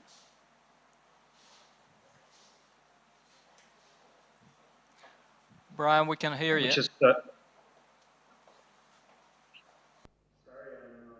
If you're on. Can you hear me now? Yep, we do. As soon as our program began in eastern Ukraine, several things became clear to us. There's enormous potential among enterprises across the economic sectors that's very difficult to release because across the spectrum of size, from micro to small to medium businesses, there's this critical shortage of access to finance. This is an all-Ukrainian problem, but it's exacerbated for reasons we all understand in the easternmost parts of Ukraine. And so what we have tried to do is experiment with ways to address that shortage in access to finance that are not only by inserting international financing from donors to replace bank finance or equity investment, but to use those funds to stimulate more debt and equity for the region, because I think we all understand that a perpetual model of more and more grants cannot be maintained. We need to find ways that the international community can stimulate increased access to finance. So let me give a few examples of how we're trying to do that across the spectrum of business size and across multiple sectors. Beginning with the smallest businesses, micro businesses, even unregistered individual entrepreneurs, we've worked with the Ukrainian Union of Credit Unions to insert $100,000 in liquidity into a network of credit unions, local credit unions, from Milove in northeastern Luhansk Oblast to Melitopol on the Sea of Azov, to provide loans at slightly less than market rate with a few other incentives that make them a little bit more competitive than a typical credit union loan, to understand if there are micro businesses out there ready to grow. They're still taking on the risk of a classic loan. We've simply made the conditions a little more accessible for businesses that have experienced a very difficult 6 years. And the answer is resoundingly yes. We've seen great response from micro businesses. A great example, even in extremely remote rural areas like Milove, there are thousands of beekeepers trying to grow their business because they have excellent access to global markets through Ukrainian exporters, who have been snapping up credit union loans at slightly better than market rates, which has been a great indicator to us that there are micro businesses even in remote rural areas, given access to financing at somewhat more competitive rates, they are ready to take risk and put their own money down to grow their businesses. Similarly, we've engaged consultants to work with small official businesses, we're already talking about small registered enterprises, OOO, for instance, to, we call it the Credit Counselor Program. And we're simply addressing a bottleneck, which is lack of experience and capacity to produce competitive loan applications to state banks, including for the extremely attractive 579 program. So good businesses, available credit from banks, and the barrier in the middle is the experience and the capacity of those businesses to present their business in a way that is understandable and attractive to banks. And through the Credit Counselor Program, we've been able to help mostly agricultural businesses bring in $630,000 in bank loans. This is just a trial program. It worked for about 5 months. That we really believe otherwise they would have struggled to get, not because they aren't a good business, but because they didn't know how to speak with banks. That's a fundamental barrier for a lot of small businesses. Moving on to more large and complex businesses, we've also worked with one of the country's leading private equity funds through the WINICEF program, Western NIS program, to create a loan guarantee program that's helped get bank financing, again from state banks, for socially significant businesses. For instance, an enterprise that employs individuals who are blind to make a competitive packaging product that's wanted on the market that that increases their livelihoods and their social stability, while also making good business sense. And again, we did not remove the risk factor for these businesses. We did not take them out of a classic market environment. We simply softened the conditions, made them more accessible through a loan guarantee. But actually, these loans are functioning basically as if there was no guarantee because they're competitive. But we were able to put that pillow underneath to bring down risk for the banks and make them more willing to work with such businesses. Finally, with the largest businesses we work with, medium enterprises, we're trying to increase their access to existing debt and equity resources in the country through what we call Transaction Advisory Services program. And that is essentially hiring headhunters, private firms who are looking for very competitive small and medium enterprises in Eastern Ukraine, and the sources of debt and equity that already exist, and are matching them. And those private actors in the middle, which include a boutique investment bank in Kyiv called Soul Partners and Ernst & Young, they're motivated to fill this pipeline with competitive businesses because our model gives a bonus for successful completion of the deal.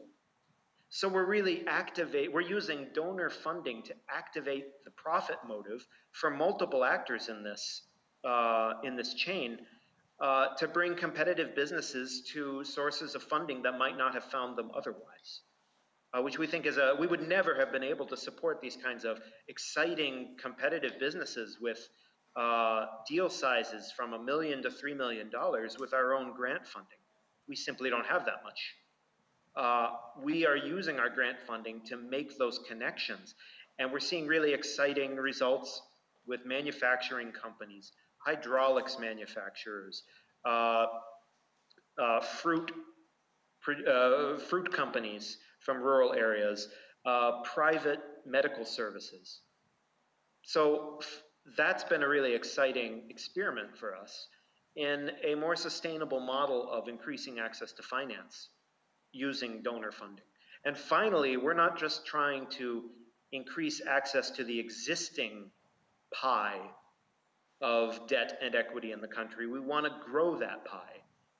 And our project, together with another USAID-funded program in Ukraine, the Competitive Economy Program, we are supporting the entry of a new private equity fund, Gazelle Finance, into Ukraine that recently closed an extremely successful fund with $32 million in Georgia and Armenia, where they worked with dynamic mid-sized businesses not being reached by many other sources of financing that have just shown fantastic growth. And the natural expansion country for Gazelle Finance is Ukraine.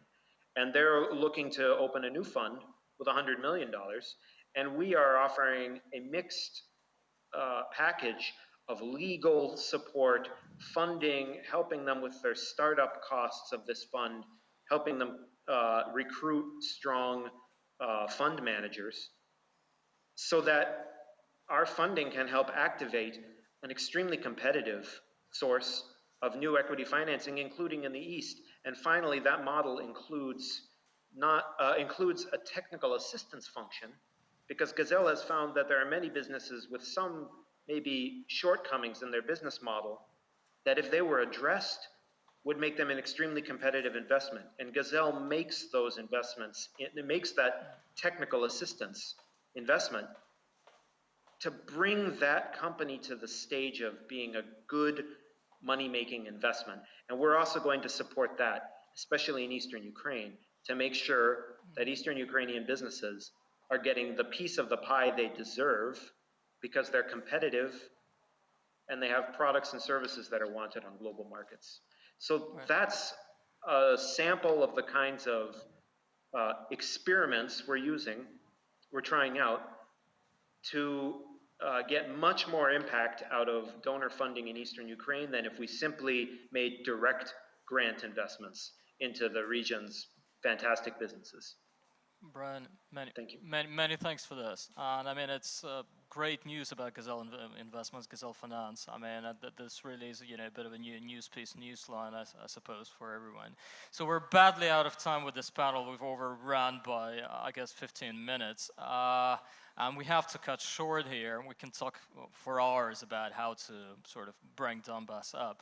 So I do thank everyone participating, and just to get out of this with a generally positive message. So if the central government, the local governments, right, the financing sources, and the international technical support and donors, if they work in concert together, right, to build up this puzzle properly, right, is it possible to turn Donbass into a true opportunity rather than something else?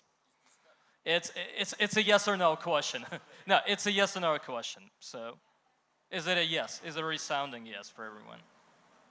It's discussion for next several days. But I do hope that together with all those beneficiaries which you have mentioned, we can do our future more successful, and more successful will be people and all inhabitants which are living there, into which we are removed to another part of Ukraine, or for they are living abroad. So, but only together, and only with the help, to be, as my colleague Pavlo said in his presentation, we are very enthusiastic, but we will be very successful. Great, thank you. Right, thanks, gentlemen. Thank you very much for this. Thanks. And thank you, everyone. Дякую учасникам панелу. Thank you to the panelists about those emotions. And we apologize for the delay, but I hope you understand that it is impossible to talk fast when we are discussing Donbass. Now it's a lunch break. Please move to the cafe area, and in 10 minutes we're starting our next panel.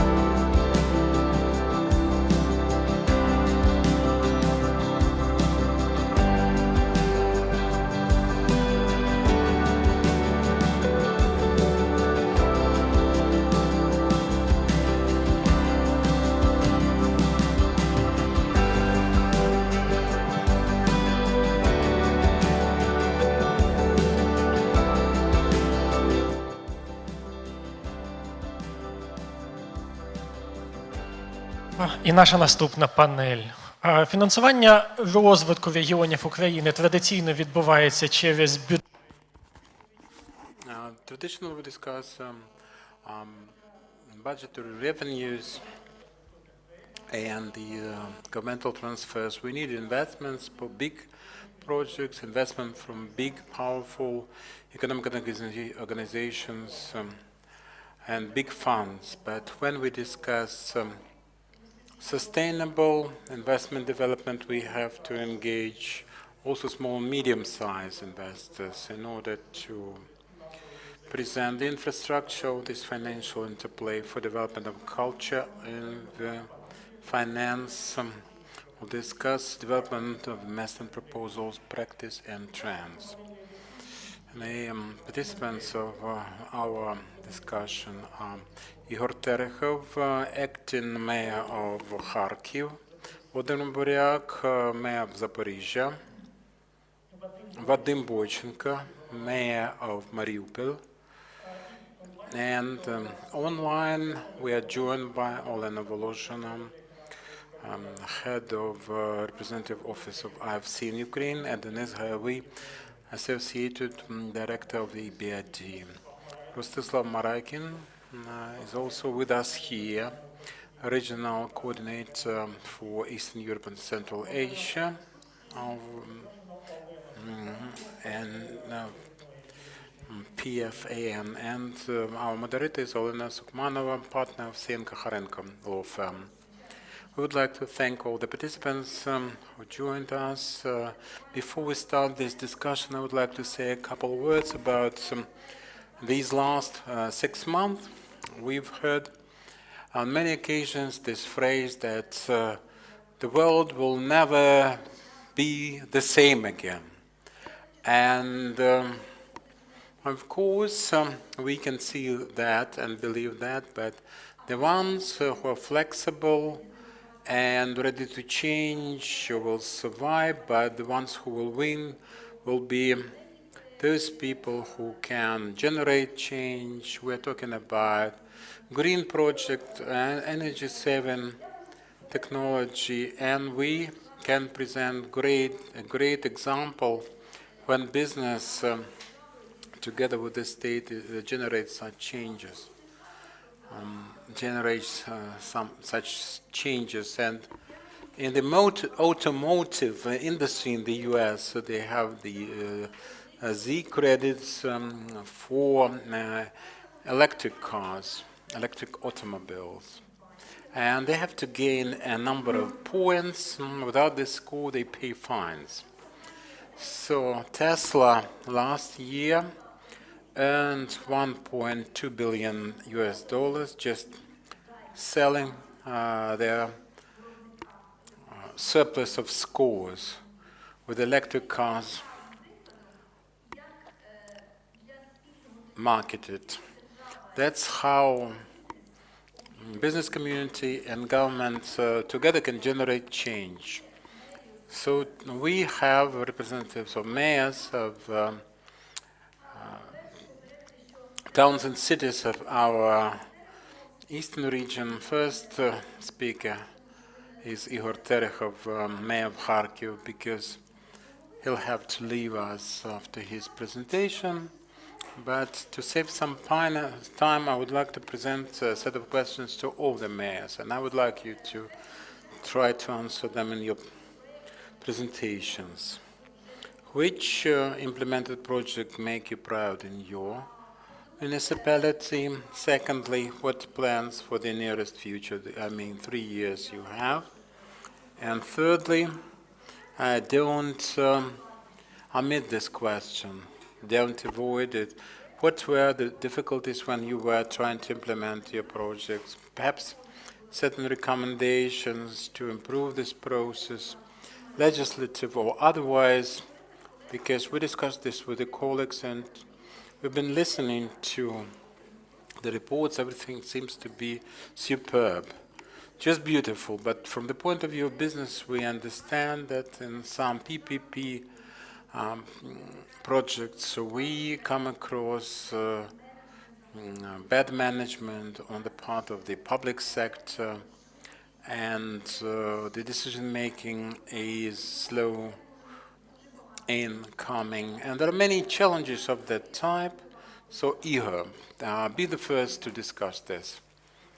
Indeed, the situation that we have, you presented very important questions about the implementation of the projects that we have already had, which are being developed, and the strategy for every urban area or municipality, and each of the colleagues, I think, will present their strategy, because This is the future for our towns and cities. Concerning your example with the Tesla company, we would like to make the same kind of money in the same way for our municipal budgets, but unfortunately we have certain problems with the green tariff and green credits, and we talked in the wings with the banking sector representatives who would like the green tariff to be effective and to make money on it. For Kharkiv, this is especially topical because, well, in 2 months we will open the incineration facility for the recycling facility for landfills, for the garbage. It took us some years with difficult talks, and what was very important was to decide upon the most profitable technology. And when we were picking up the technology, we were discussing the morphology of the garbage in every city, depending on the population and the consumption habits. We have different morphology of the landfills. We attracted the financial resource, about $40 million US, and that was the result of our work with the World Bank, and we attracted investments, and now we are concluding this effort on the recycling plant, and we will be the first to, I think that will be a breakthrough. That is going to be a breakthrough. This is not just a triage or sorting station. This is not just recultivation of the old landfill. This is creation of a new landfill according to the state-of-the-art requirements and recommendations in the EU.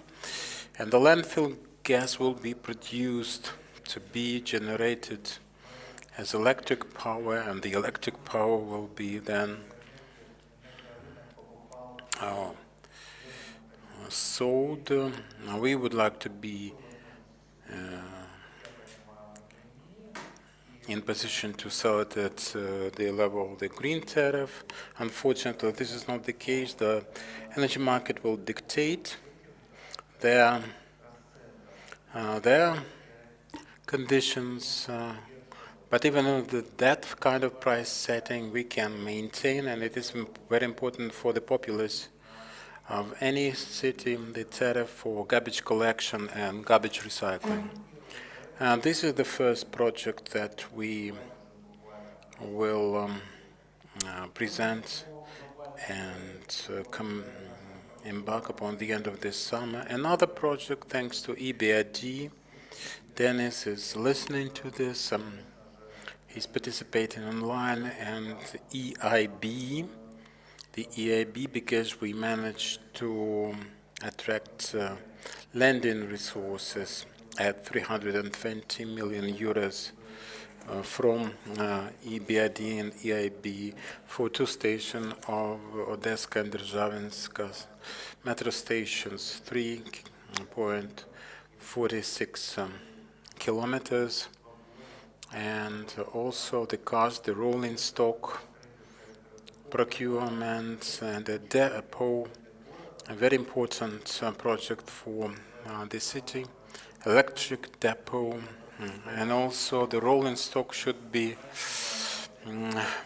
renewed. It is very important because if we take tariff for the metro, the biggest part of this tariff is energy, electric power for the trains to be purchased, and the first tender is, regardless of that, As happened already, we have the winning bidder and the tender and the rolling stock that we will buy are to be equipped with the asynchronous engines, and this is great saving of electric power and hence maintaining the tariff for the fare at the same level.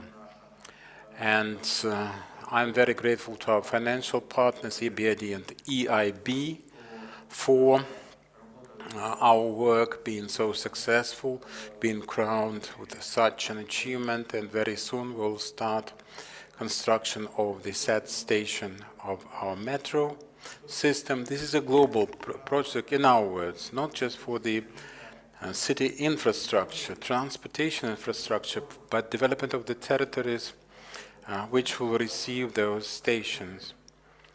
You know, when we opened the 30th station of metro in Kharkiv, and it was a difficult achievement because you're talking about problems here.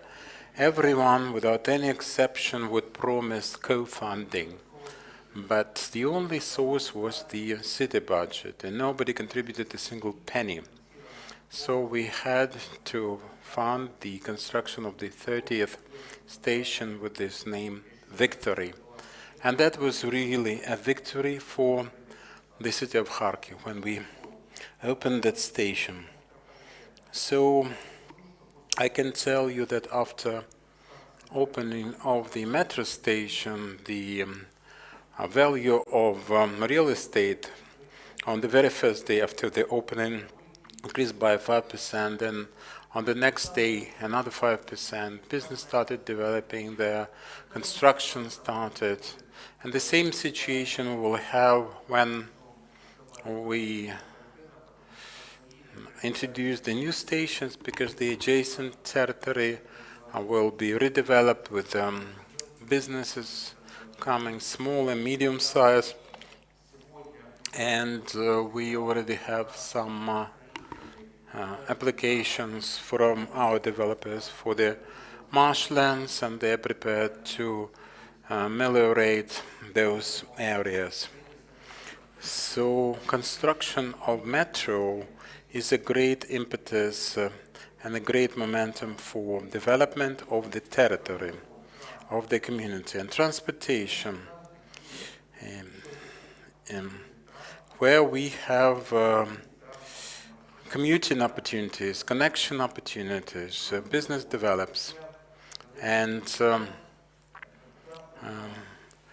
when we have transportation in place, the urban environment and the tone of the city are totally different. We attract lending resources and we buy new buses for our city routes, and we make them communal, because we used to have them private and not always affordable and socially responsible. Now we are procuring new means of transportation, buses, 6-meter, 8-meter bus, with the logistics all calculated and provided for, so that all the routes in the city of Kharkiv are clockwork. And we have 150 buses for starters. Then now we have the localization under a contract with the company. Another memorandum for 500 buses is signed, but I think we will produce manufacture much more, because those buses will be assembled in Kharkiv.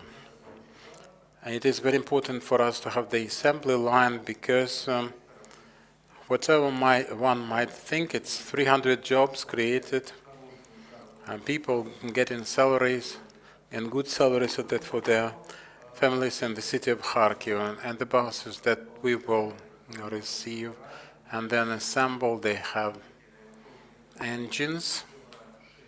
Euro 6 is the standard. This is not an electric engine, but that's the reality for us. The buses with the electric engines are not affordable for any kind of municipal budget in Ukraine. For Kiev and Kharkiv, even. So Euro 6, but the consumption of fuel is totally different, the rate is different, and this is a way to keep the fare low for the passengers, for the citizens. And in September we'll present Kharkiv tram, and we have the investor, we have this agreement for a assembly line for the trams that's imported. The assembly line analogous to the trams that Skoda.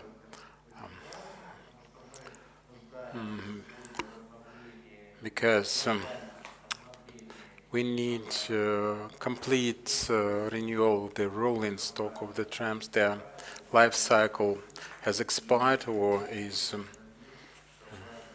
about to expire, and we will renew the rolling stock of trams. For the trolley buses, I would like to tell you that thanks to our partners, the EBRD, we are procuring trolley buses, and that includes with the running resource, which is very important for the city of Kharkiv. Just talking about these projects, this is enough. And we also attract the municipal loan. We are developing our hospitality infrastructure for Kharkiv. And we are concluding development of a unique zoo, the only one in its kind in Ukraine at least.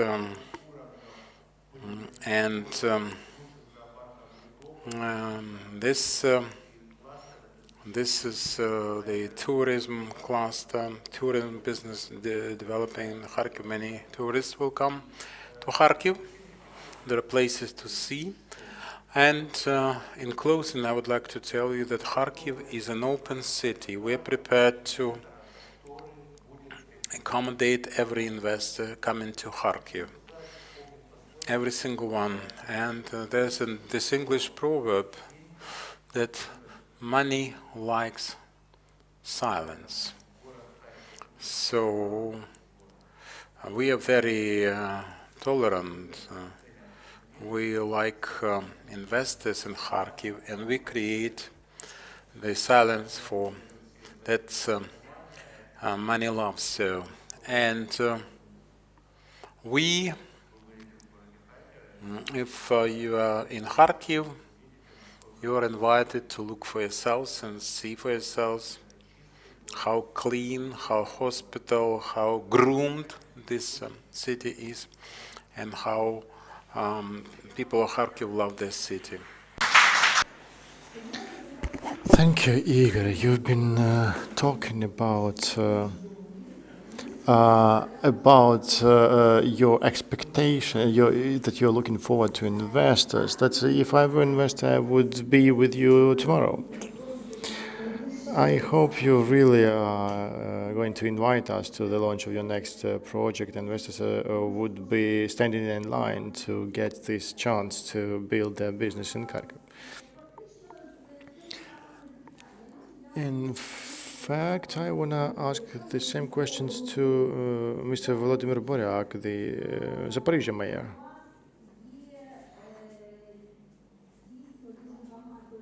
You have implemented a lot of projects successfully. Yeah, we were lucky. Indeed, you were, but we're happy to talk about that. So you can talk like for 5 minutes about them, and then about your plans and maybe challenges. Because certainly if you have experience with the implemented projects, you may have experience of non-implemented, yeah? one's failures. Yes, thank you. I'm very happy to talk to the audience. I'm thankful for having a bigger audience now in the room. I'm Vladimir Buryak, Zaporizhzhia mayor. I'll brief you briefly about the achievements. About transportation, that was already told by Mayor of Nikolaev. I will talk about 3 points. We have built a new passenger terminal over 2 years, prepared the takeoff and landing line, and let me just talk a little bit, please. And we have signed agreements to fly to different countries, to the Middle East, to Africa, and Europe in particular. The most important thing is when the money is invested, mostly local budget money, that's good, and I'm grateful to the international banks that provided loans to the city and to businesses. Some time ago, we had about 4 million in debt at the airport. This year, we are already in profit. So the question is, the money comes from local budget, but who's going to fly with that cost of the ticket?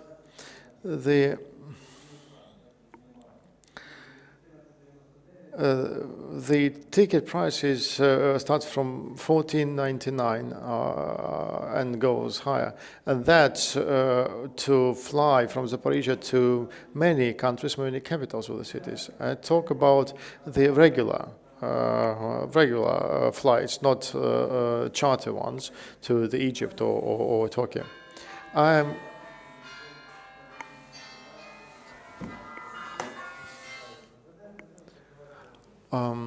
The work starts after a meeting with the president. Today we have Turkish Airlines and Pegasus who fly to Turkey.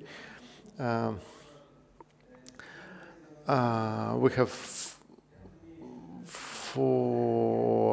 had 4 flights per week. Now we have 14 flights per week. So, just like Kyiv airports, we are like hubs where people can make transfers to other flights if they fly from Tokyo and other airports. That's what we've done. That's what we have achieved. Our takeoff line has the state-of-the-art equipment in terms of lamps, radars. Today, our takeoff line has the only in Ukraine lighting and radar station that has been already tested.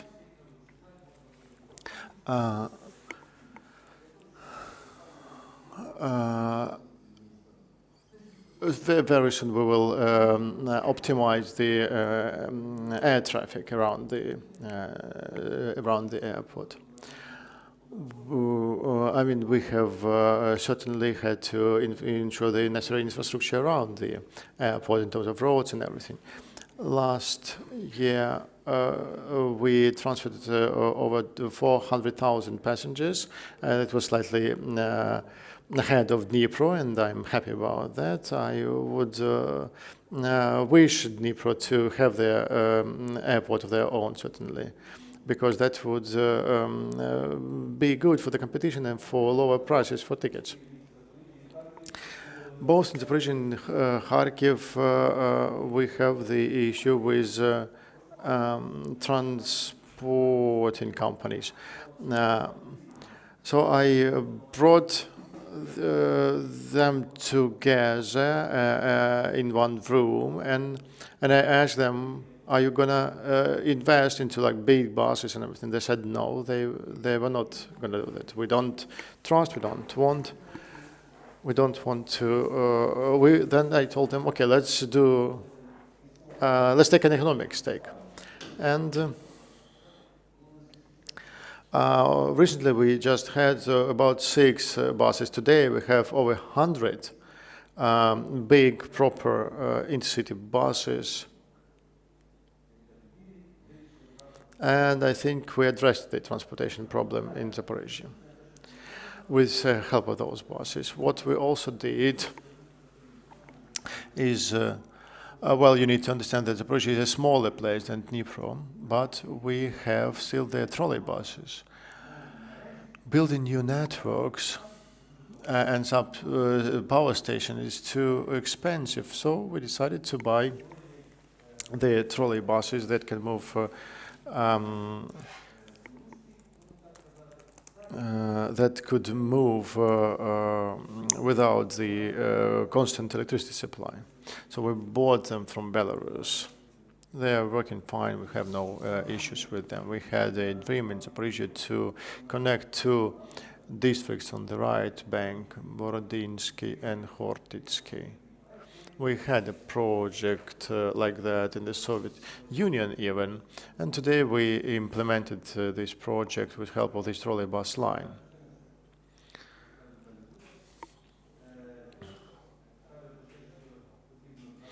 Someone says that we need to produce the streetcars. Yeah. I went to this company and I asked them, why do you have many spare parts lying around? And I asked him how much you need to invest to modernize the train. Because if you talk about the train, a streetcar, it's mostly about this undercarriage.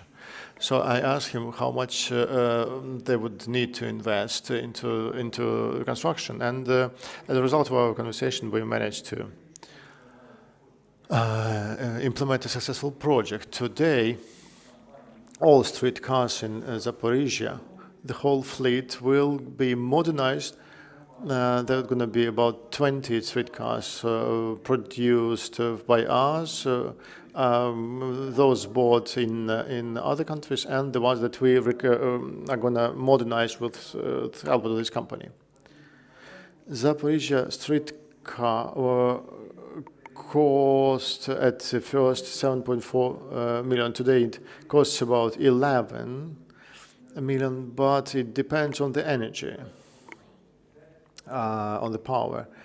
But we are going to continue this work. I mean, the transportation is already there.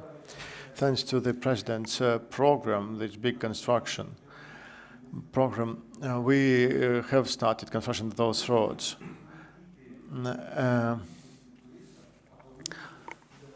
But and it's a good program, but we decided to renovate this airport because we thought it would be cheaper and more comfortable for tourists or for businessmen to fly to Zaporizhzhia. I would love, certainly, Donetsk and Lugansk to get back to Ukraine, but today we are the ones that are developing. But Mariupol and Berdyansk also need to develop their infrastructure, their roads, because if we need to, we need that not only to be able to deploy our armed forces real quick, but to ensure that the tourists can go real quick to the seashore. If we talk about the future in Zaporizhzhia, we started recently to finalize the construction of those bridges that would be standing for years uncompleted. And Zaporizhzhia is taking this commitment to create a number of lines for passengers, a number of walks for pedestrians within this project. But The bridge can be built. And today we are building other roads that get connected to Zaporizhzhia. But the point is, you arrive to Zaporizhzhia, but you need to find a way to get to those bridges. So that's why we invested over 11 million hryvnias from the local budget to develop two infrastructure projects that gonna connect to flows from Dnipro and Nikopol. So that's how it is. Do you need any more investment? Okay, now let me talk a little bit about investment. And how much?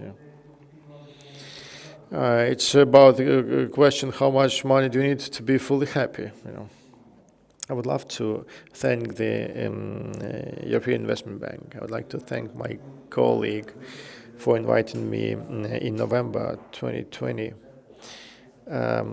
for the signature of a big document for 55 million hryvnias. 45 million euro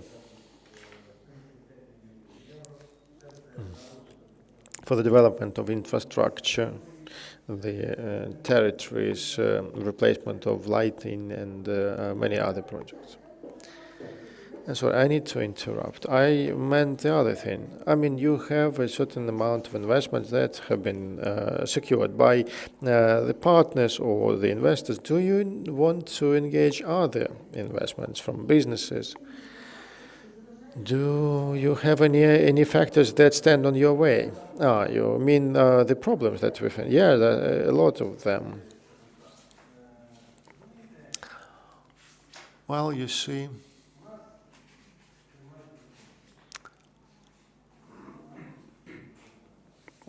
we adopt laws, but the secondary legislation takes a while to be adopted.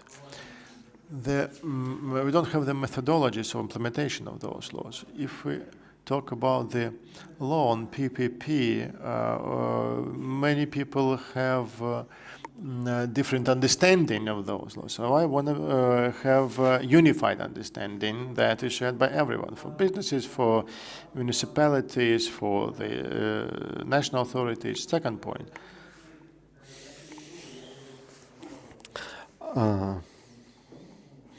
I can provide premises, right? I can provide premises, but we need offices, office rooms, office spaces, so that you could go there and get advice or support recommendation. Then we have issues with technical translation of certain documents. I remember in 2019, the PM asked me what I needed to build an airport, how much money. I told him I don't need the money as such, just could you please just ensure that all those documents are approved within 3 months, not within a year as we normally do. That's what we needed. So investment nanny for every region, that's the slogan, right? And for every city, yeah, that's the spirit. Thank you, Volodymyr. Thank you very much. Now the floor goes to your colleague, Vadim Boychenko, Mariupol mayor. And I would like to say that even compared to Dnipro, Kharkiv, Zaporizhzhia, Mariupol is, in my view, is a more complicated area. It is close to the contact line, and it probably pushes away investors. My question to you, do you really share my point? Is it really the case, or what can you be proud of today? Thank you. I just want you to take 5 things with you back home and new knowledge about Mariupol. First, Mariupol was founded by Greeks and called it a fantastic name, Mariupol, so after Mary. Yeah. Mother of God, and it's not by accident that it remained. The Mary remained the city named after her remained on the territory controlled by Ukraine.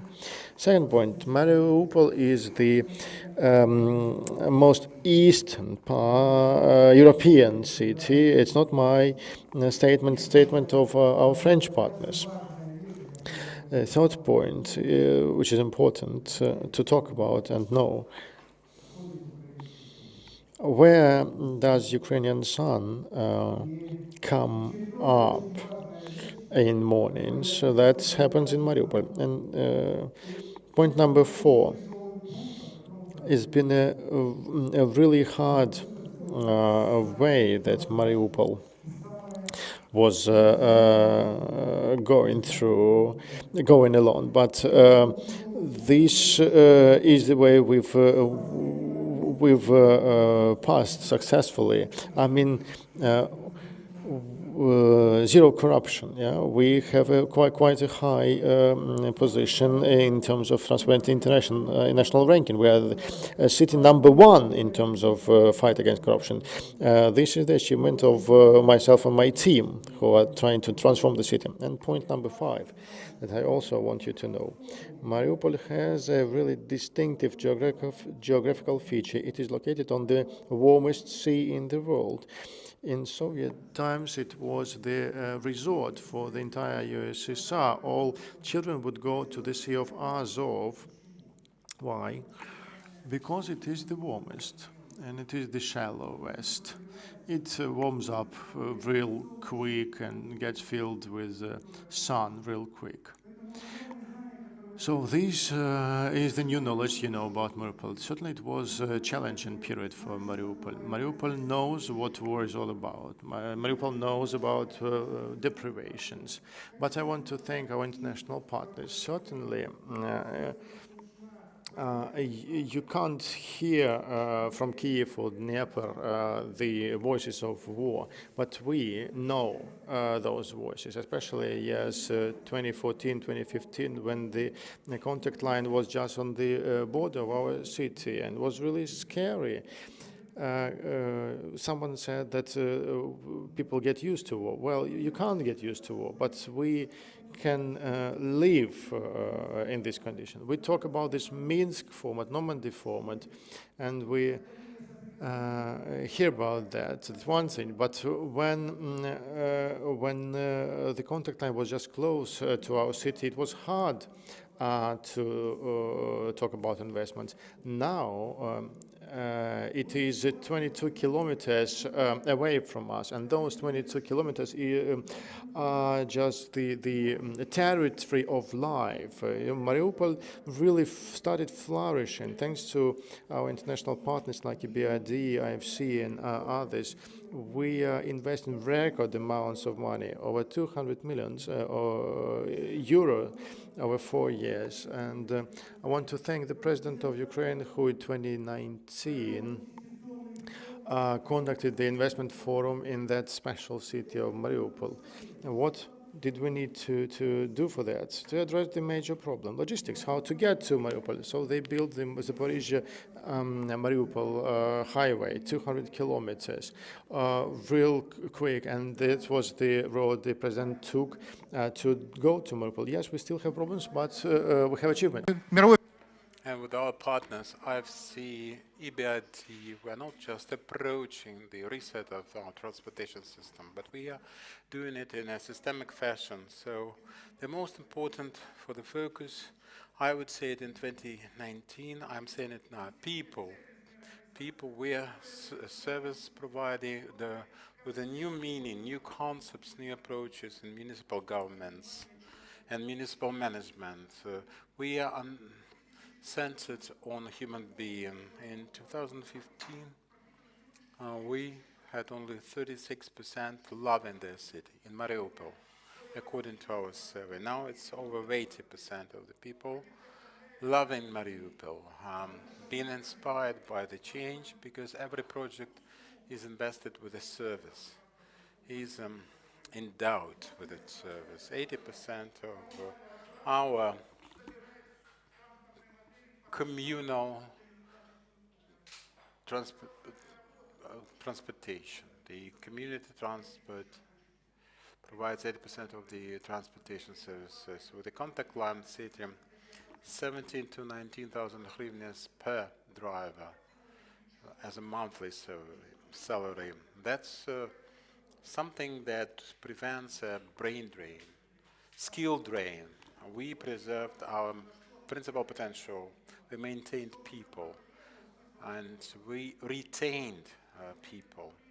And this is an advantage because we are now joined by 100,000, 20,000 new people, also Mariupol dwellers now. What we dream of is this. We dream of those conceptual meanings and the implications of the magic five, to be implemented in big-scale project. The first project that we would like to implement to promote the quality of life is the water supplies for 0.5 million people. That's the financial resource that we received from the French government. And FDI, direct borrowing. This is direct decentralized partnership, 64 million euros. And now we have this water treatment facility being built in Marup. It's unique because it improves the quality of life, and drinkable water in sufficient volume is important for every municipality, for every family. We have this dream to have an embankment in Mariupol, to make it a tourist attraction of the east of Ukraine. Thank you, Vadim. We are prepared to go to Mariupol. You inspired us. Such an inspirational and motivational talker you are. Now, Olena Voloshina. Can you hear us, Olena? No, we cannot hear you, unfortunately. Well, we are having some technical difficulties, it seems. So I would like to announce Olena Voloshin, head of IFC office in Ukraine. And I know that with your participation, with IFC, many infrastructural projects, trolley buses on batteries, energy effective tram, smart city, and so forth. So your assistance in sustainable development of our cities, especially after this post-pandemic period. I have two questions. That's invaluable.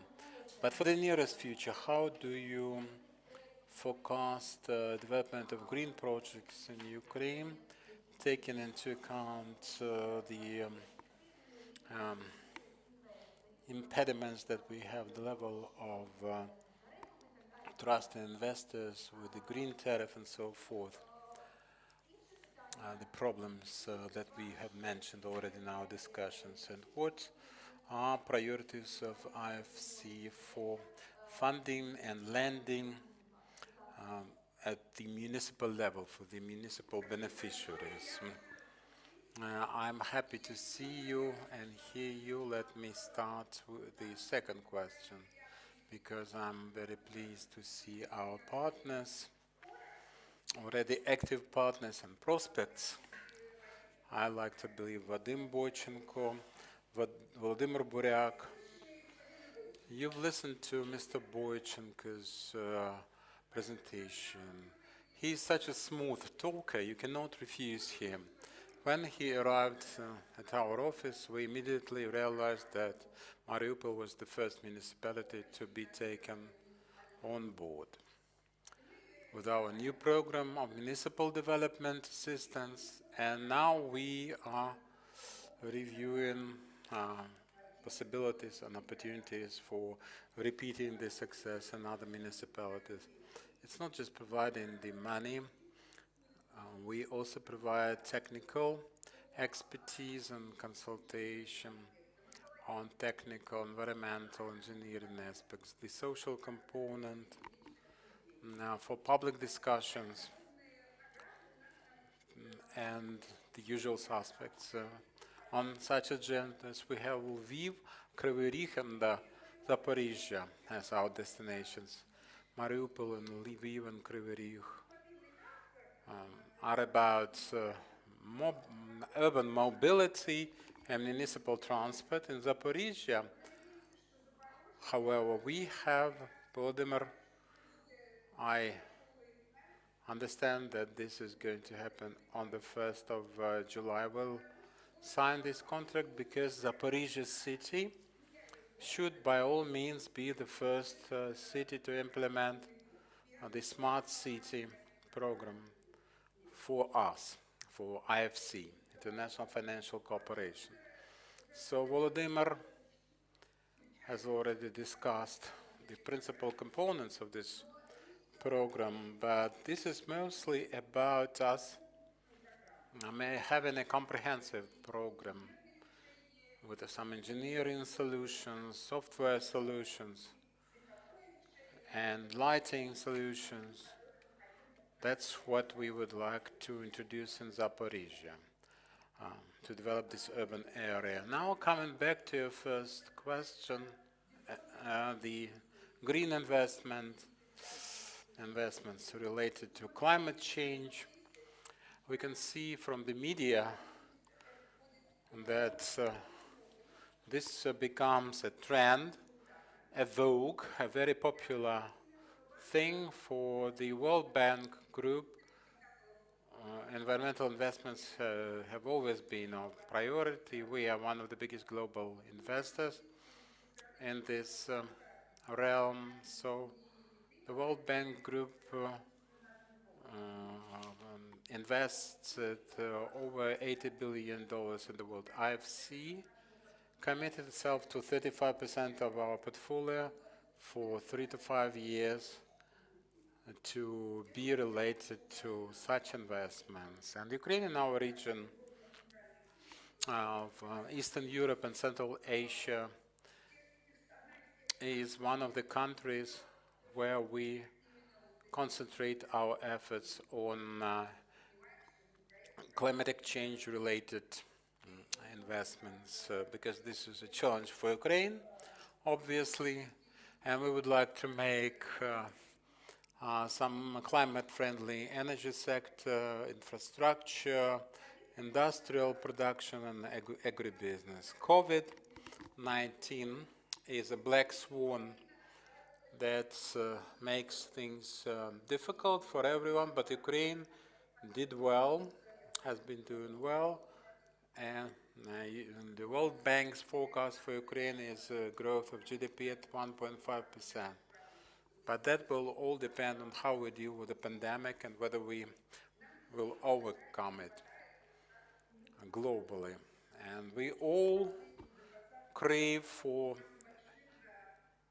FDIs because 2020 was one of the most difficult years, the most difficult in the decade, anyway, decade it concluded.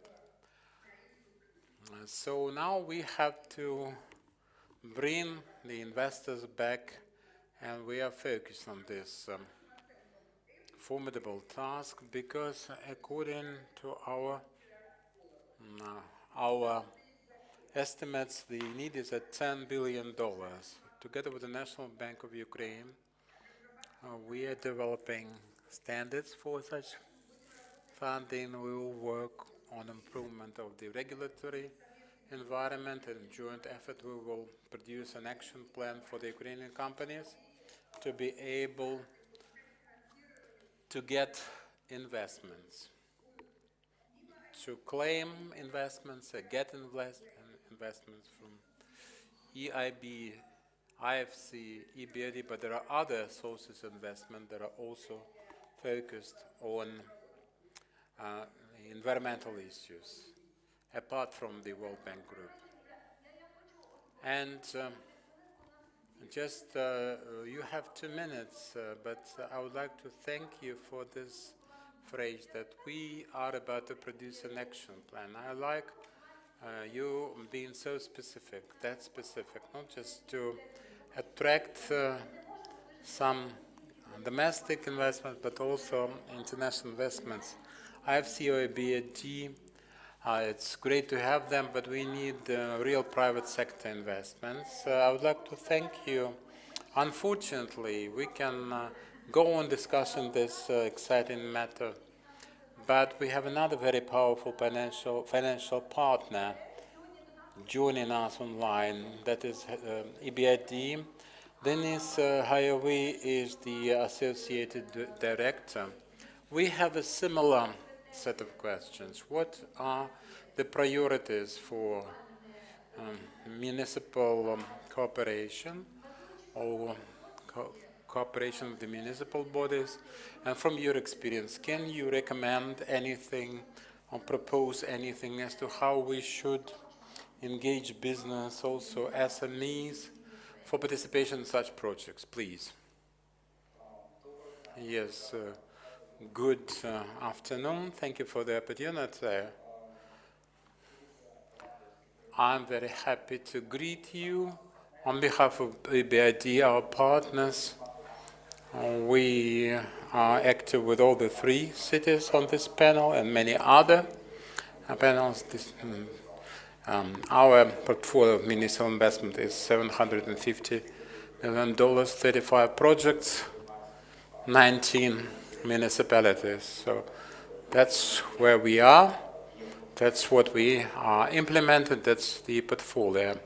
And in the pipeline, we have another 400 million euros according to the priorities identified by the municipalities themselves, and we are very grateful to them for inviting us to support that public transportation, energy, water supplies, drinkable water, and other public service, utility projects for e-tickets, urban mobility, and all that. So these are the elements. That's what our colleagues from IFC are doing for smart city and traffic management in Zaporizhzhia. For us, it's a matter of priority, green development, and to a very large extent, we would like to implement green development projects, green cities in particular. Can you hear me? Yes, yes, we can.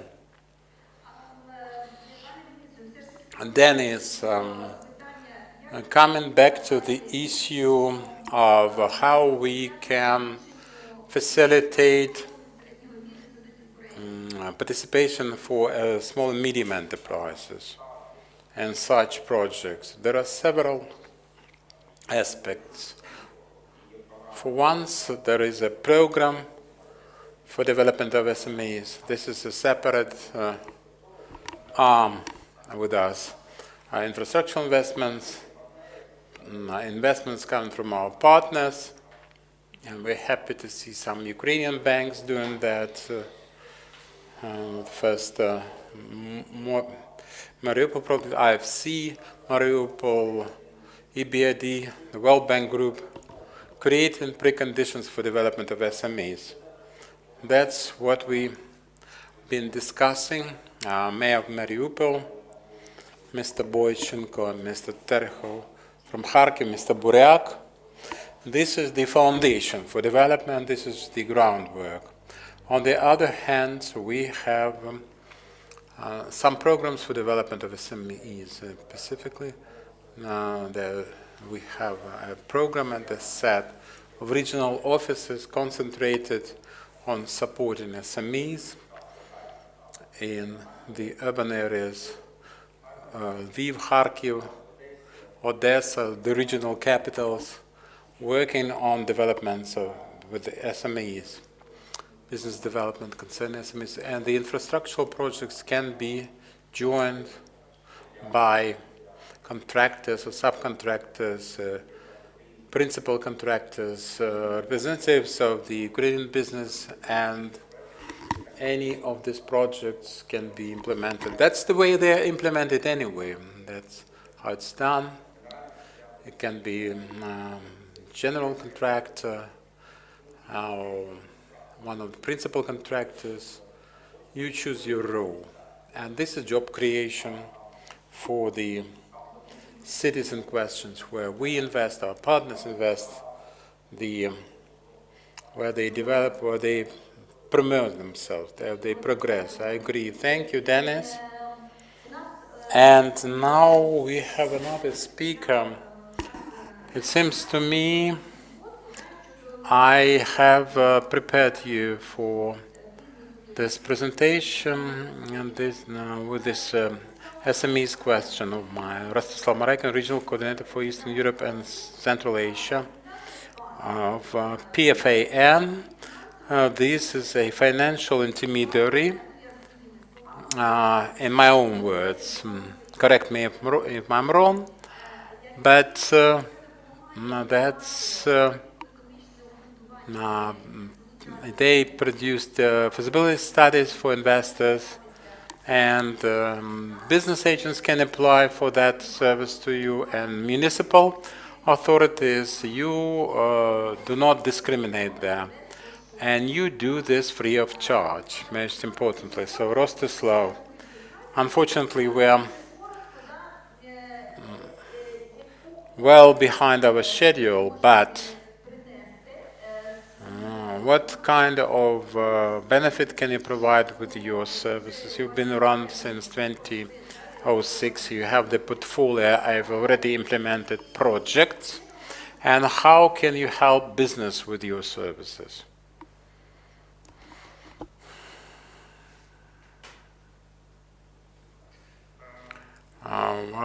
Indeed, this is right. And I would like to say that in Ukraine we started our operations in 2019. But I would like to thank the sponsors, UkraineInvest. We recently became partners with them on behalf of UNIDOS. And I'm very experienced in all sorts of activities and events. But this is the most comfortable event and the most open and emotional, full-hearted.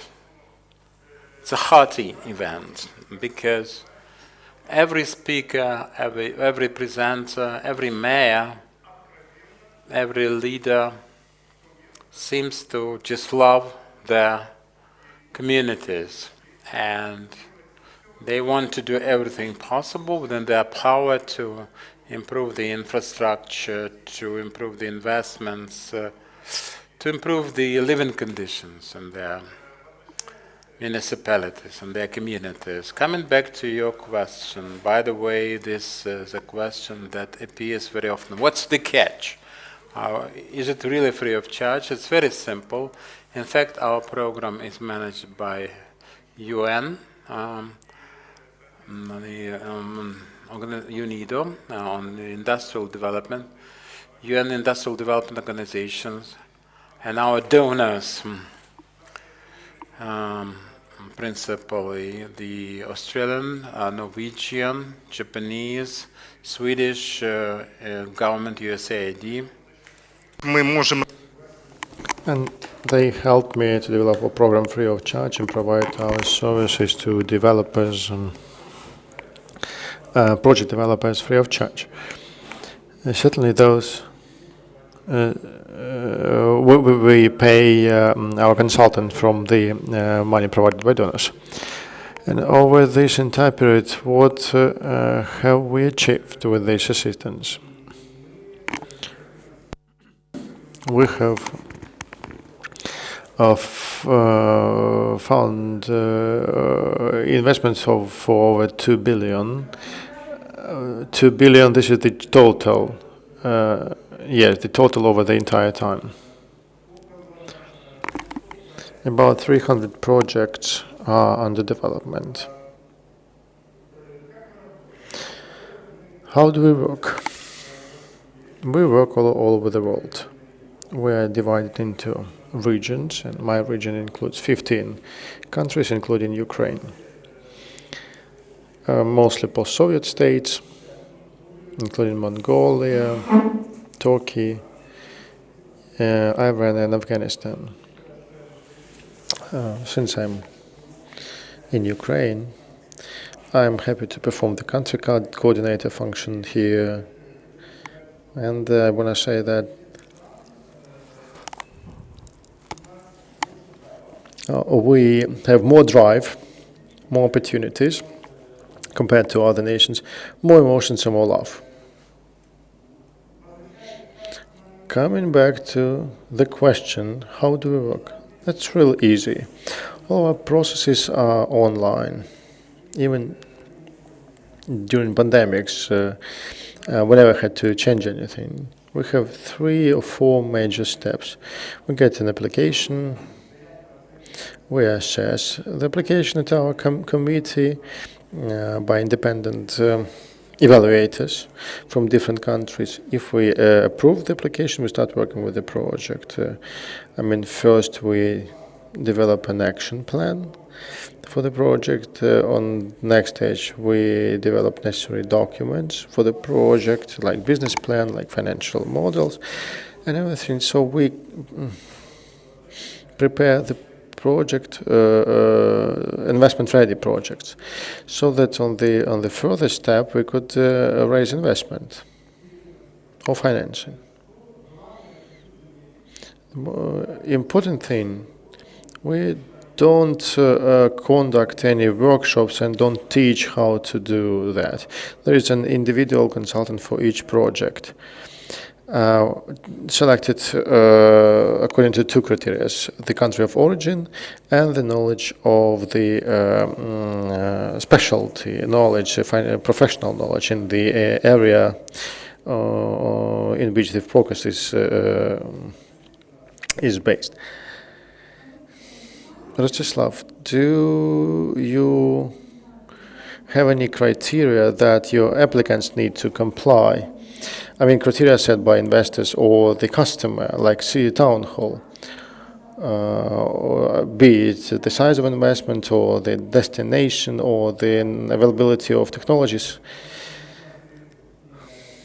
Well, we can certainly list all those sectors that we support, but we in particular support green projects, or we call them clean projects, but not necessarily clean energy. So I would say that if your project has the potential to cut CO2 emissions, that would count as our project for us. We have investment amounts from 1 million to 100 million, so we are more or less in the range. We also assess how professional the team is in their work with the project. The gender element is important since we are related to UN program, and we also look at the technologies, the CO2 emission cuts potential, as I said.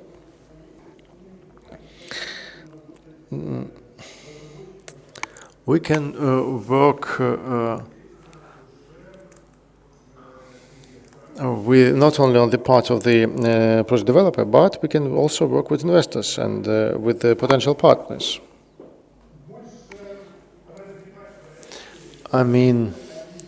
We can develop projects that for them are more promising.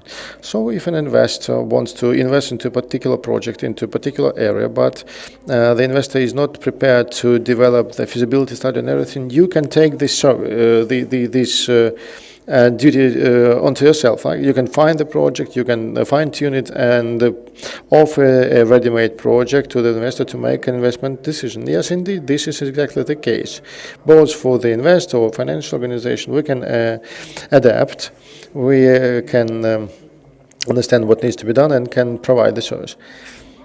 And certainly you can cooperate with the local authorities to help them prepare projects for investors. Yes, absolutely. Every mayor and every governor understands now that they need to attract businesses. Businesses are going to be responsible for their businesses and for what they're doing. That's what makes our project different from others. Thank you. Thank you to all the speakers who have been with us online and offline.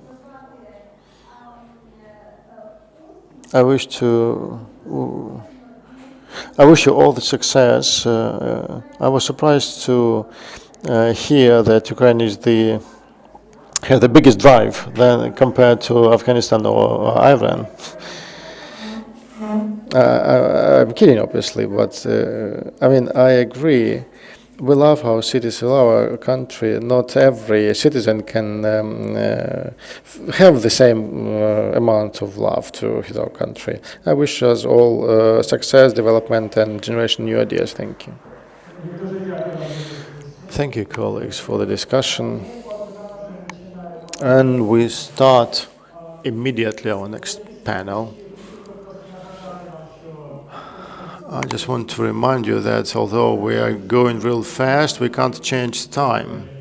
And we have some time limits. So please let's take our time limits into account. So now next panel, as Andriy Zdesenko at the beginning said, finally we we approved the law on industrial parks. We should have done that like 20 years ago. So our next session is going to be devoted to this law and what opportunities it opens up for Ukraine. So industrial parks at their starting pad. I am inviting the panelists.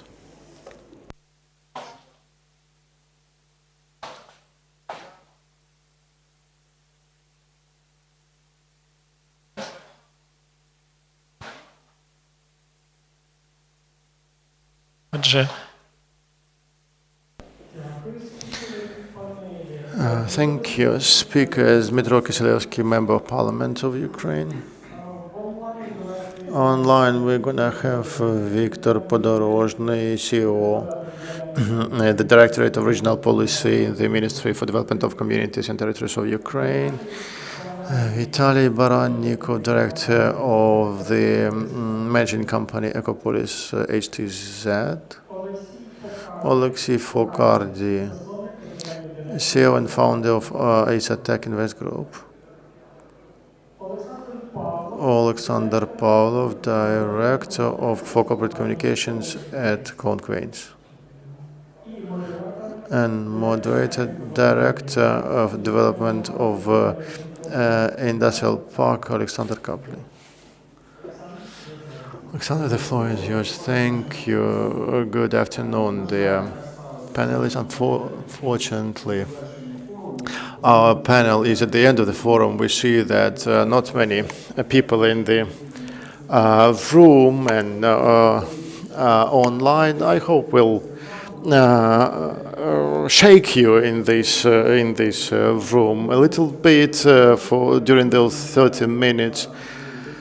For those who are listening and watching us, industrial parks are special industrial territories with prepared engineering and transportation infrastructure with simplified regulatory procedures and a package of investment incentives for industrial and scientific companies. We all know what's going on in the world. Over 10,000 industrial parks are there.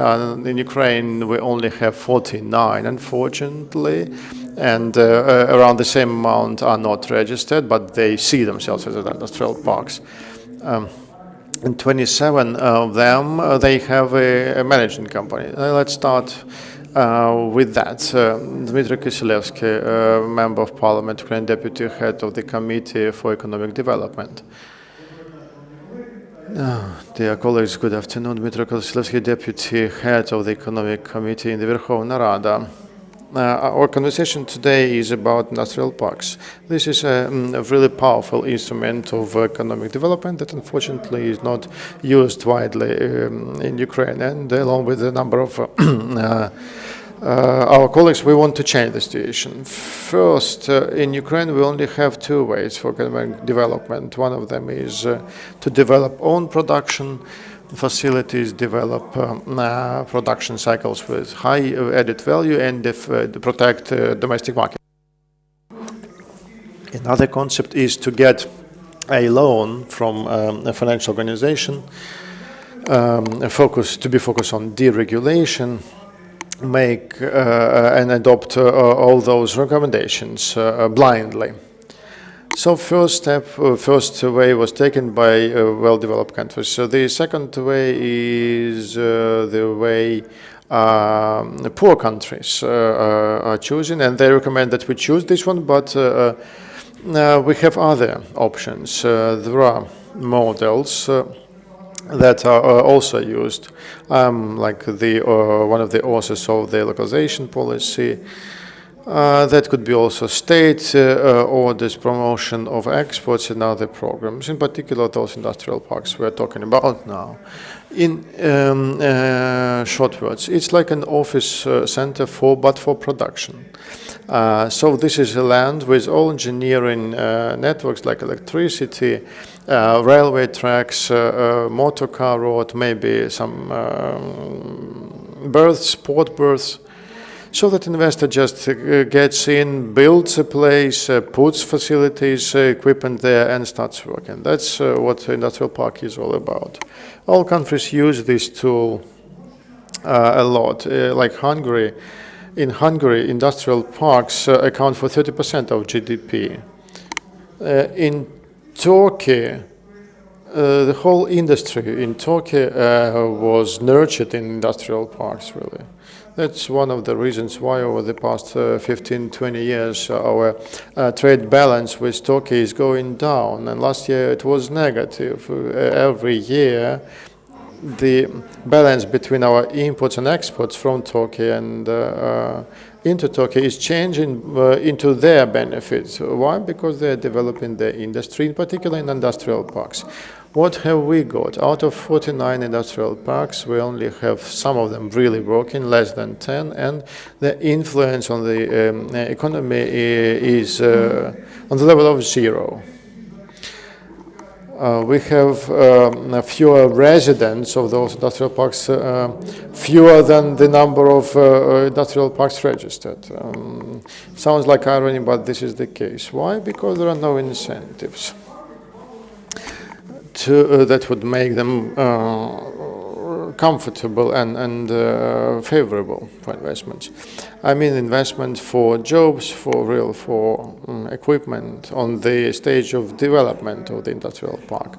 There are different incentives. Taxation, financial institution. It's a really simple wheel that we don't need to reinvent.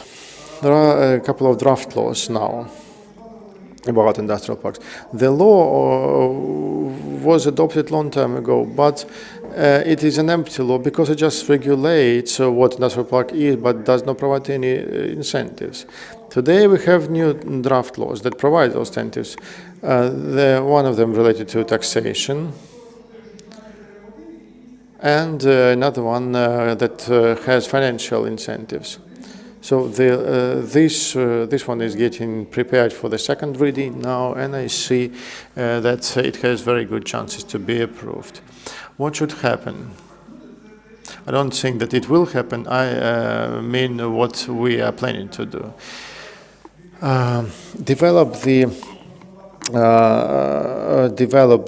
area for industrial parks from 10 to 1,000 hectares. Why? To ensure that smaller communities could find, some small land plot to start developing industrial parks. Compensation for the connection to all networks, compensation, some part of investment, and probably local budget funding, so that the communities could contribute to the development of industrial parks. If the draft law is approved,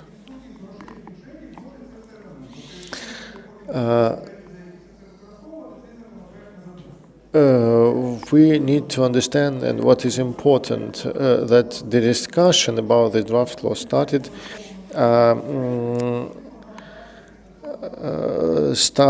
as a chain effect, the discussion about other draft laws about industrial parks.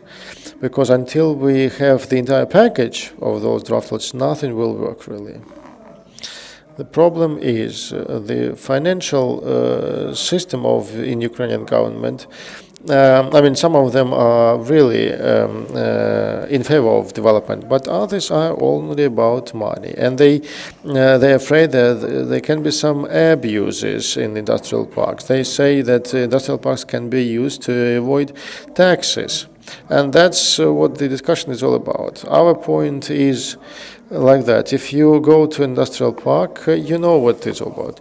It's a field, there's a grass, high grass, there's nothing there. There is some substation, some owner, and some pillar standing. That's it. There is nothing to collect taxes from. If something gets in there, then can you start collecting taxes. But they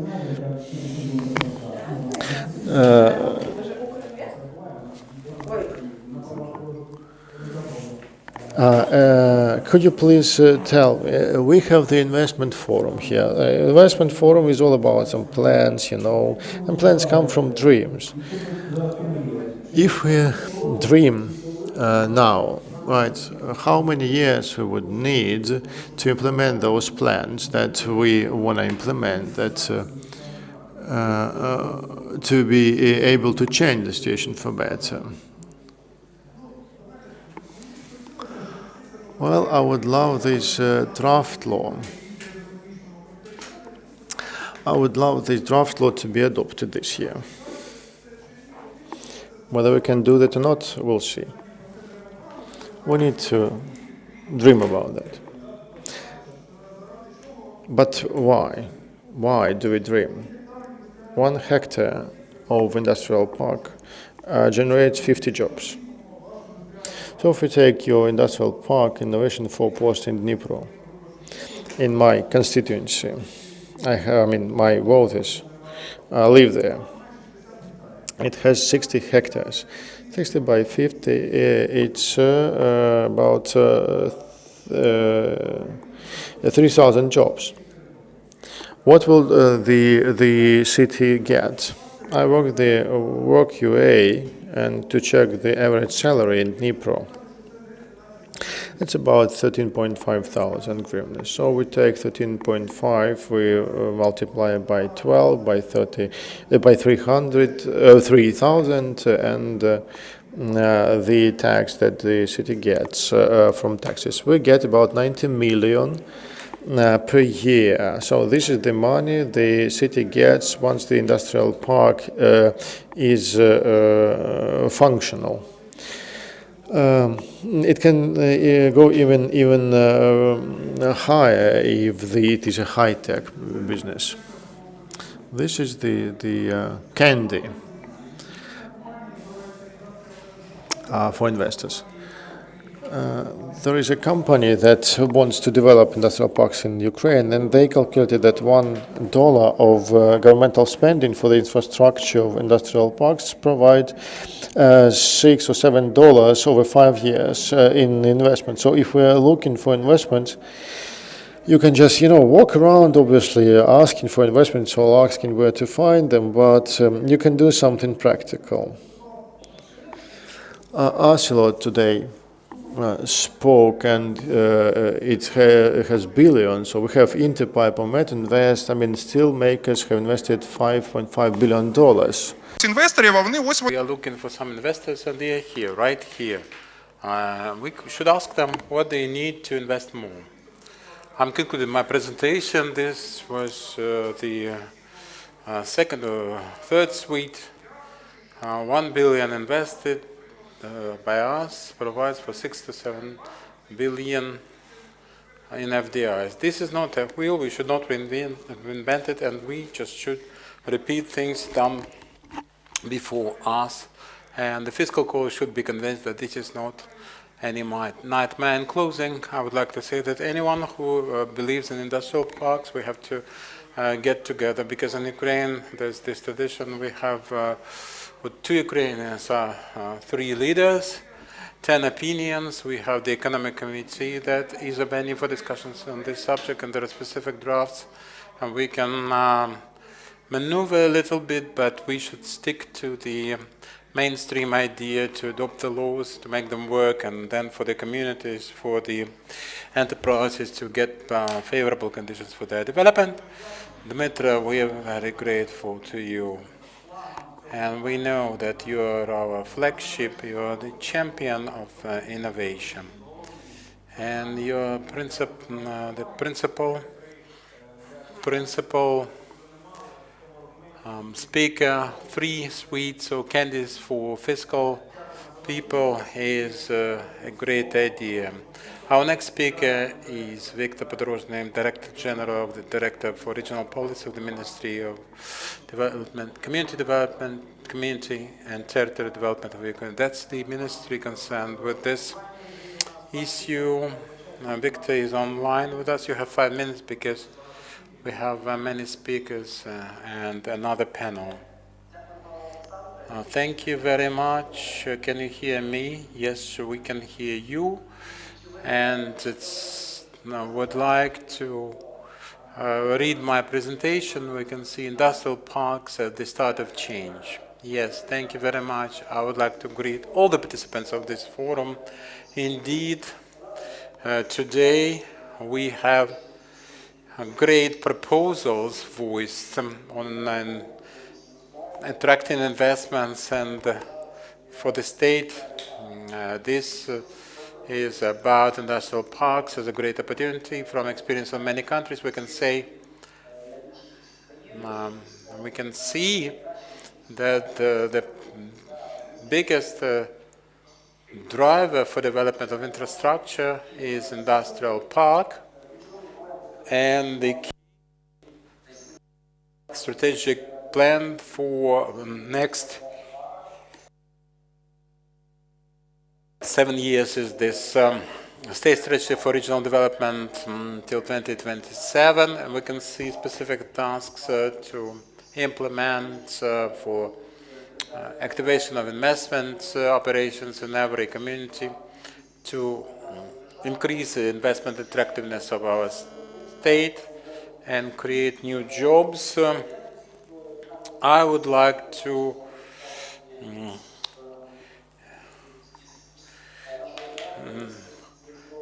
join our moderator. About 50 industrial parks we have registered in Ukraine. There are some distortions region-wise. There are some champions and some regions without industrial parks, but still we have this great number and good performance from the existing parks, providing for investment attractiveness of Ukraine as a country and specific urban areas. We mostly focus on the effective industrial parks, and we have some problems with the bigger regions where the synergy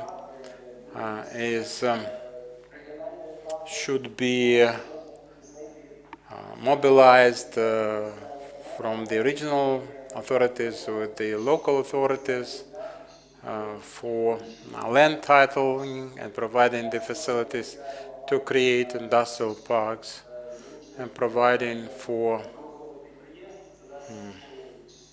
involvement of industrial enterprises for development of SMEs. The key thing that we've heard about during this panel discussion is financial support from the state. From the state budget, our ministry has 2 instruments: state fund for regional development, state regional development funds. That's targeted support of the regions.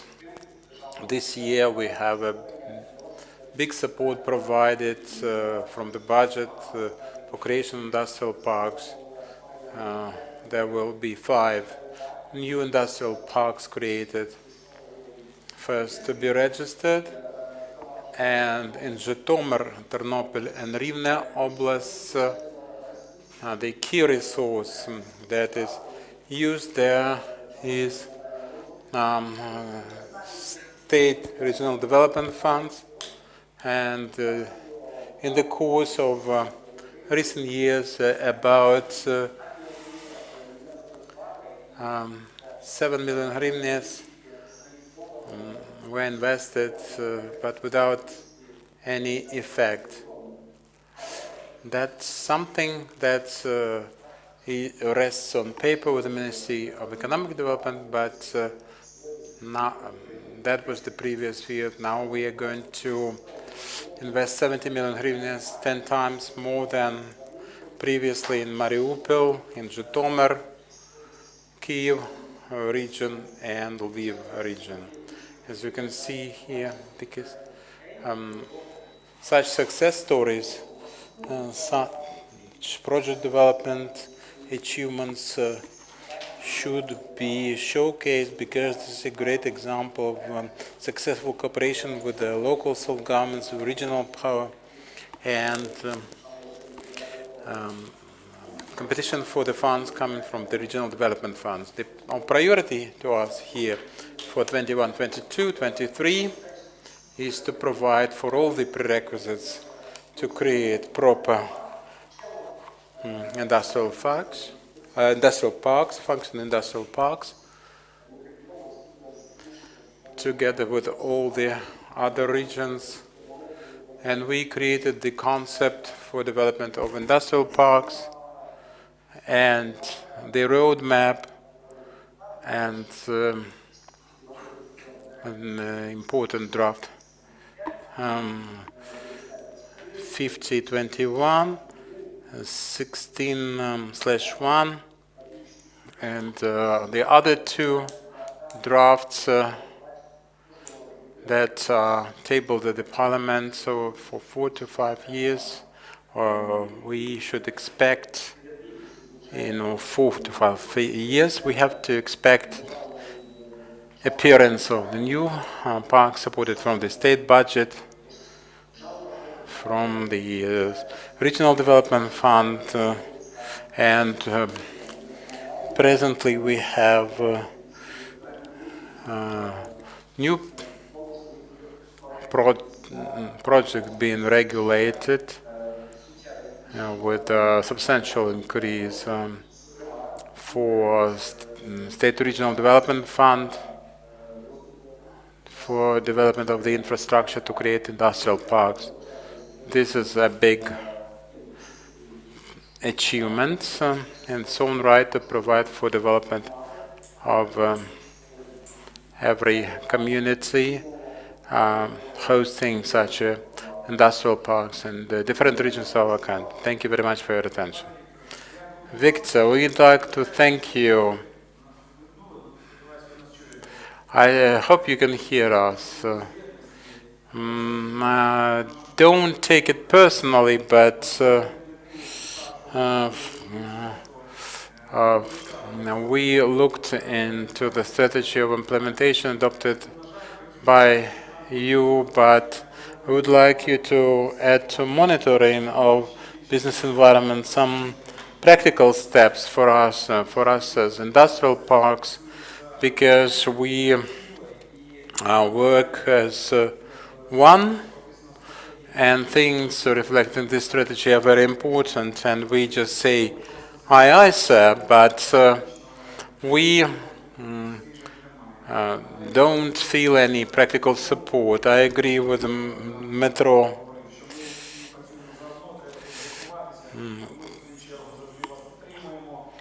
Kiselevsky, who said that we are in the same boat, but you have to pay more attention to our shortages and sensitivities. And we have to pull out the weeds,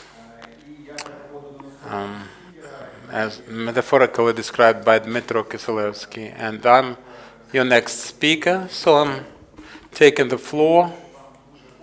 And very briefly, I understand that we are behind our schedule. I would like to discuss my project, Innovation Forepost Industrial Park.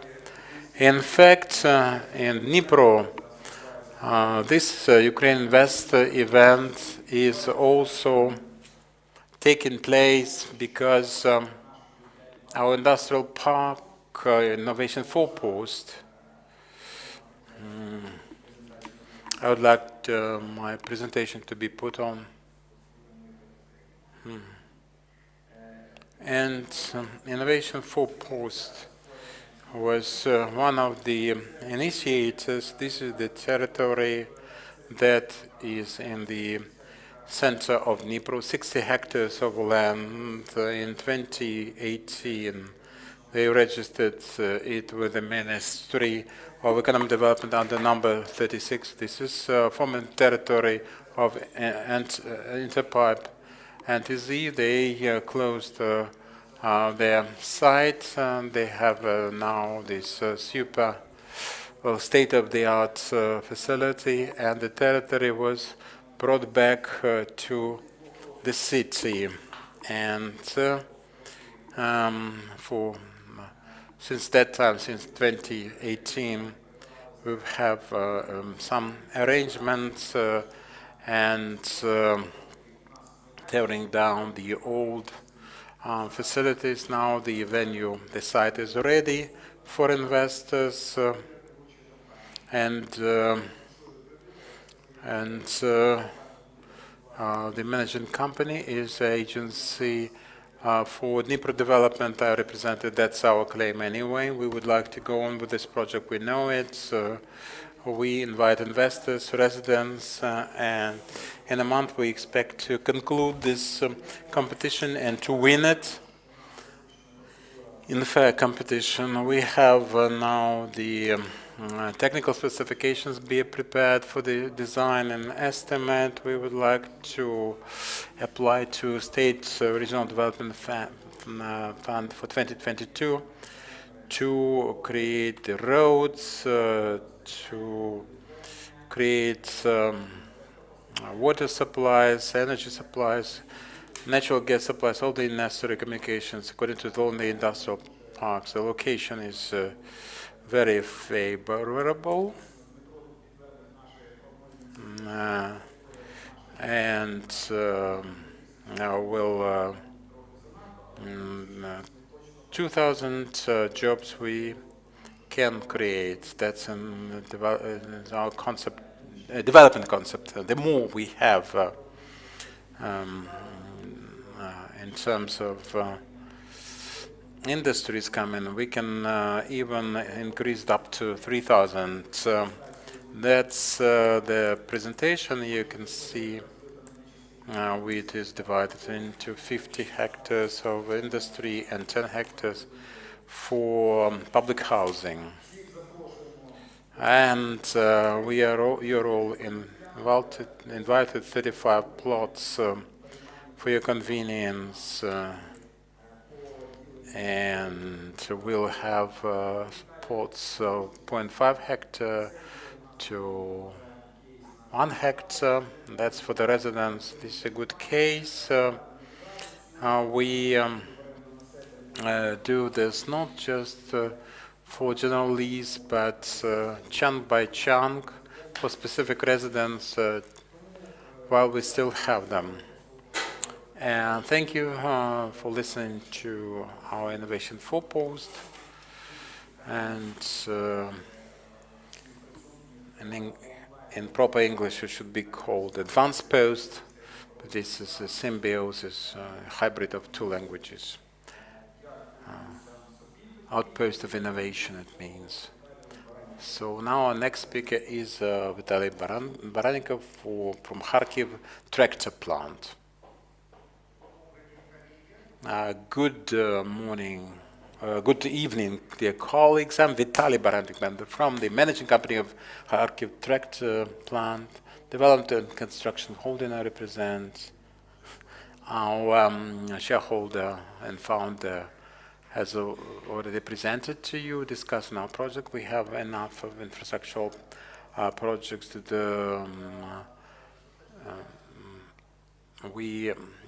DCH has been always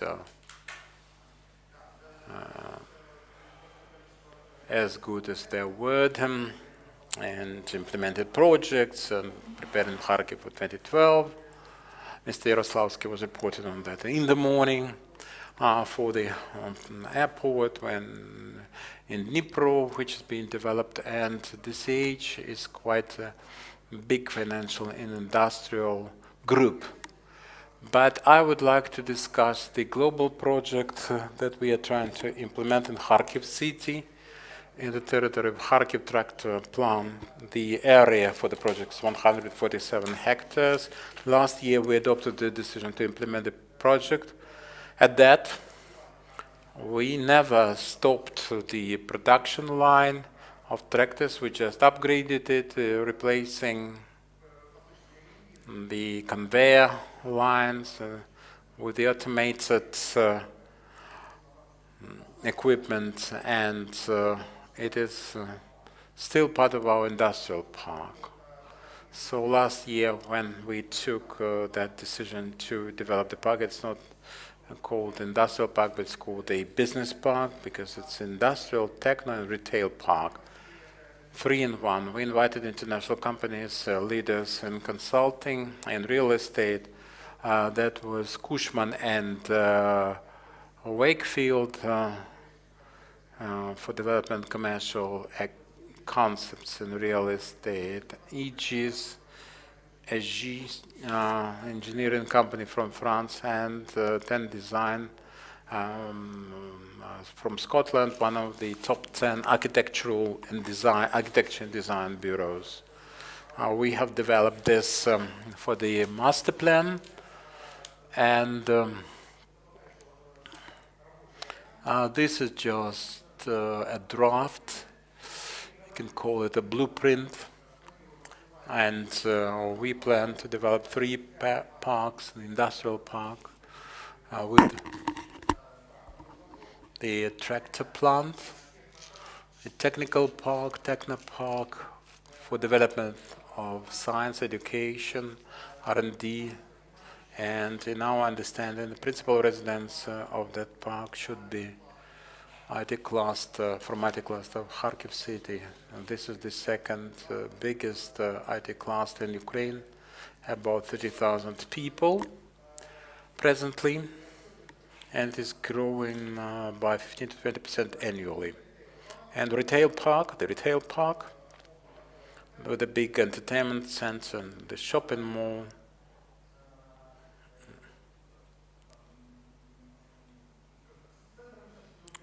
We are having negotiations with the epicenter, IKEA, so we plan to attract the biggest international retailers.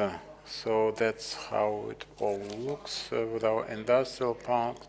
And the left hand, in the top part, you have seen the sorting center from Ukrainian Post Office. Mr. Smilansky visited our territory for the sorting centers in Ukraine, Kharkiv. We plan to have it for the territory of our park. We have boxes for industrial and logistical centers. So here you can see the layouts, real-life layouts of the buildings, scaled for the territory. Technical park, we would like to develop the IT area, science and education. For us it is interesting because Kharkiv is, first of all, high-tech Kharkiv. Kharkov has IT, precise have engineering. We have the whole chain of production, from education to science and the testing and production as such. These are those potential residents with whom we are in talks regarding participation in our projects. I mean, those are the biggest IT companies, the production companies. The Kharkiv IT cluster, we are implementing this project jointly with the Kharkiv Town Hall. Igor Terehov has talked about the fantastic development of Kharkiv, and yes, joint with Town Hall, we're developing those projects. Now, in a couple of words, maybe you don't see it well, but I'll brief you about them.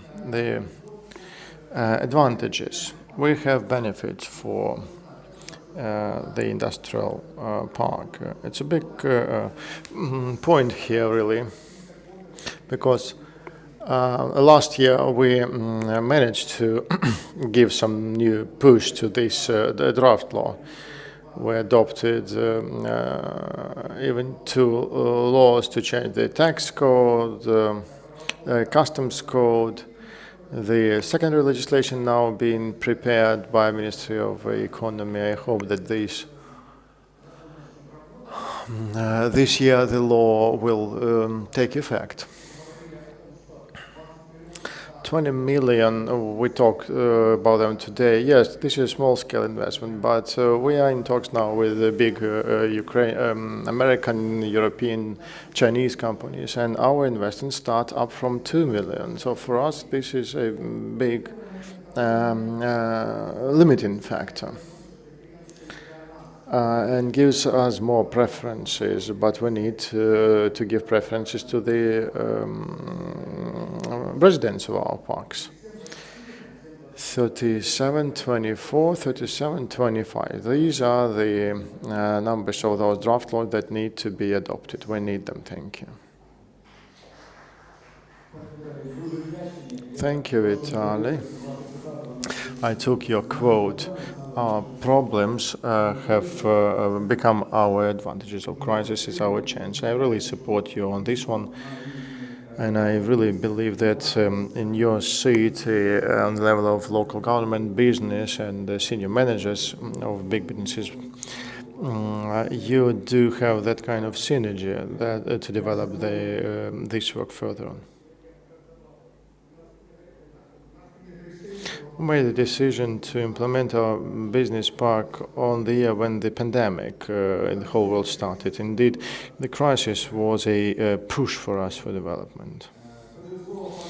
Floor goes to Mr. Alexey Fokarty, Invest Group.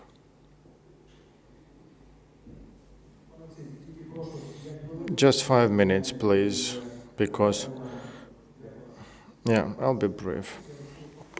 Hi everyone, Alexey Fokarty. I represent Tax Invest Group. We implement brownfield plus greenfield in Melitopol in Zaporizhzhia. It's a former plant, 84,000 square meters. We are renovating that. We have over 700 jobs created there. We have the potential for further development. We're getting new residents. We support them over 3 years. We got a fantastic experience in the format of managing companies. I mean, we have the competencies in place now. We have the knowledge. We have the staff to do that. So we do, as we do the business, we create the team first, and the team then does the business. We don't make fancy presentations, so if the support team could switch on our video about Melitopol, just a short one, brief one about the industrial park. We took the brownfield, so this a former plant, and we are renovating that with new life. We decided to establish a network of industrial parks. We have 17 hectares in Zaporizhzhia now, and we already started works there. In Dnipropetrovsk region, we have one in Sinolnikovo, in Kiev Oblast, and we have plans to create from south to northwest about 10 industrial parks. I support my colleague from Kharkiv that a classic industrial park is already an outdated point. The world is going on forward, and we need to study the best practices in Asia, in North America. We have a representation from Canada in our industrial park, and we get their first-hand knowledge and advice. I'll swing away for a while. What I want to say, investment nanny is good, but it's not enough. Investment nanny is a business development officer who needs to be in every community. Then the process will move on. Social investment, economic investments are about creating laying the foundation for the future. We generate something, and then this foundation generates income for us. So that's how the whole developed world lives. Industrial parks are a good thing, but it's not only about them. It's about location, like brownfield or greenfield, with communications with a competent managing company. We need to do that already now, especially for greenfields, because you can't get the knowledge out from nowhere. So bear that in mind. The benefits, the incentives, that's another important thing. Any investor, when he considers where to go to, like Ukraine, Bulgaria, Poland, Romania, he looks at the incentives offered to him in Poland or Ukraine. If no incentives, why would you choose Ukraine? This is a priori, this is how it is. With 30% or more of GDP is created in industrial parks all over the world, in Hungary, in Spain, Turkey, China, everywhere. It means that investment, you need to make investment first, to create a good environment for further investment. Ukraine, during these times of change, with those roads being constructed, and I mean, this is what we can't believe is happening, and we are really happy about them. Every president, starting from Yushchenko, would approve in the first reading the law about industrial parks. Yushchenko, Yanukovych, Poroshenko, Zelensky, but there was never a second reading. Never a second reading. There have never been a second reading. Another point. Why, when we go to donors, financial donors, and we tell them, like, you help us with everything, help us with industrial parks, they tell us, we won't give you this official answer, but, I mean, guys, come on, you want us to do the work for you? This is against our policies. I mean, it's either that the government understands that and invests at least on the starting level, initial level. I mean, investment nannies, we need that for every amalgamated community. We need a deputy mayor or deputy leader of territorial communities to work 24/7 to help support and protect investors. I don't mean foreign investors, because we all know that 9 of 10 investors in every locality are local investors, are local businesses, and only 1 of 10 is a foreign investor that before starting operations would ask local investors how they're doing, what have they achieved over 10 years, let's say.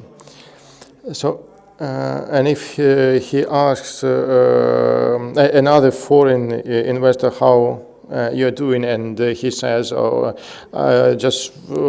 almost over with the fight with the regulators, that would be an indicative for this new investor whether to go to Ukraine or not. And we will not have a transparent, clear protection of domestic and foreign investors from law enforcement chaos. If we don't have that, we can't succeed possibly at all. And about the industrial parks and techno parks, IT industry generates over $5 billion US dollars in GDP. That's right. We can't catch up with the third and fourth digital revolution. We don't have time for that, but we have a chance to make a huge leap to the fifth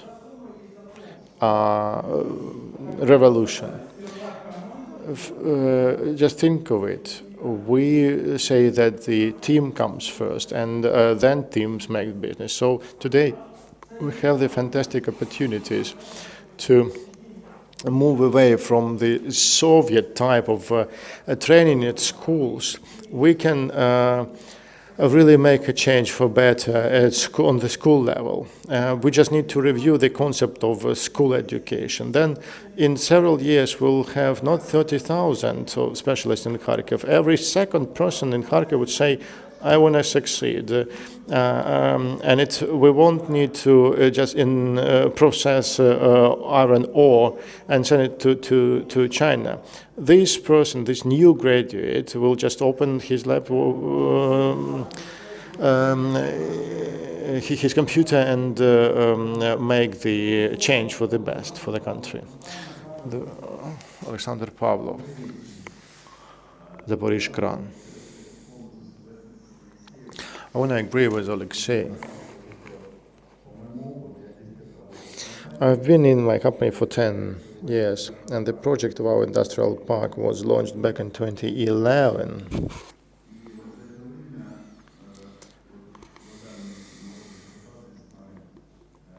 And since then, I had doubts about our Verkhovna Rada and its ability to do something for industrial parks. We would have so many delegates from the parliament. They would, make us fill out some applications on 60 pages. And when we ask questions what that would give us, they would never give us a clear-cut answer. They would talk about some land ratios and something, But the point is, what do you want? Do you want a result, or do you want the filling out of applications? So, rational guys from Finland, when they entered Ukraine, and Ukraine is the global player in the world today in the area of lifting production and sales of lifting equipment. We have about 20% of the global market. 3 years ago, we bought a part of American corporation, Derex.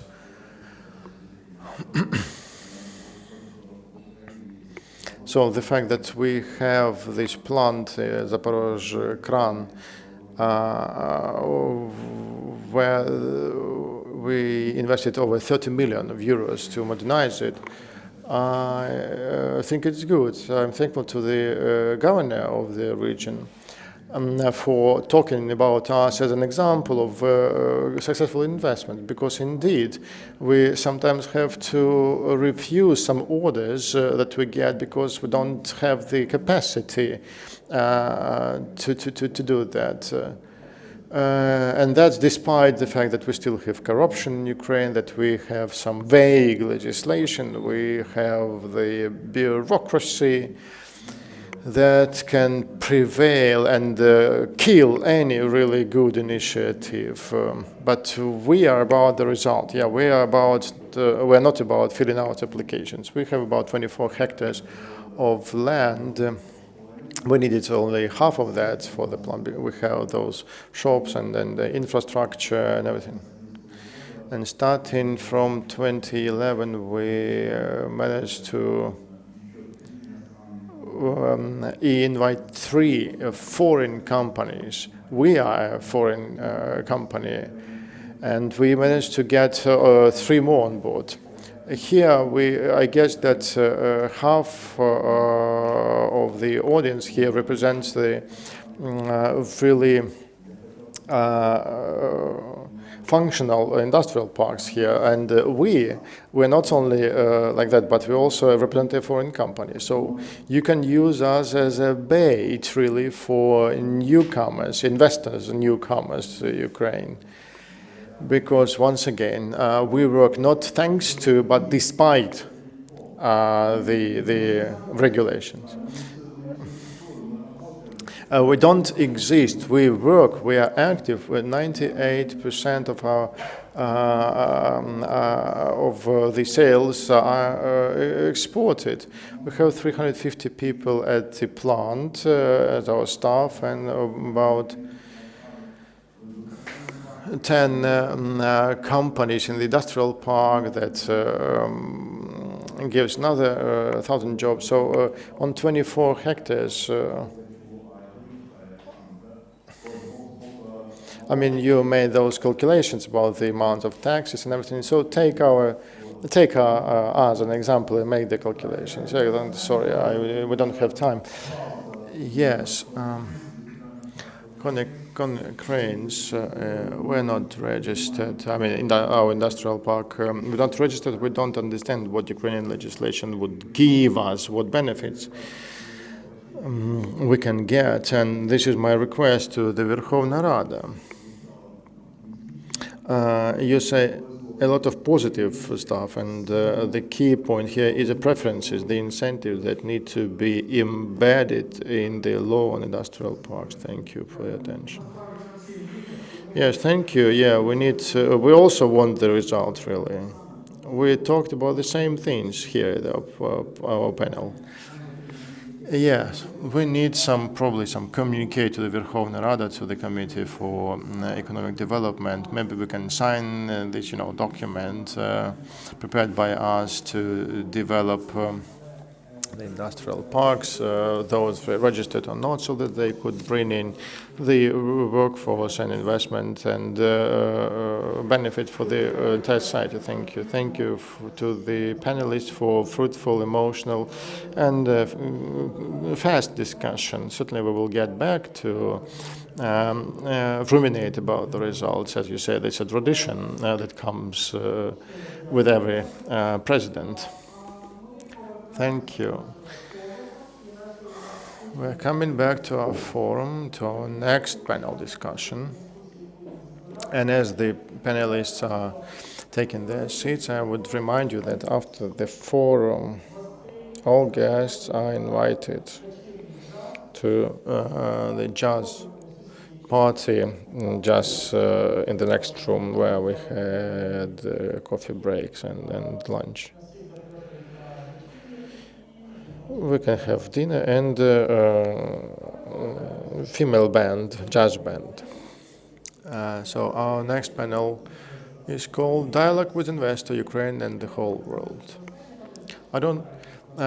This is the final panel discussion. Not the last one, the final one. And our main speakers are going to be as follows. Dmytro Synik, Deputy Minister of Foreign Affairs of Ukraine for Digital Development, Digital Transformation and Digitalization.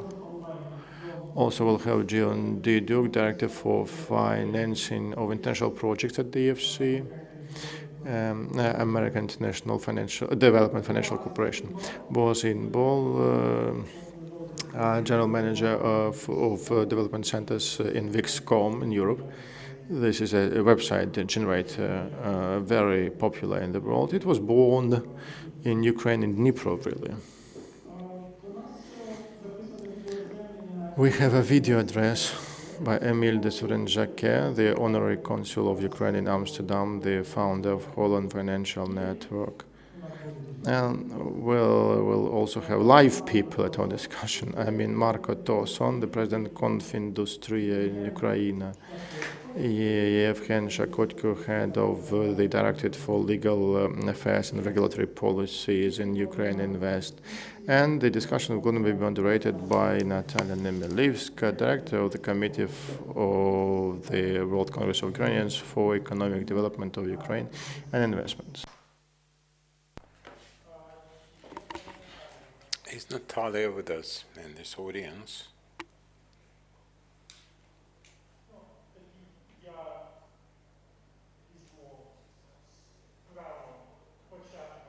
Then let me take over when Natalia comes. She's supposed to join us online. I'll turn the floor to her. So let's start with our guests. Thank you for joining us. And Marko Tosom has worked with Ukraine for more than 20 years now. He is an honorary consul for Ukraine, and Marko is president of the Italian Representative Office of the National Chamber of Commerce to provide for economic, commercial, technical cooperation between Ukraine and Italy. Marko, what can you say from your experience after all those years?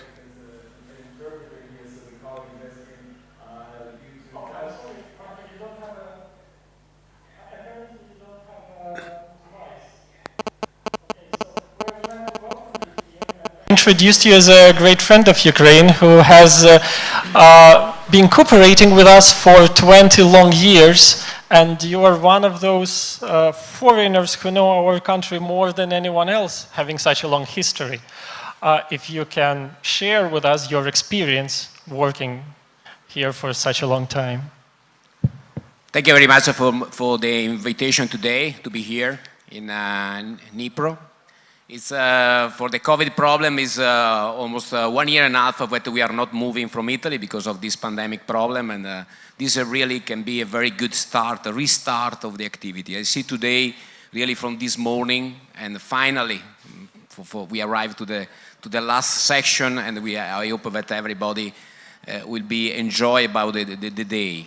It was a great day. It was started with the Prime Minister of Ukraine. It was I heard today a lot of good talking, you know, from positive things for restarting and to make a really activity of investment.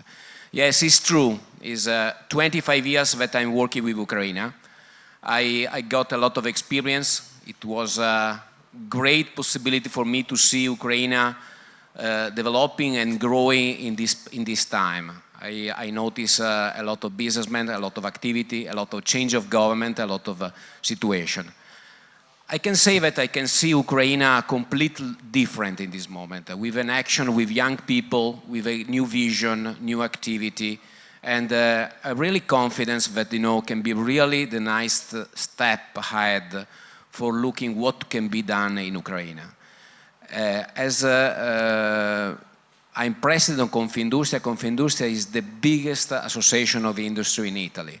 All the big companies associated in Confindustria is a private association, but is positioned as quite decision maker in the government of Italy. So all the activity are managed by the government, but is also suggested by the Confindustria. We have the new president, which is Mr. Bonomi, that is appointment just very recently, and Mr. Barbara Beltrame, which is the head of the internationalization, that will be together with us in Ukraine, together with our Minister of Foreign Affairs, next 10 of June. So next 10 of June, Minister of Foreign Affairs of Italy, together with Confindustria, will be present in Ukraine, just to evaluate what can be done and what we can join together, Ukrainian company together with Italian company. This is the main scope that we are targeting to found the right platform for Italian company in the Ukraine. Thank you. Marko, thank you very much. Now the word is to Yevgen Shakotko. I will translate for you, Marko, as well, or I can follow it in English. I'll be speaking English. Yes, okay, great. Yevgen is responsible in UkraineInvest team for facilitating of problematic issues with foreign investors and interaction of foreign investors with state bodies and local bodies. So over last 3 months, UkraineInvest facilitated over 65, that's a huge number, 65 investors in solving complicated issues in Ukrainian environment. Could you explain this? Yes. Yeah, absolutely. Thank you very much for the question, and it's a pleasure to be joining the panel today with Marko and other colleagues working in the same sphere. I would probably start with giving a few words about transparency. We at UkraineInvest believe that each and every case of successful communication and cooperation between, on one side, government authorities, local bodies, and on the other side, investors, is something that may be considered as a green light for new investments coming. And our role in UkraineInvest is to make sure that there is more of a green light than of a red light, and the green light is really shining brightly.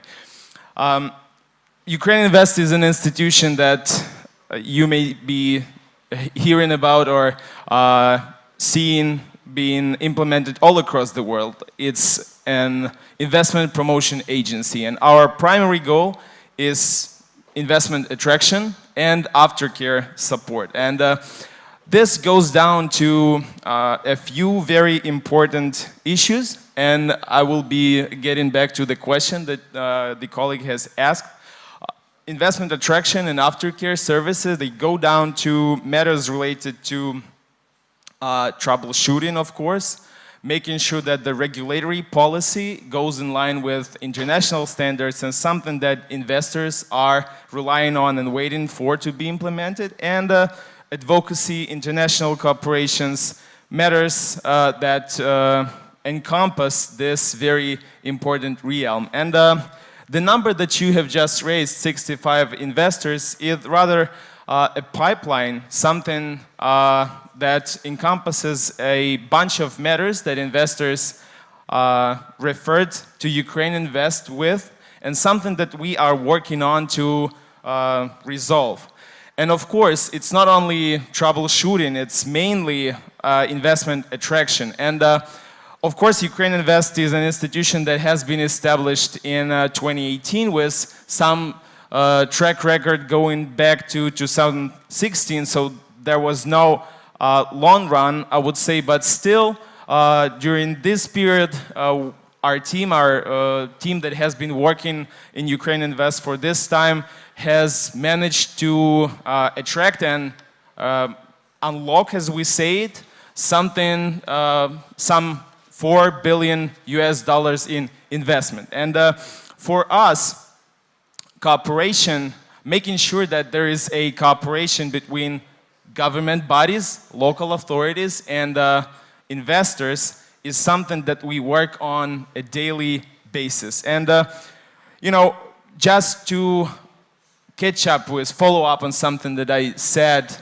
it is our role to be sort of a bridge between investment community and government authorities, so that making sure that whatever concern is present among investors, among business representatives, this concern is actually heard within the government. And we deal with it on a daily basis and are open to cooperation, given the fact that our institutional capacity has been significantly enhanced throughout 2020, 2021, with us being authorized to be so-called investment nanny in accordance with the law on state support with significant investments, something that I believe all the participants of this event have heard about a lot today.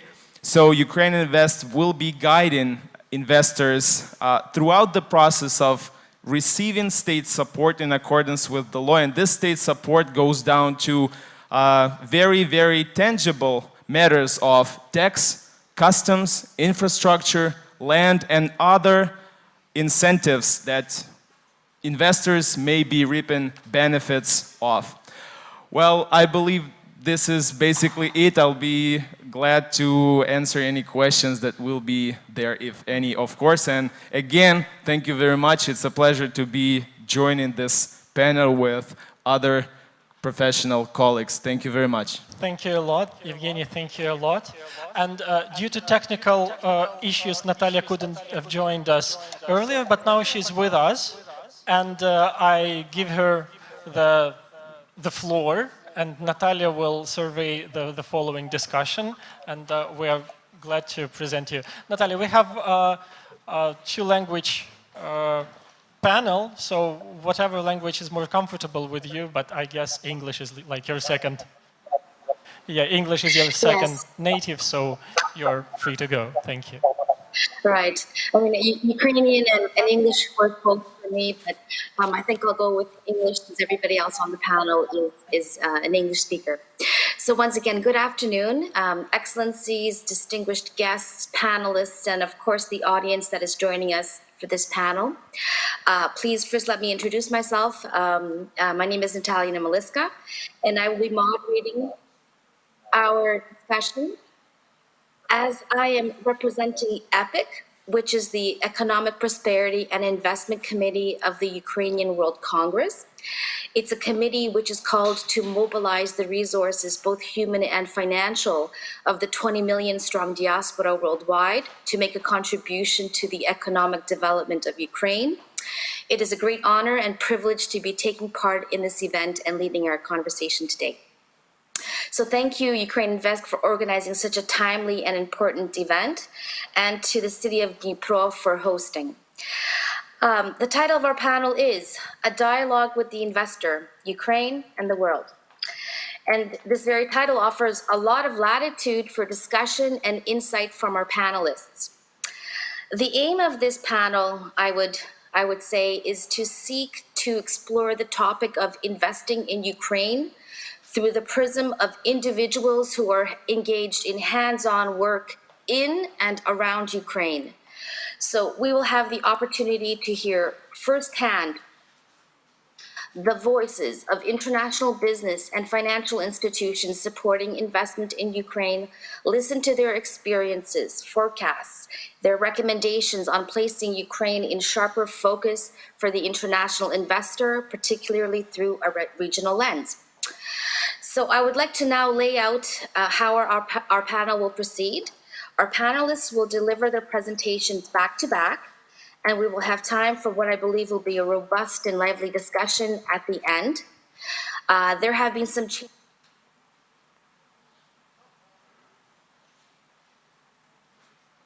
Dear audience, also to you, if there are questions you would like to pose to our speakers, please write them in the chat box indicating to whom you're addressing them, and we will get to them at the end of the panel. So our panel will begin with some introductory remarks and an opening speech from the Deputy Foreign Minister of Ukraine, Chief Digital Transformation Officer, Mr. Dmytro Senik. Mr. Dmytro Senik, of course, you know, the MFA plays an integral role in promoting Ukraine abroad, including export promotion and awareness among the international community on what Ukraine offers. So there is a lot of work, you know, for the MFA to do, and we would like to hear a little bit more about that. So with this, the floor is yours, Mr. Deputy Minister.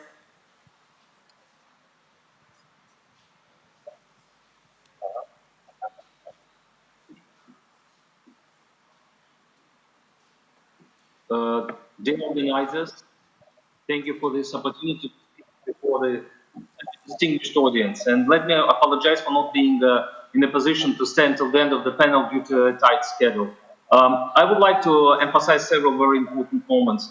Firstly, let me highlight that the law on state support of investment projects with significant investments signed by the President of Ukraine, Volodymyr Zelensky, creates a necessary legal environment for foreign investments, paving the way to attract more FDI. I think this is a good step forward, which emphasizes the government's serious intention to attract investments, support investors, and assist them in any matter required to comfortably doing business in Ukraine. And speaking of doing business, as I'm sure you know, according to the World Bank Doing Business annual ranking, Ukraine climbed 7 positions and ranks 64th, with 6 out of 10 key indicators improved. According to the ranking, our immediate neighbors are India, Saudi Arabia, and Bulgaria. And let me draw your attention to the fact that this progress has been made by the Ukrainian government only over the last 6 years, allowing Ukraine to strengthen its ranking by 48 positions. I think this is also a good sign and a clear message to the foreign investments from the government that we are ready, keen, and welcome foreign investors. With Ukraine's immense prospects in agri-tech, the recent land reform that also allows investors to look at Ukraine as an agriculture hub, or rather tech hub. Our gross grain production is growing every year. According to the latest forecasts of the Ministry of Agrarian Policy of Ukraine, an impressive record of 100 million tons of grain is expected this year. A significant share of this grain needs to be stored and transported. That is why Ukraine and infrastructure is another promising investment opportunity, especially for countries that are interested in Ukraine. We already have a number of projects with foreign investors, including in the port of Olvia with Qatari Q Terminal Company, and we are ready for other opportunities of this kind. We finalized a special legislation allowing very lucrative conditions for IT business development. And given that Ukraine is gaining its reputation as IT powerhouse in Central and Eastern Europe, I think that also creates a lot of opportunities for foreign investors. I'm sure it will be discussed in more details during this panel as well as during other panels. While Ukraine is traditionally strong in agriculture and IT sectors, we have other very promising industries as well. The State Property Fund offers privatization of state-owned enterprises, and I encourage and invite investors to look at those opportunities. So let me stop here and just reiterate that the government works hard on ensuring comfortable business conditions for foreign investors. And you, foreign investors, are in good hands of UkraineInvest, our primary agency responsible for taking a good care of foreign investors.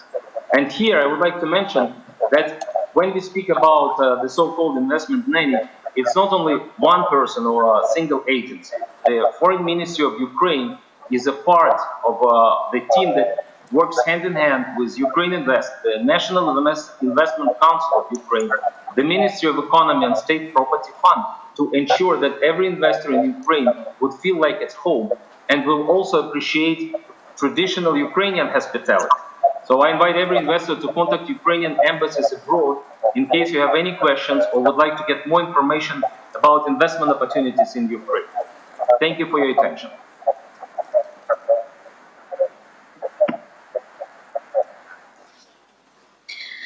Thank you very much for these opening remarks and for your intervention.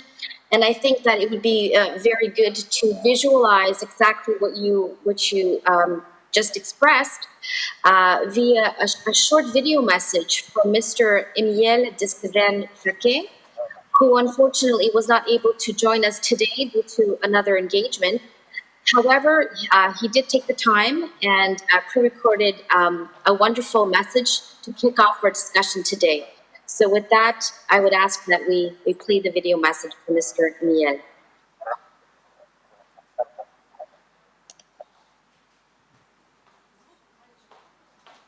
Consul of Ukraine in the Netherlands.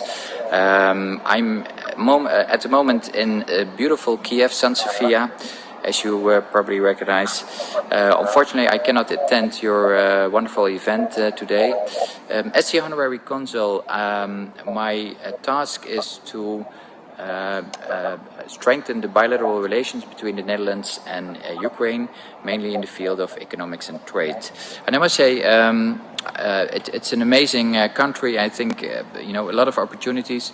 Of course, on the field of agriculture and other industries. But I think the biggest asset of Ukraine is its human capital. I have myself a background in recruitment, and I must say the human capital here, the workforce, the high level of education, but also the work mentality, it's just amazing.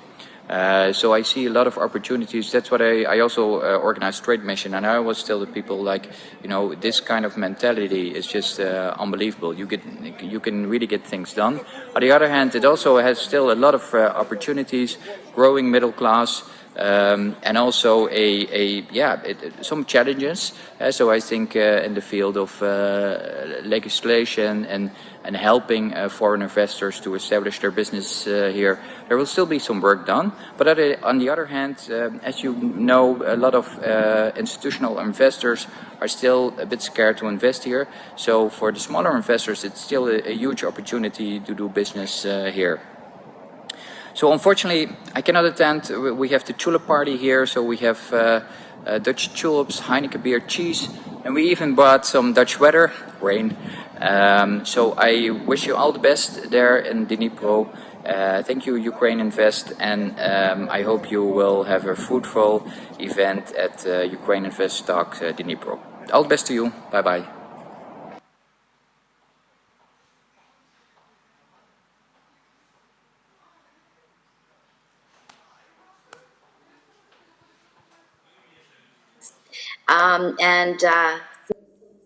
Some things to think about, specifically when we're talking about human capital and the potential that Ukraine has, and how we can exploit that to a better degree.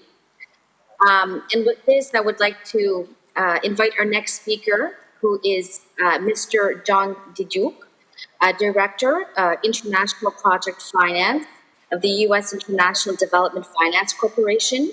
Mr. Dijuk is joining us from Washington, D.C. today. Good morning, Mr. Dijuk. Welcome, and the floor is yours. Thank you.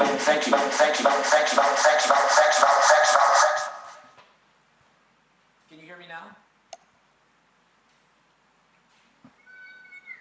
Can you hear me, Natalia? So. How is it now? Can you hear me? Not so well. Perhaps you can go on to the next speaker and I'll try to work on my technical difficulties from my end.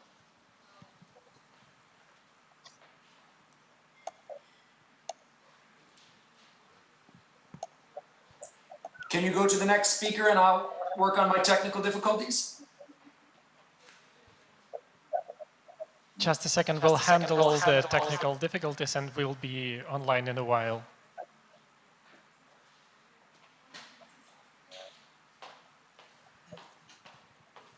Can you hear me now? Yes, we can hear you. Can you hear me? Yes, you are online. We hear you, sir.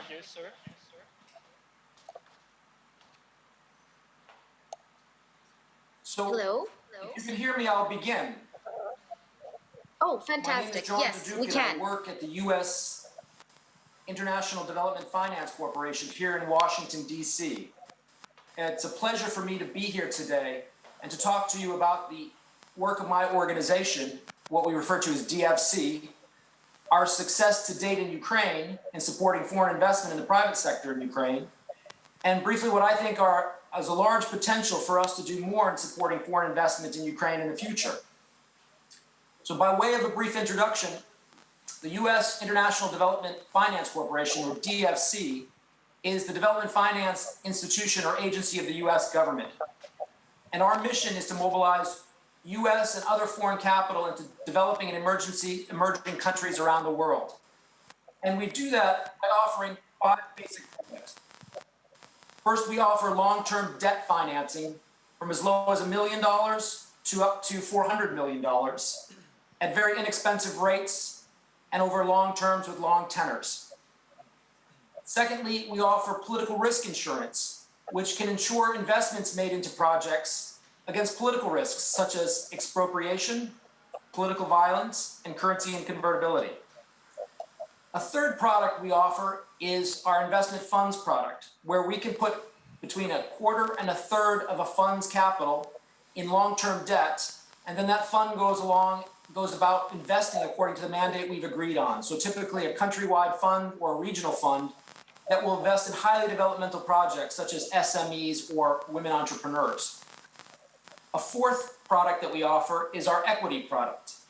We can put equity from $5 million to $25 million into specific projects or into investment funds. And then the last product we have that we use to support foreign investment in private sector investments in private sector projects is our technical assistance grants. On a cost share basis with a sponsor of a project, we can provide on a dollar for dollar basis technical assistance grants that either help confirm the feasibility of a project or help an existing project expand in different ways. So again, long-term debt insurance, political risk insurance, equity investment, investment funds, and technical assistance. Those are the products we offer. Now we have a whole set of credit guidelines and policy requirements to be considered for a project to be considered for support from DFC. But I just wanted to focus on 4, which I think, if you can keep in mind, will help you decide whether DFC is a right partner for you in your investment in Ukraine. The first is that the project must be located in the private sector, be a private sector project. And this means that either private sector investors or companies have to have majority ownership of that project or majority control of the project. So we can support, for example, infrastructure projects, but in the case of an infrastructure project that's government owned, either the government has to have a minority share in that project, or we can finance and insure the project during the term of, say, a concession that a private sector participant has for the project. So again, private sector development is our focus. We don't lend typically to governments. Second point to consider, a threshold requirement for us, is that additional financing has to be available for the project. We don't provide 100% financing for the projects we support. Again, it goes to our mission, it goes to our mandate of mobilizing investment to a company. So typically for a new project, a greenfield project, we can finance 50-50 debt to equity.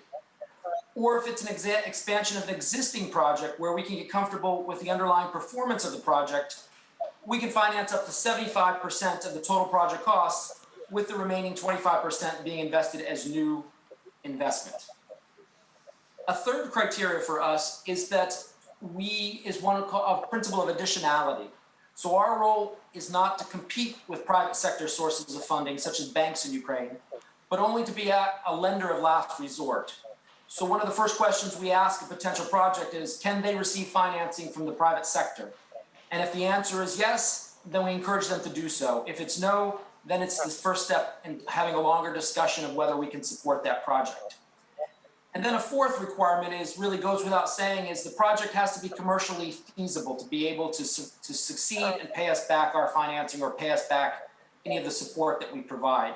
We don't provide just outside grants or technical assistance in and of themselves, but we support long-term investment projects in a country. Now, with regards to Ukraine, DFC and its predecessor organization, OPIC, the Overseas Private Investment Corporation, have been very successful. Right after the events of Maidan in 2014, we had a portfolio in Ukraine of roughly $100 million. Since that time, we've grown it to over $1 billion. And a lot of the success has been because the country has opened up itself to foreign investors, and DFC and OPIC have been there to support them with financing and with political risk insurance. Our projects in Ukraine range across different sectors, from, for example, the Zaporizhzhia wind power project, where we're providing both financing and in political risk insurance of several $100 million, to education, where we're providing a small $6 million loan to the Ukrainian Catholic University in Lviv to expand their campus. And what I think makes DFC even more, there's more potential for DFC to support investments in Ukraine, is that in the past, when we were OPIC, we were required to have a US connection in all the projects that we supported in Ukraine. Currently, because Ukraine is considered a lower middle income country by the World Bank, we can support projects without a US nexus or without a US connection. So if a Ukrainian company cannot find financing for its project in Ukraine, and it's highly developmental and commercially feasible, it's something that we can finance directly and would like to finance directly, because we're looking for more and more projects now to expand our pipeline in Ukraine. So with that information, I'll stop here and say thank you for your attention, and I hope to have the opportunity to work with you in the future to support more investment in the private sector in Ukraine.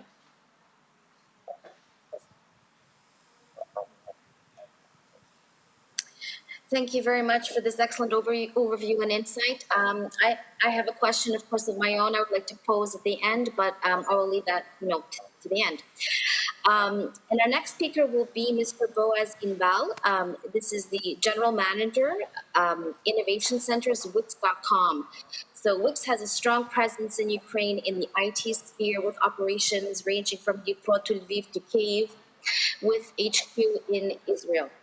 Employing directly about 1,000 people, but giving employment to so many others in adjacent industries, Wix definitely has a story to share with us today.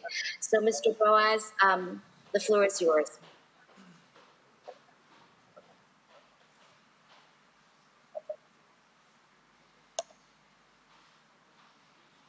No? Now you hear me?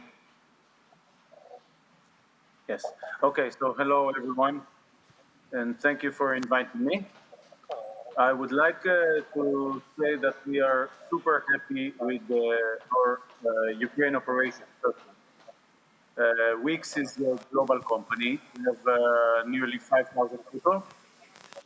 And actually in Ukraine, it's our second largest site all over the world, after Israel. We have offices in Dnipro, Kiev, and Lviv, and we are growing very fast. Most people are involved in the core of the product. So this is our aim, to continue and grow in Ukraine. Our product is basically an online presence, a tool for small, medium businesses all over the world. And our people in Ukraine, as I said, are developing, testing, and supporting users from all over the world. And they're doing it in a great way. So later on in the panel, I will discuss more about our ideas, and specifically on Dnipro. And thank you, Natalia.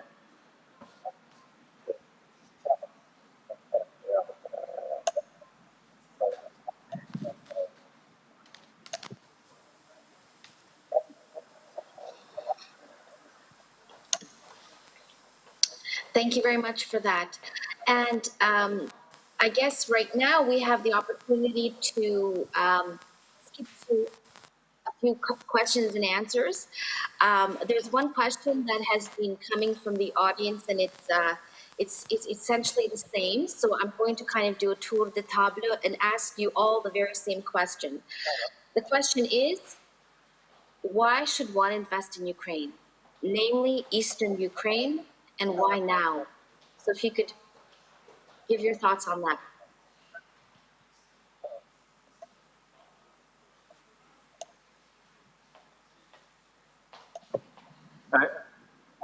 I can say that who would like Ukraine to start? is amazing country. A lot of talent, first of all. When we decided to come to Ukraine, many IT companies are choosing Ukraine because of the cost and because of the talent pool. And I think that there is a great mixture. I can tell you that the cost is also important, but it's not the first priority. First of all is the ability to find really great, talented, smart people that we can work with. This is our number one priority. And we managed to build a great team with many different products in the company, and becoming more and more independent how they work, which is amazing. So I think this is the number one for me. When I see Ukraine, I see a great talent pool and opportunities. Thank you. Who'd like to be next? Yeah, I agree with my colleague that say that Ukraine is really a really incredible country. And as I told you before, from my experience of 25 years, see Ukraine, with big change in this moment. A lot of young people and very moving, ahead is something very interesting. And what making challenging, is that they are looking really to work with the world. So it's very open mind to have a target how to organize this type of thing. I see really Ukraine that can be a good implementation for Europe, for Italian company to invest here and to collaborate this. For sure, also government is going the right direction. Also I see young face, good mentality, that they are targeting this type of things. For sure, UkraineInvest now is the panel that they did today, is a great opportunity to join together the company and create the right way. Need for sure to be simplify all the activity and the norms to be invested in the Ukrainian market, to be much more easy for the company to understand what is Ukraine. I give you only one data. In this moment, Italian companies was investing a lot in Romania and in Bulgaria. There is present there. There is a city that speak completely Italian language there because all the company are Italian. Now they are moving to Ukraine, but Ukraine must help a lot about legislation, about system, not only finance. A lot of legislation is needed to make easy for the Italian company to be present here for production and co-production for Ukrainian company. Well, if I may also join answering this question, and I'll try to be short. As far as the organization that I have an honor to represent on this panel is basically called UkraineInvest. I'll just catch up with a few thoughts that has been brought to the table today, and what we heard about is basically something that why Ukraine may be attractive and is attractive for new investment. Of course, we heard a lot about resource base. We heard a lot about opportunities that may come from industrial relocation, which is going on across the world. We've heard a lot about talent. We heard a lot about regulatory framework that is actually being improved very much. But I would end up with a thought that Ukrainian government and UkraineInvest as an authorized institution will be doing everything in its power to ensure that investor is feeling here in Ukraine as at home, and that is the reason that I would put on the table myself. Thank you.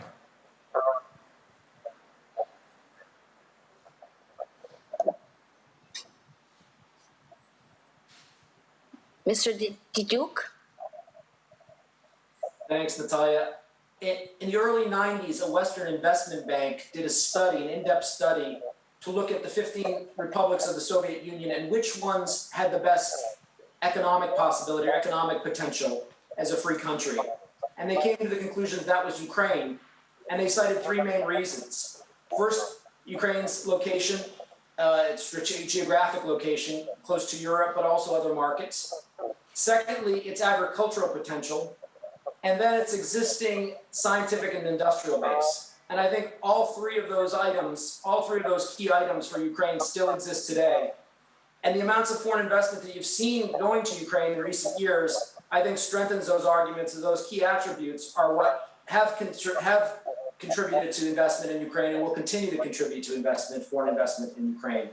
And development finance institutions, DFIs, like my organization, stand ready to support that investment with financing, insurance, and other forms of support.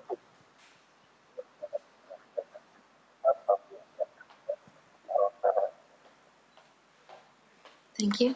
And Mr. Stanek?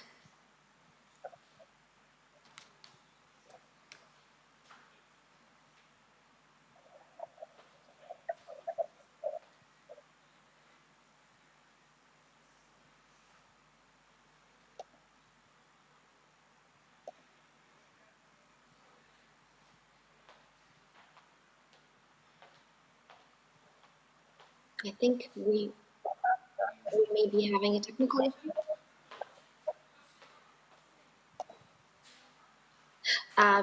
Mr. Deputy Minister, Deputy Foreign Minister, would you be able to, can you hear us, first of all?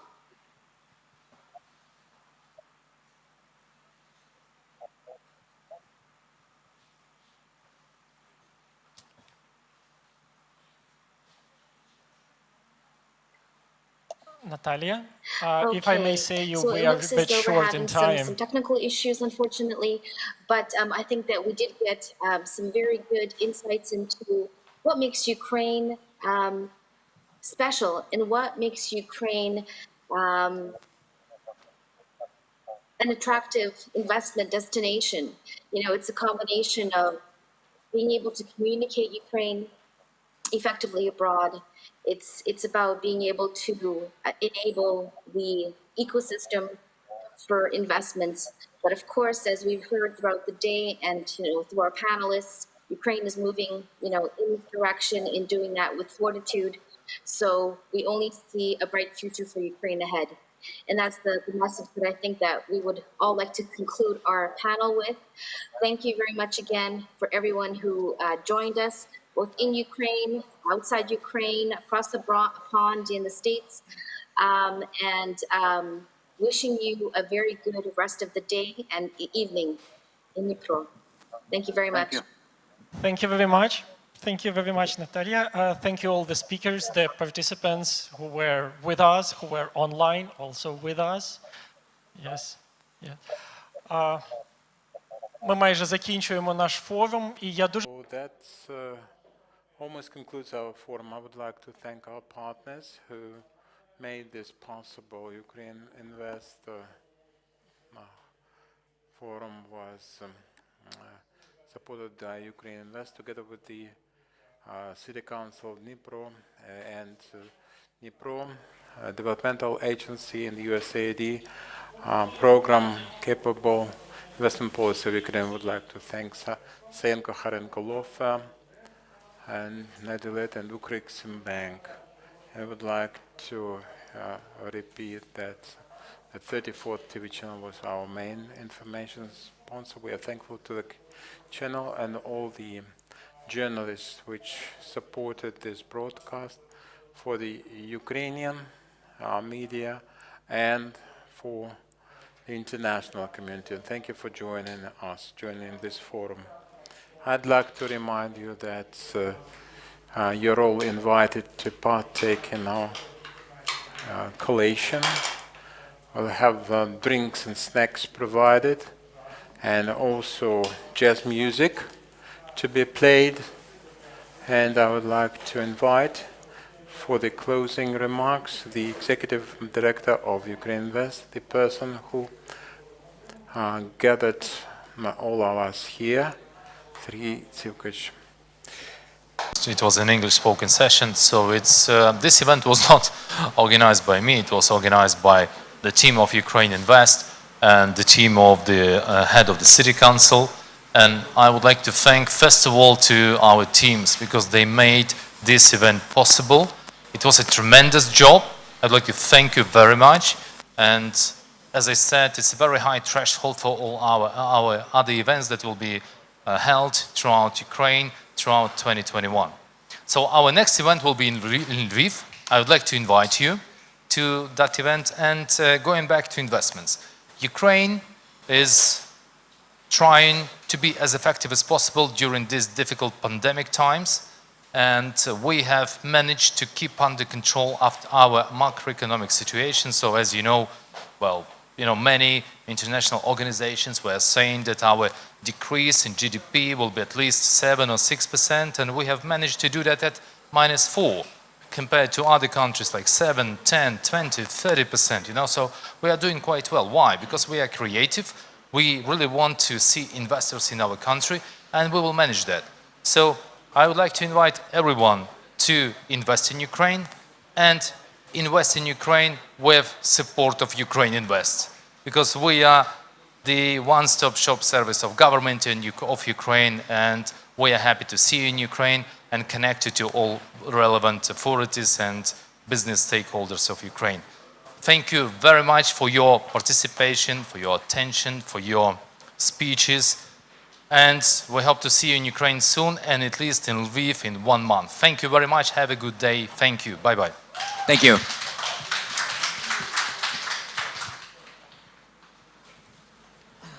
І тепер